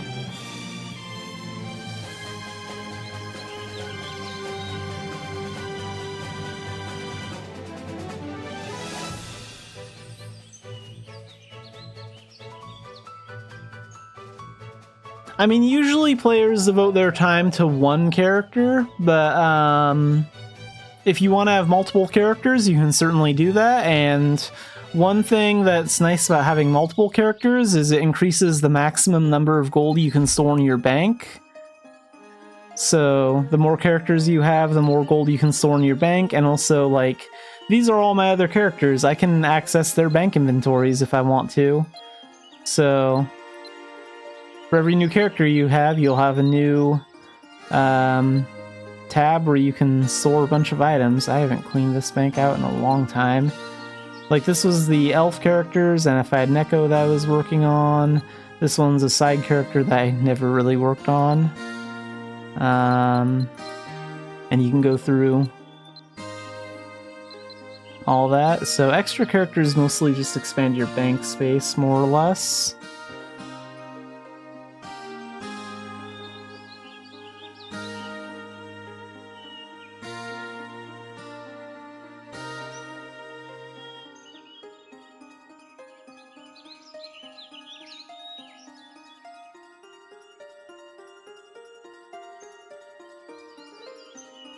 In the beginning, no. Like, you'll get a lot of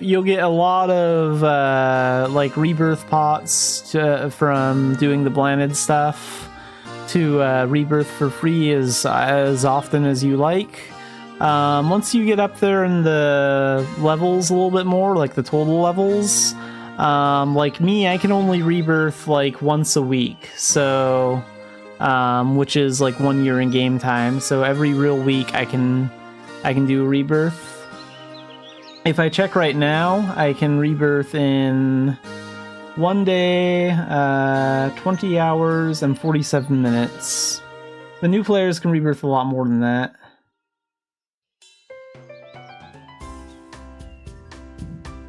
So partners are kind of like pets, but way more advanced. So I think they sell the maid and butler partner all the time now in the cash shop, and then the other ones are kind of seasonal. So like this is a maid partner.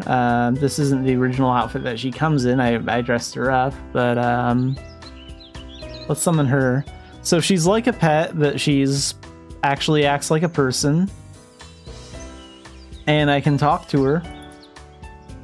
So she's like your own NPC pet, basically.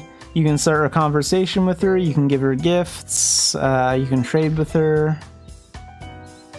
And different partners sell different goods, so you can buy things from her. And yeah, how well you treat your partner depends on how much they like you.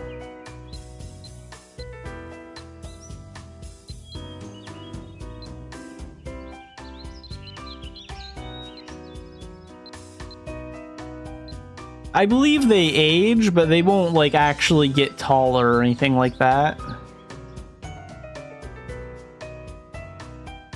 Yeah, you can delete a pet or a character. I believe when you select to delete a pet or a character, it'll say like this will be deleted in 24 hours just in case you like change your mind or an annoying sibling or something sneaks onto your account and tries to delete your character or something. So they give you a 24-hour window to cancel just in case that wasn't really your intention.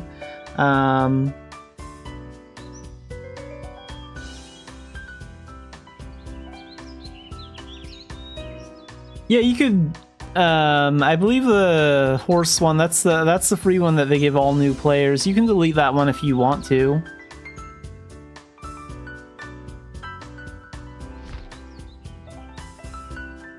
And like partners also have inventories kind of like characters. So she has a. Oh, I didn't know they had style tabs now, but yeah, you can give them outfits. You can give them weapons and stuff like that. So I gave her a straw hat and a pirate outfit.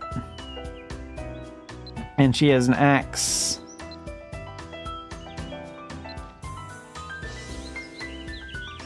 And she also has a mount too, so like if I use her mount, she drives this carriage for me. There are a couple of different like partner mounts in the cash shop.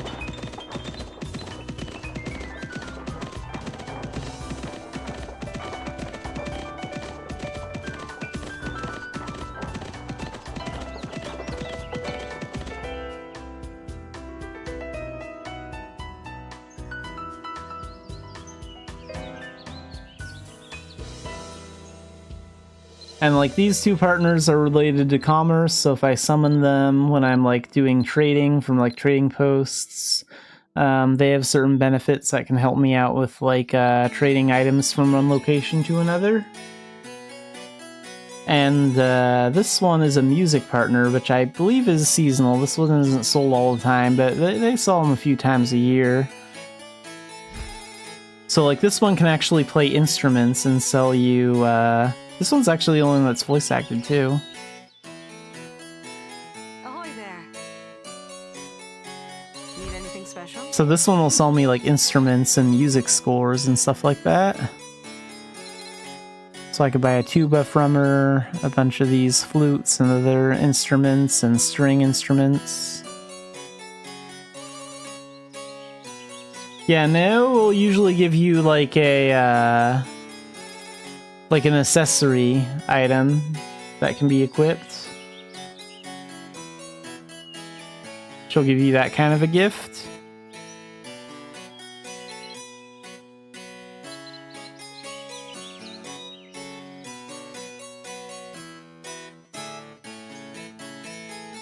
You can also give Neo gifts too. There are certain items that you can give to Neo, like outfits, and it'll change her, like, what outfit she's wearing when she, like, revives you if you die, or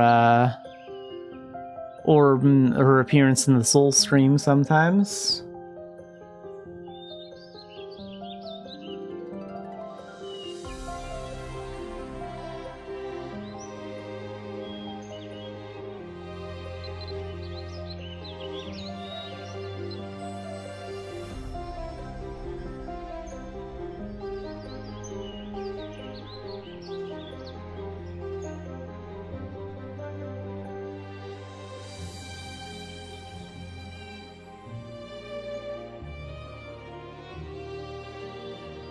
Well, for Rebirth, so, like, when you level up, like, you'll get temporary stat increases for, like, leveling up from, like, level 1 to level 100 or whatever. Like, your stats will slowly go up. But if you rebirth back to level 1, then those temporary stats that you got from leveling up will go away. So technically you will be slightly weaker after a rebirth, but then you just get those levels back up there, and eventually you level up your skills so much that it won't really make a difference. Not really. So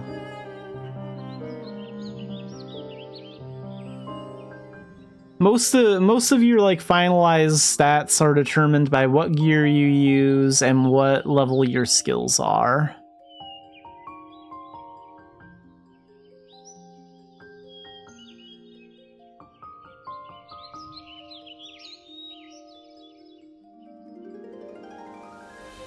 There are a couple of differences between the races, though. Like, elves have the fastest movement speed naturally. Like, they just have plus 50% movement speed over humans and giants, I believe. And but the downside is elves can't use, like, combat lances. They can still participate in jousting with those lances, but they can't, like, use the lance talent, the knight talent, because they can't physically equip lances. And, like, if you play a giant, you can't do archery because, like, as a giant, I can't equip a bow. I can't equip a crossbow. I can't use arrows or anything like that. So each race, like the elves and giants have a few limitations, and then the humans can basically do almost anything they want.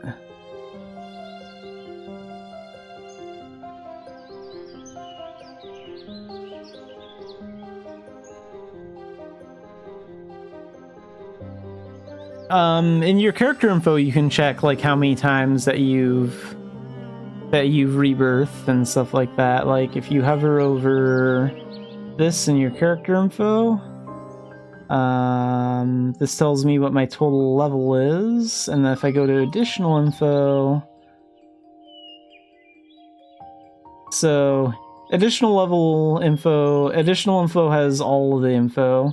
It says how much time I have to rebirth, and I've rebirthed 228 times on this character in total. And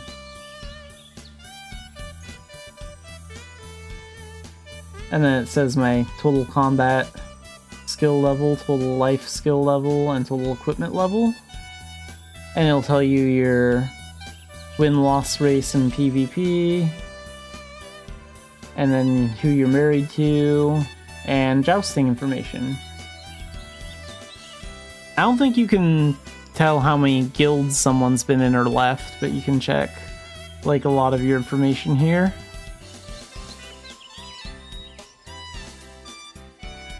I don't really think you can check that information on other players.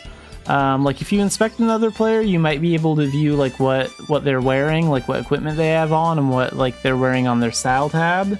But also, sometimes you can't do that because they can set their appearance to be private, so only they can see that, and you can't right-click on that player. Well, you can right-click on them, but you won't see, like, the option to view their appearance, because some of them have it set to private.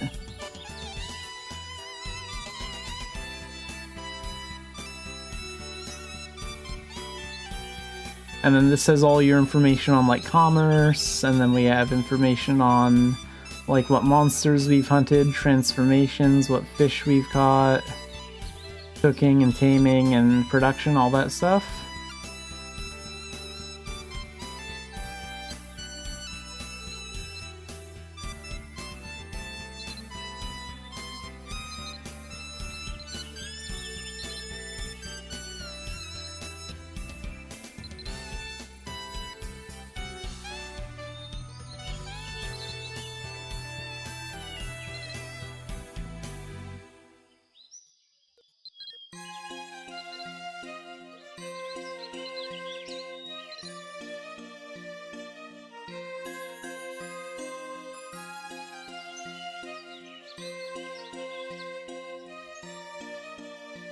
So if you're in close combat right now, and you want to get into mage, then just equip like a magic weapon, like a wand or a staff or something like that.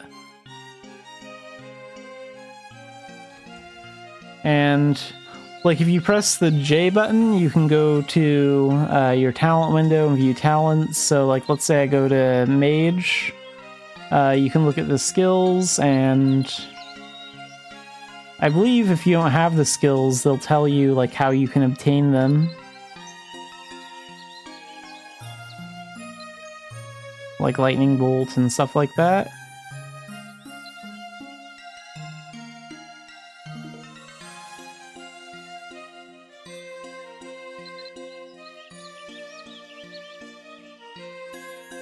And you can also learn some skills through books. Books are very big in this game. Like, I'll go to Aria right now. She's the... well, you can get books from a lot of different places, but she has the main bookstore.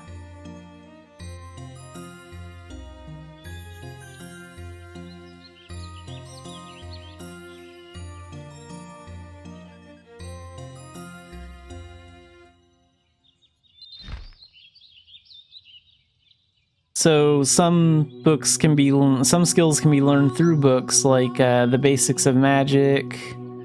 By reading some of these, you can learn stuff about life skills or magic skills, or even music skills by buying skill books.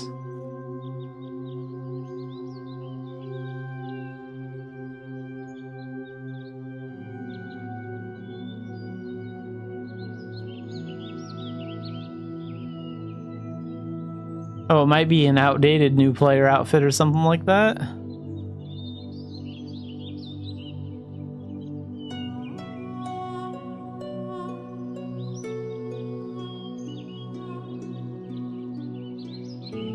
So the nearite are these crystals here, and you can use those to open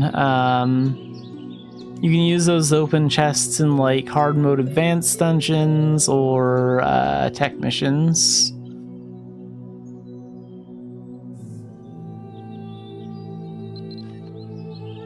So like hard mode advanced dungeons, if you go to Albi dungeon or CR dungeon and where else? I think Rundle as well. They're like the backroom dungeons, so I'll show the one in Albi real quick.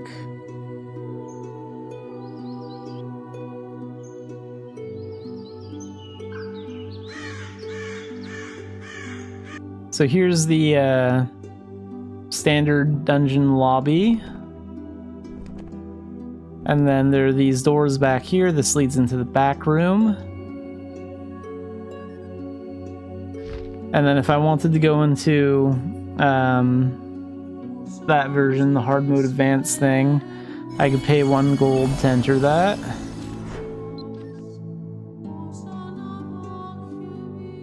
And there are back rooms like that in like CR, which is over here, and then Rundle, which is somewhere over in this area near Emain. And then tech missions don't unlock, I think, until around Gen 23. There's a spot here, through doing the story, eventually this spot will open up.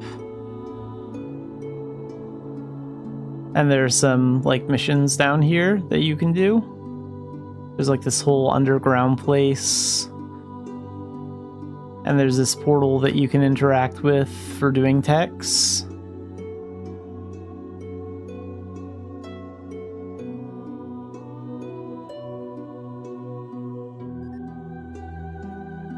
And there are also techniques too, like through doing this stuff like around Gen 23 or whatever, you can learn techniques which are like this is its own skill system. Like these are skills, like time shift. This one, I have that one equipped down here. This can reset the cooldown for like certain skills.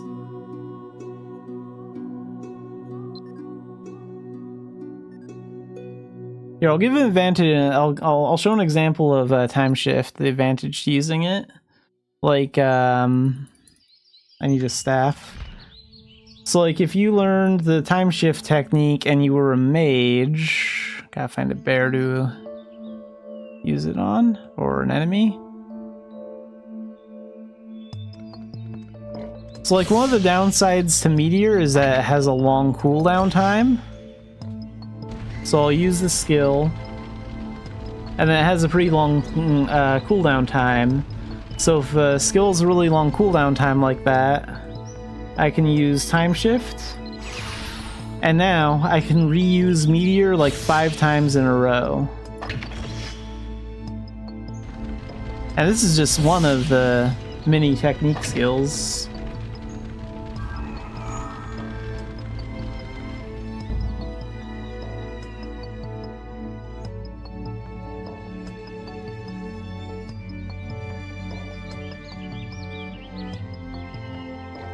It's like I could have used Meteor over here too. You don't need to do story stuff to get mage weapons. You can buy them from like a magic school.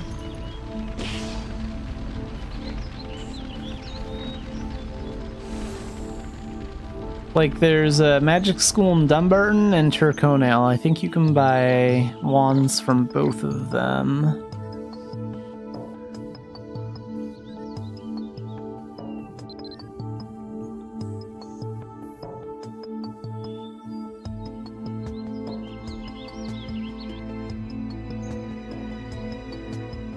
Yeah, the any pass selection box can give you cool dungeon passes.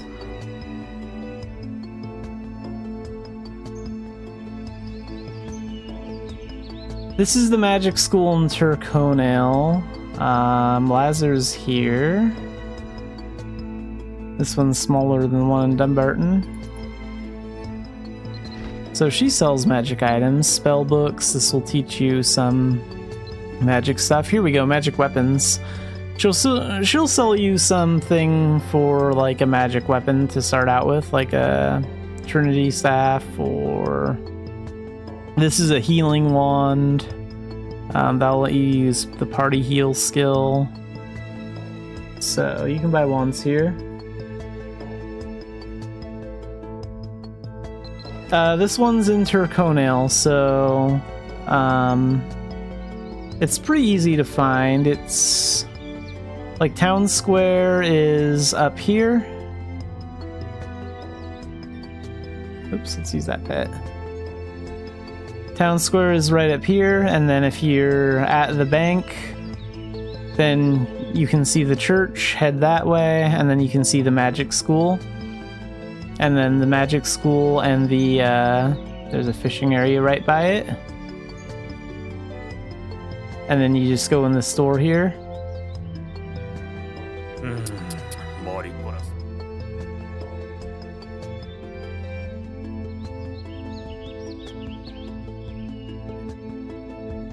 It's like right here in the Tyrconale area, so if you open up the map, it'd kind of be over the I and the R of Tyrconale.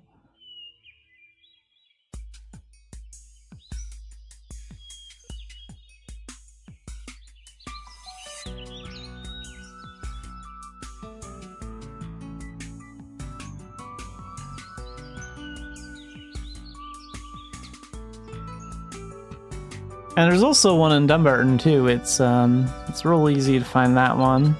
That one's a huge building.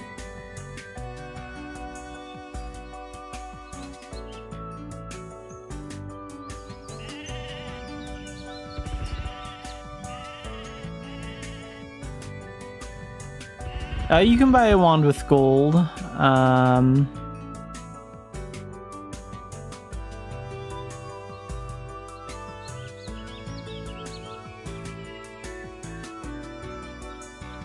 You might want to rebirth into the magic talent. I'm not sure if they give you like a free wand for doing that, but the Dumbarton one is super easy to find. Like there's Town Square, and then there's this big school building right back here. This one's pretty big.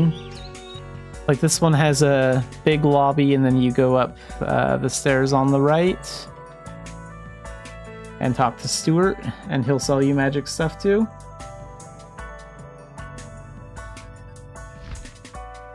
How much gold you have will be right underneath your gear. So like right underneath your shoes that you have equipped. 이런, 어느새 마법 재료도 떨어져 버렸다.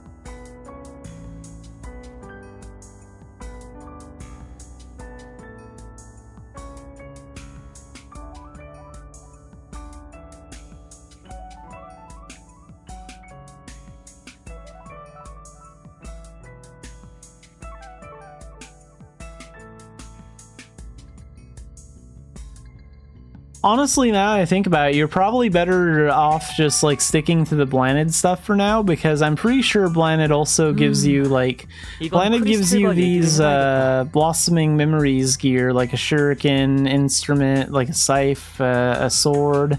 I'm pretty sure she also gives you a wand at some point too, so you can get like a lot of free gear from like just doing things with her.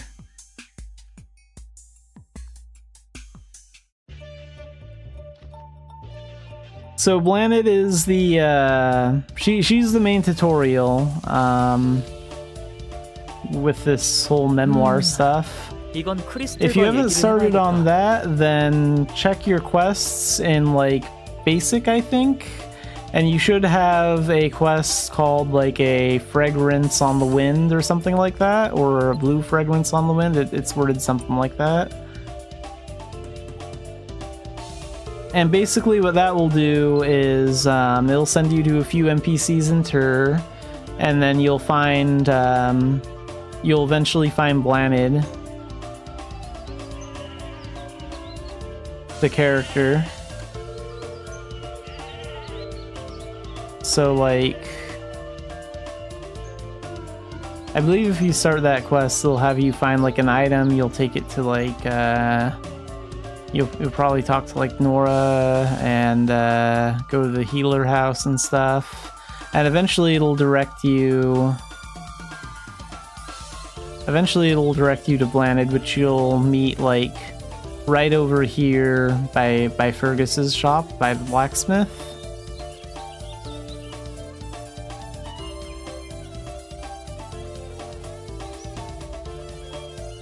I'd probably wait on it because I'm pretty sure Blanid gives you like a wand item at some point. Like all this stuff is gear that you'll get from Blanid for like helping her out, and I'm pretty sure she also gives you like a wand at some point, and she'll also explain how all that stuff works. She'll explain how gear works, the bank works, moon gates, mana tunnels, all that stuff.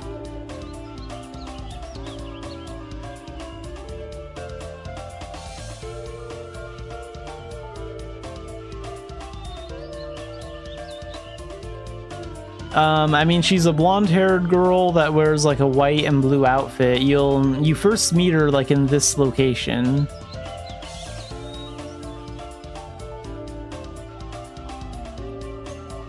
She's also fully voiced, so if you have character voices turned on in your options, she's fully voiced in Korean.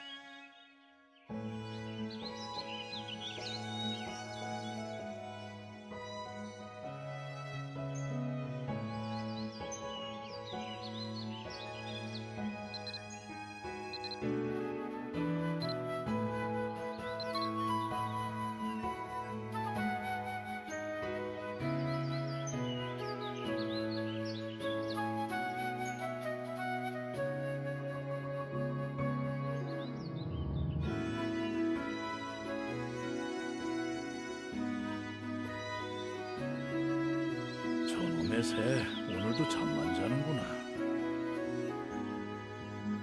Yeah, Blanid's great. She is... I mean, the tutorial system we had before, like in the very early days, was basically Neo would give you like a really cheap rag to wear, and she'd give you a piece of bread and throw you in the world of Aaron, and like, good luck. Figure everything else out on your own. Before we didn't really have a tutorial system, you kind of had to just learn, but Blanid is super friendly to new players. You get good starting gear from her, and you learn how like all the systems work. 저놈의 새 오늘도 잠만 자는구나. I'm on channel 4 right now, so by Duncan's house.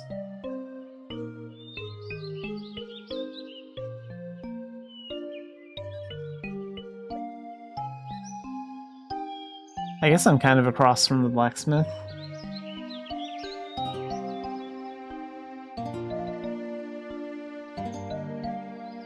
So there's the menu button right here, and then you can change channels. We have 16 channels. I play on channel 4 most of the time. Channel 1 is the shopping channel mostly. And you can like change channels from this menu.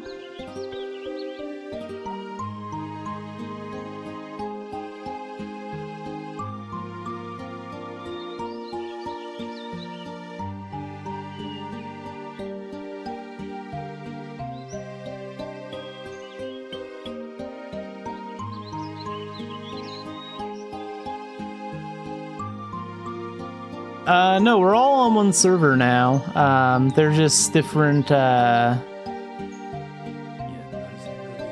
channels are like all on the same server, but like their channels are like separate to like reduce lag.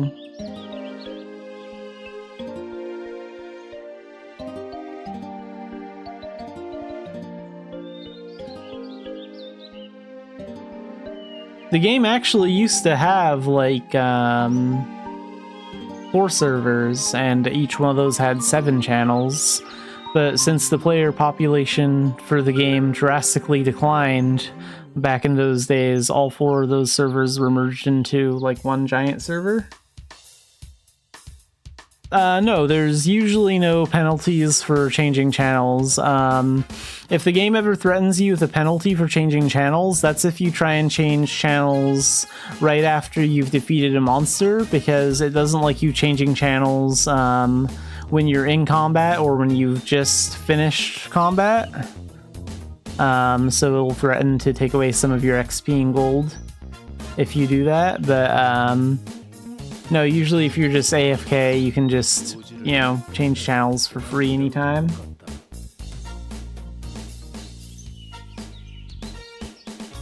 Yeah, I like the community on Channel 4. I feel like it has a pretty good community here. I mean, I definitely recommend checking out the other channels to see what the communities are like, because each one is probably a little different, but I like the feeling on Channel 4. It's good. I'm in Turconale right now. Here, I'll go to Town Square. 하루가 평화롭긴 한데.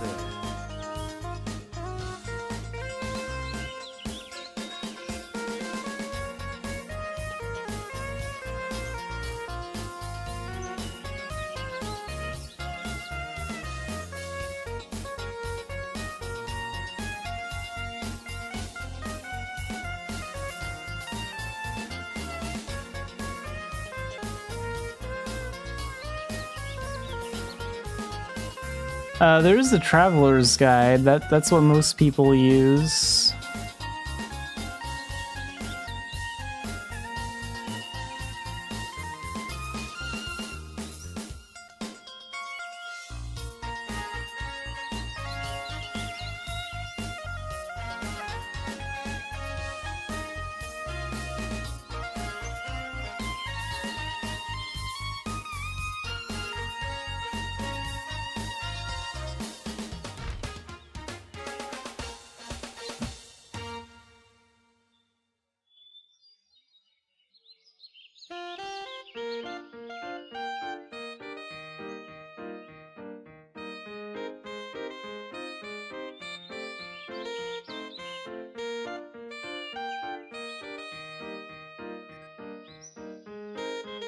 Or I can just go to Dumbarton.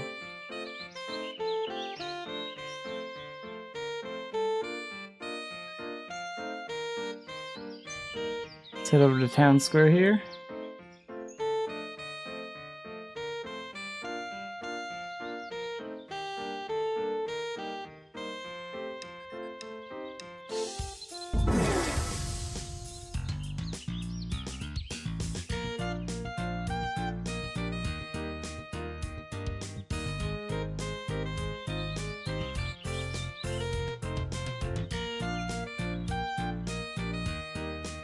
That's actually my character. I'm actually transforming into the cat.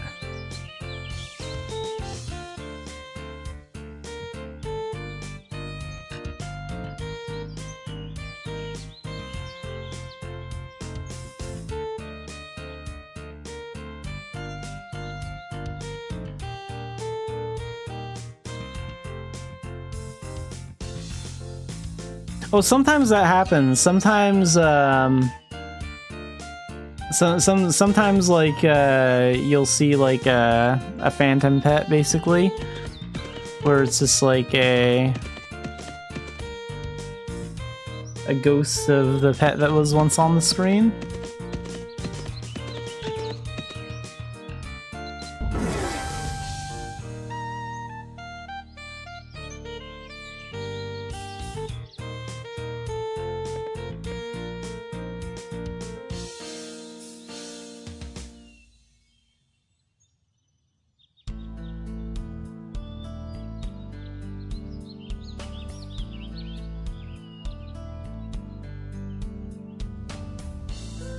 Press enter to open up chat, and then type what you want to say, and then press enter again.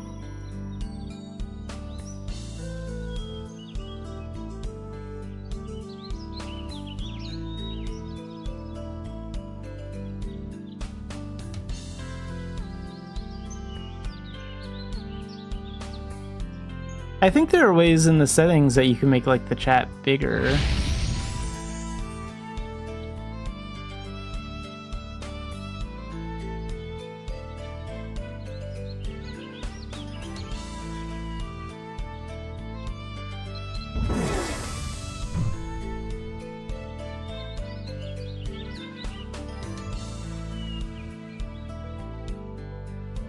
Oh yeah, the Phoenix pet.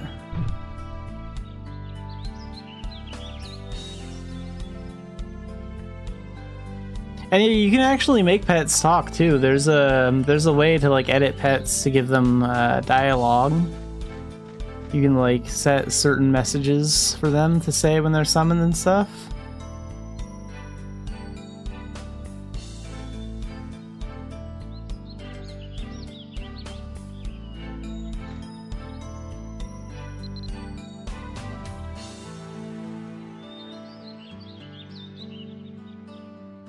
That's triggered by pressing the space bar. That'll trigger whether you're in combat or normal mode.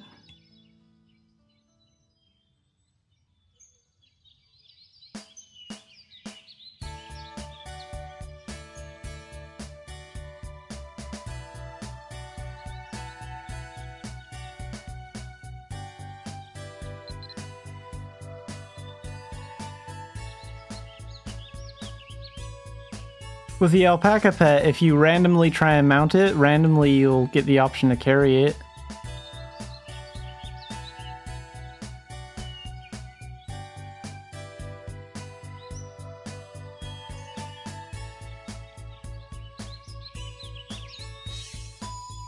I'm actually a little bit taller because of the footwear I'm choosing to wear, though. Like, giants are big, but like I'm using Dreamseer's unicorn shoes, which with the right dye work kind of looks like Egyptian shoes, but I get a lot shorter if I take those off.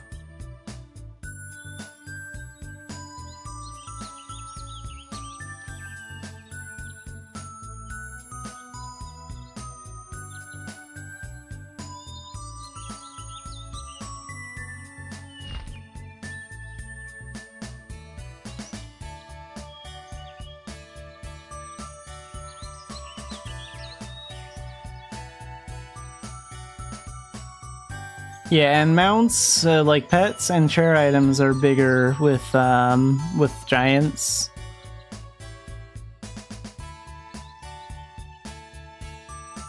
No, the people around us are real players. These are just other players. Like, there's Walter in the very back there. He's an NPC, but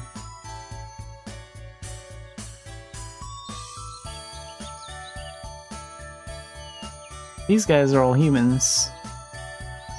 Or elves.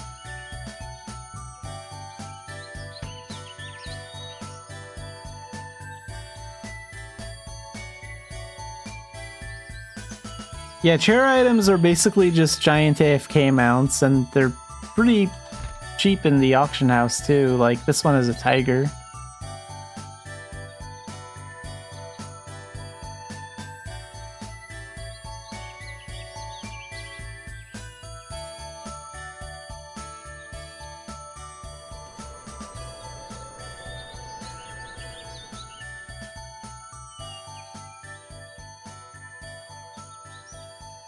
Yeah, if you go into auction house and go to props and then chairs/objects, you can see like the 46 pages of chairs. I think you can even preview them here too to find one that you want. So like you can even have like a cat girl maid serving you like coffee or tea or whatever.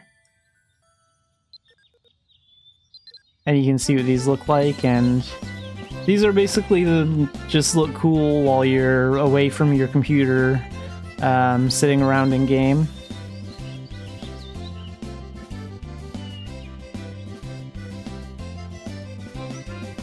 For like gestures, press the N key, and then you can select gestures, and then you can do things like the dance, salute. So you can make your character move that way.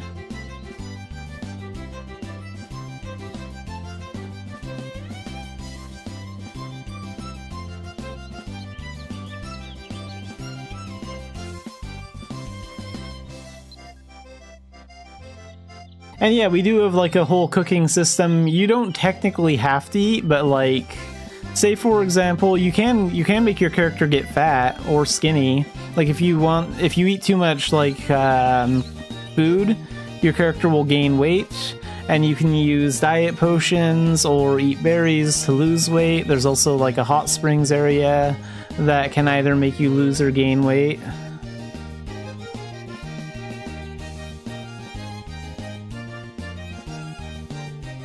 So yeah, by like cooking or consuming food, you can definitely change your character's look a little bit by making them gain or lose a certain amount of weight.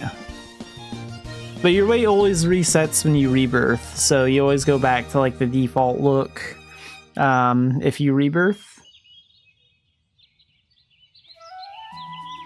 So if you want to like gain or lose some weight to make your character look a certain way, you'll probably want to remember like what food combinations you ate to achieve that, if you want that to be like a regular look.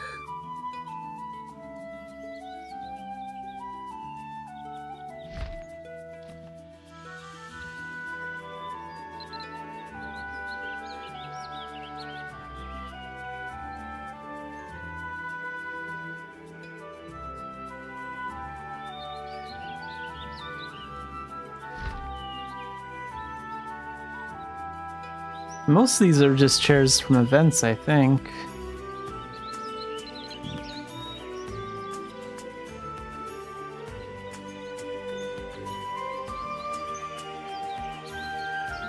Yeah, I think so. I think phoenixes can fly. Like you can, if you summon it and you press R, you can mount it, and then you can take off in flying zones by pressing V.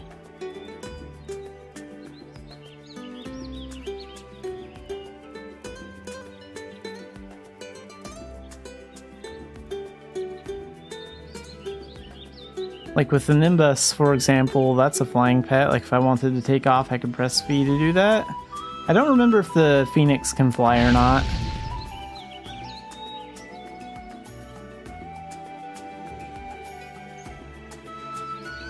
Yeah, there you go. Now you're in the sky.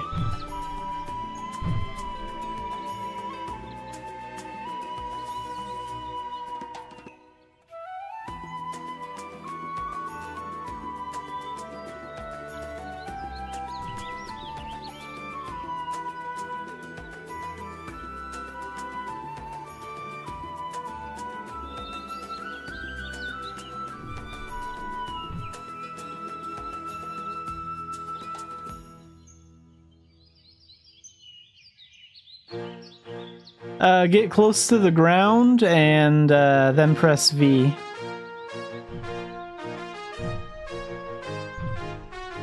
You can also just cancel the pet summon when you're like in midair if you want to just teleport to the ground and take a big fall.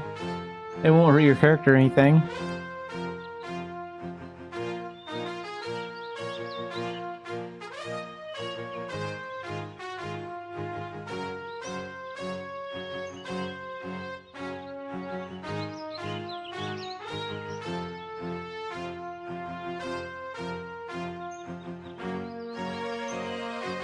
Yeah, you can definitely fly around on a broom.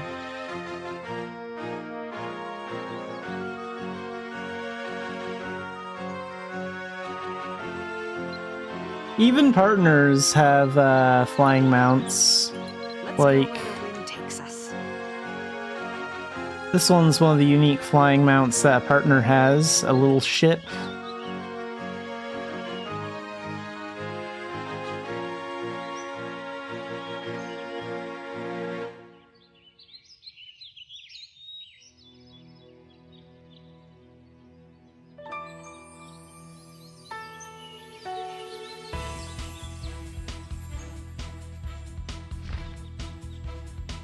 Spirits, like spirit weapons, because spirit weapons are basically like NPCs that live inside of weapons. By creating spirit weapons, you can feed them gems to level them up, and you can upgrade their skills. So basically, they just upgrade your weapon and make them stronger.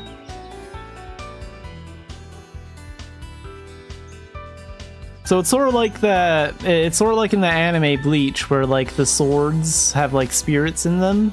It's sort of like that. You have a spirit weapon that you can feed and make stronger.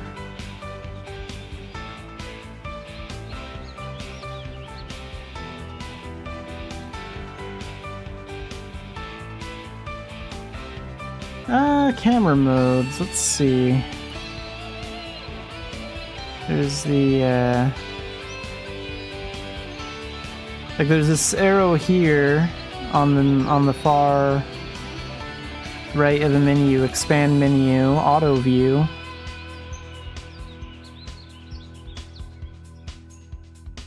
That's a little different. And then manual view, you can switch back to that.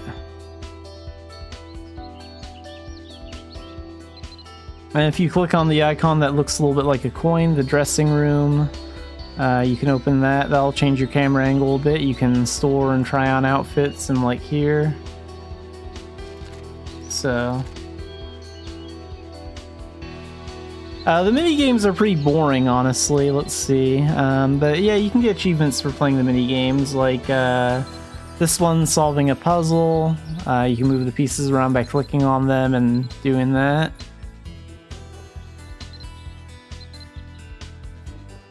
And this one's basically whack-a-mole. You can get points for hitting the right rodents. Hooray for animal abuse.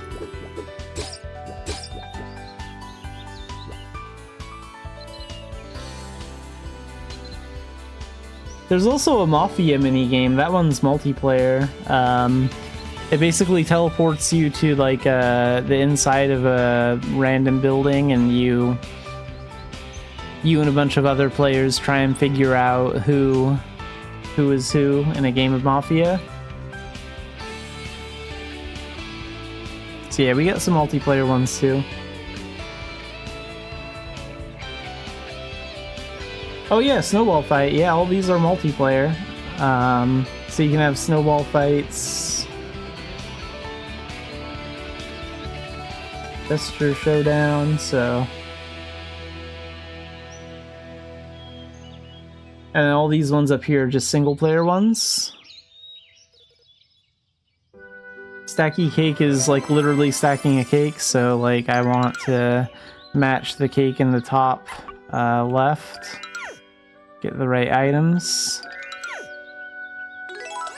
And the more cakes you get, the higher your score.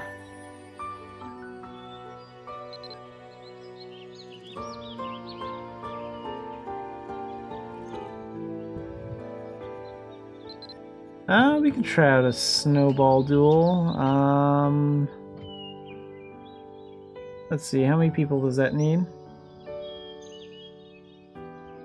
Oh, I think it requires a minimum of like 6 players. So that one would be hard to do because it requires a lot.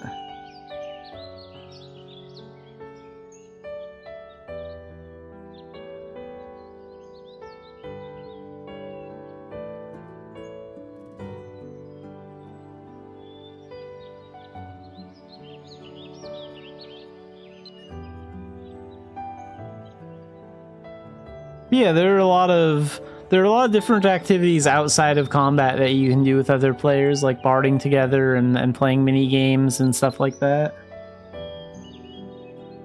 There are a couple of duo games.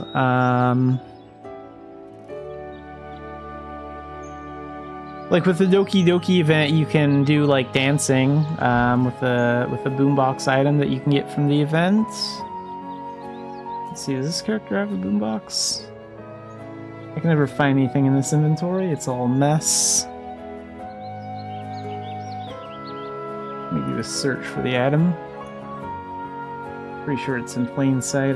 Oh wait, there it is. Now I see it. Here, so I'll create like a...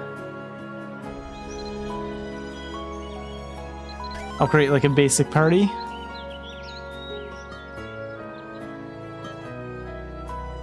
If you click on the banner over my head, the party banner, you can join a party that way.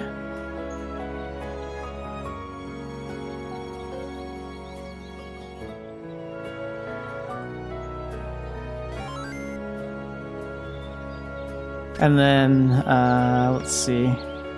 So one thing I could do with a pet, for example, is, let's see, where's my crab at? I can find my crab pet.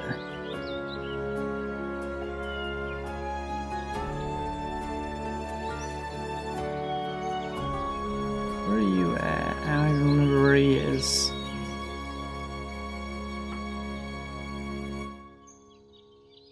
Here he is.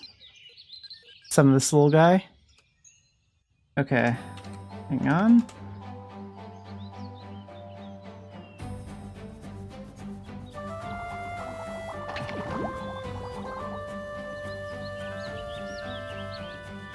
The crab can bubble up the user or party members.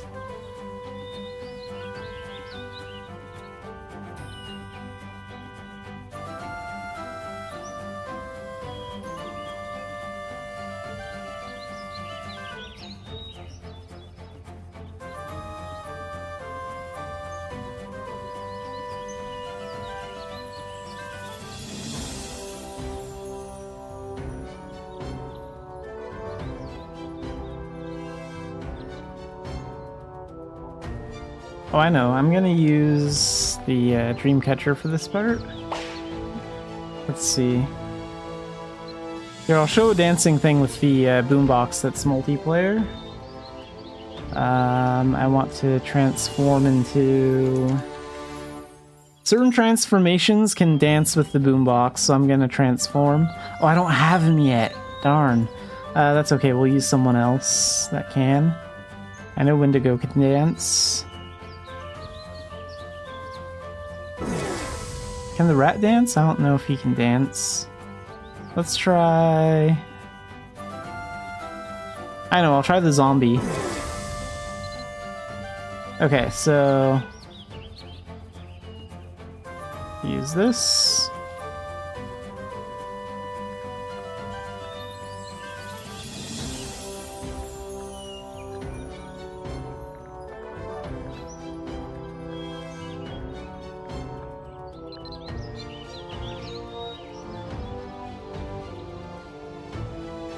So this one's all about getting combos.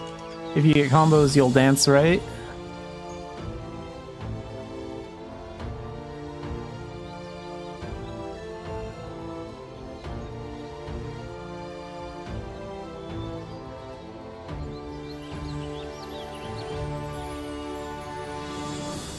And some of the combos are near impossible.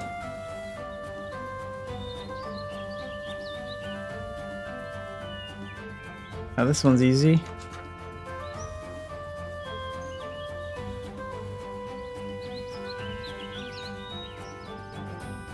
A good way to practice is with freestyle jams, because freestyle jams have WASD combos like this, just without pressing the space bar. And they'll also show you like a bar that shows you how much time you have to do each combo.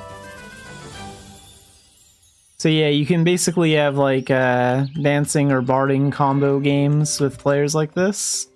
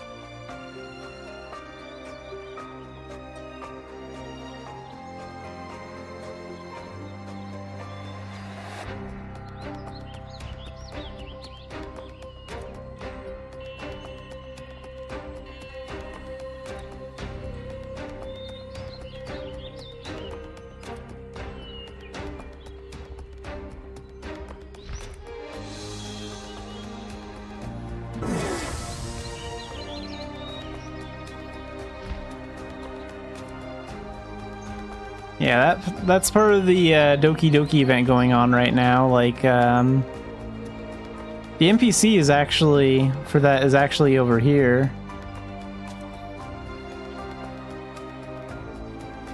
This is the event NPC, Dr. Joe. So, if you talk to him, you can register for the event and you can go to Doki Doki Island.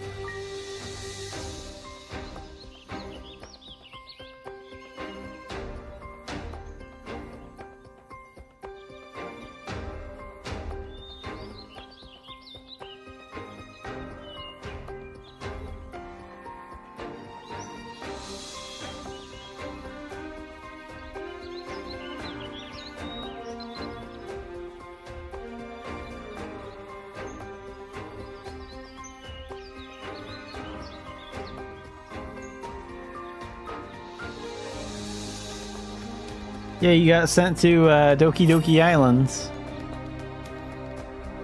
You can do like event quests there. There's a story quest there too, a short story thing that goes with the event, and you can earn like event currency and get rewards.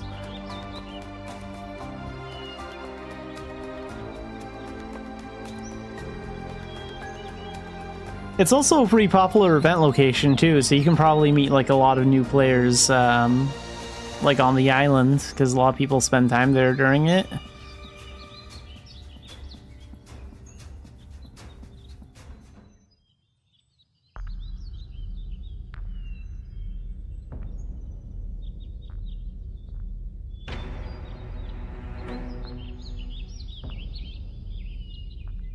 A ring? Type of item is it? I mean, if it's a small ring, it might be like an accessory item. Maybe that's what Neo gave you earlier.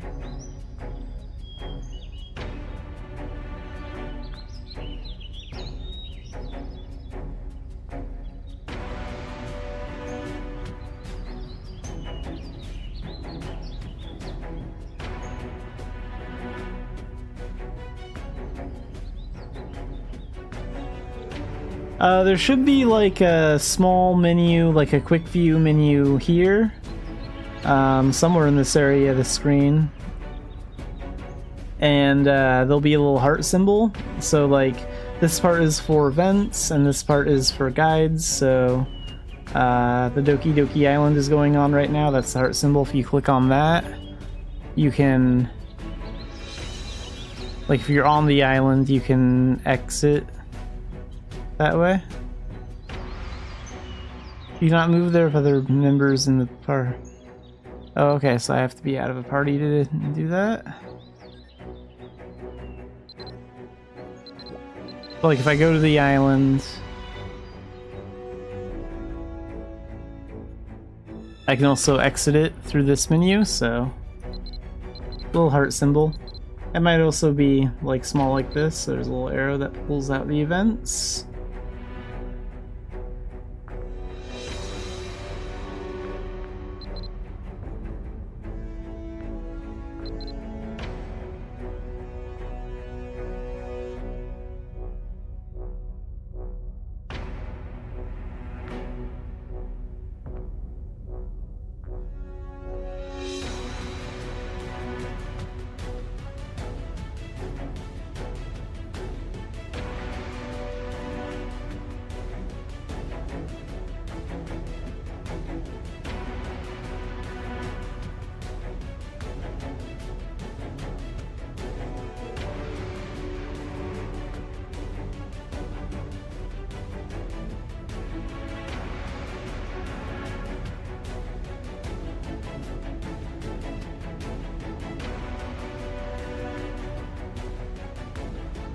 Yeah, but in general, Doki Doki Island is, it's one of the more popular events, and we usually have like 2 or 3 different events going on at a time, so Mabinogi always has lots of cool event stuff to do, on top of all the story content and other things.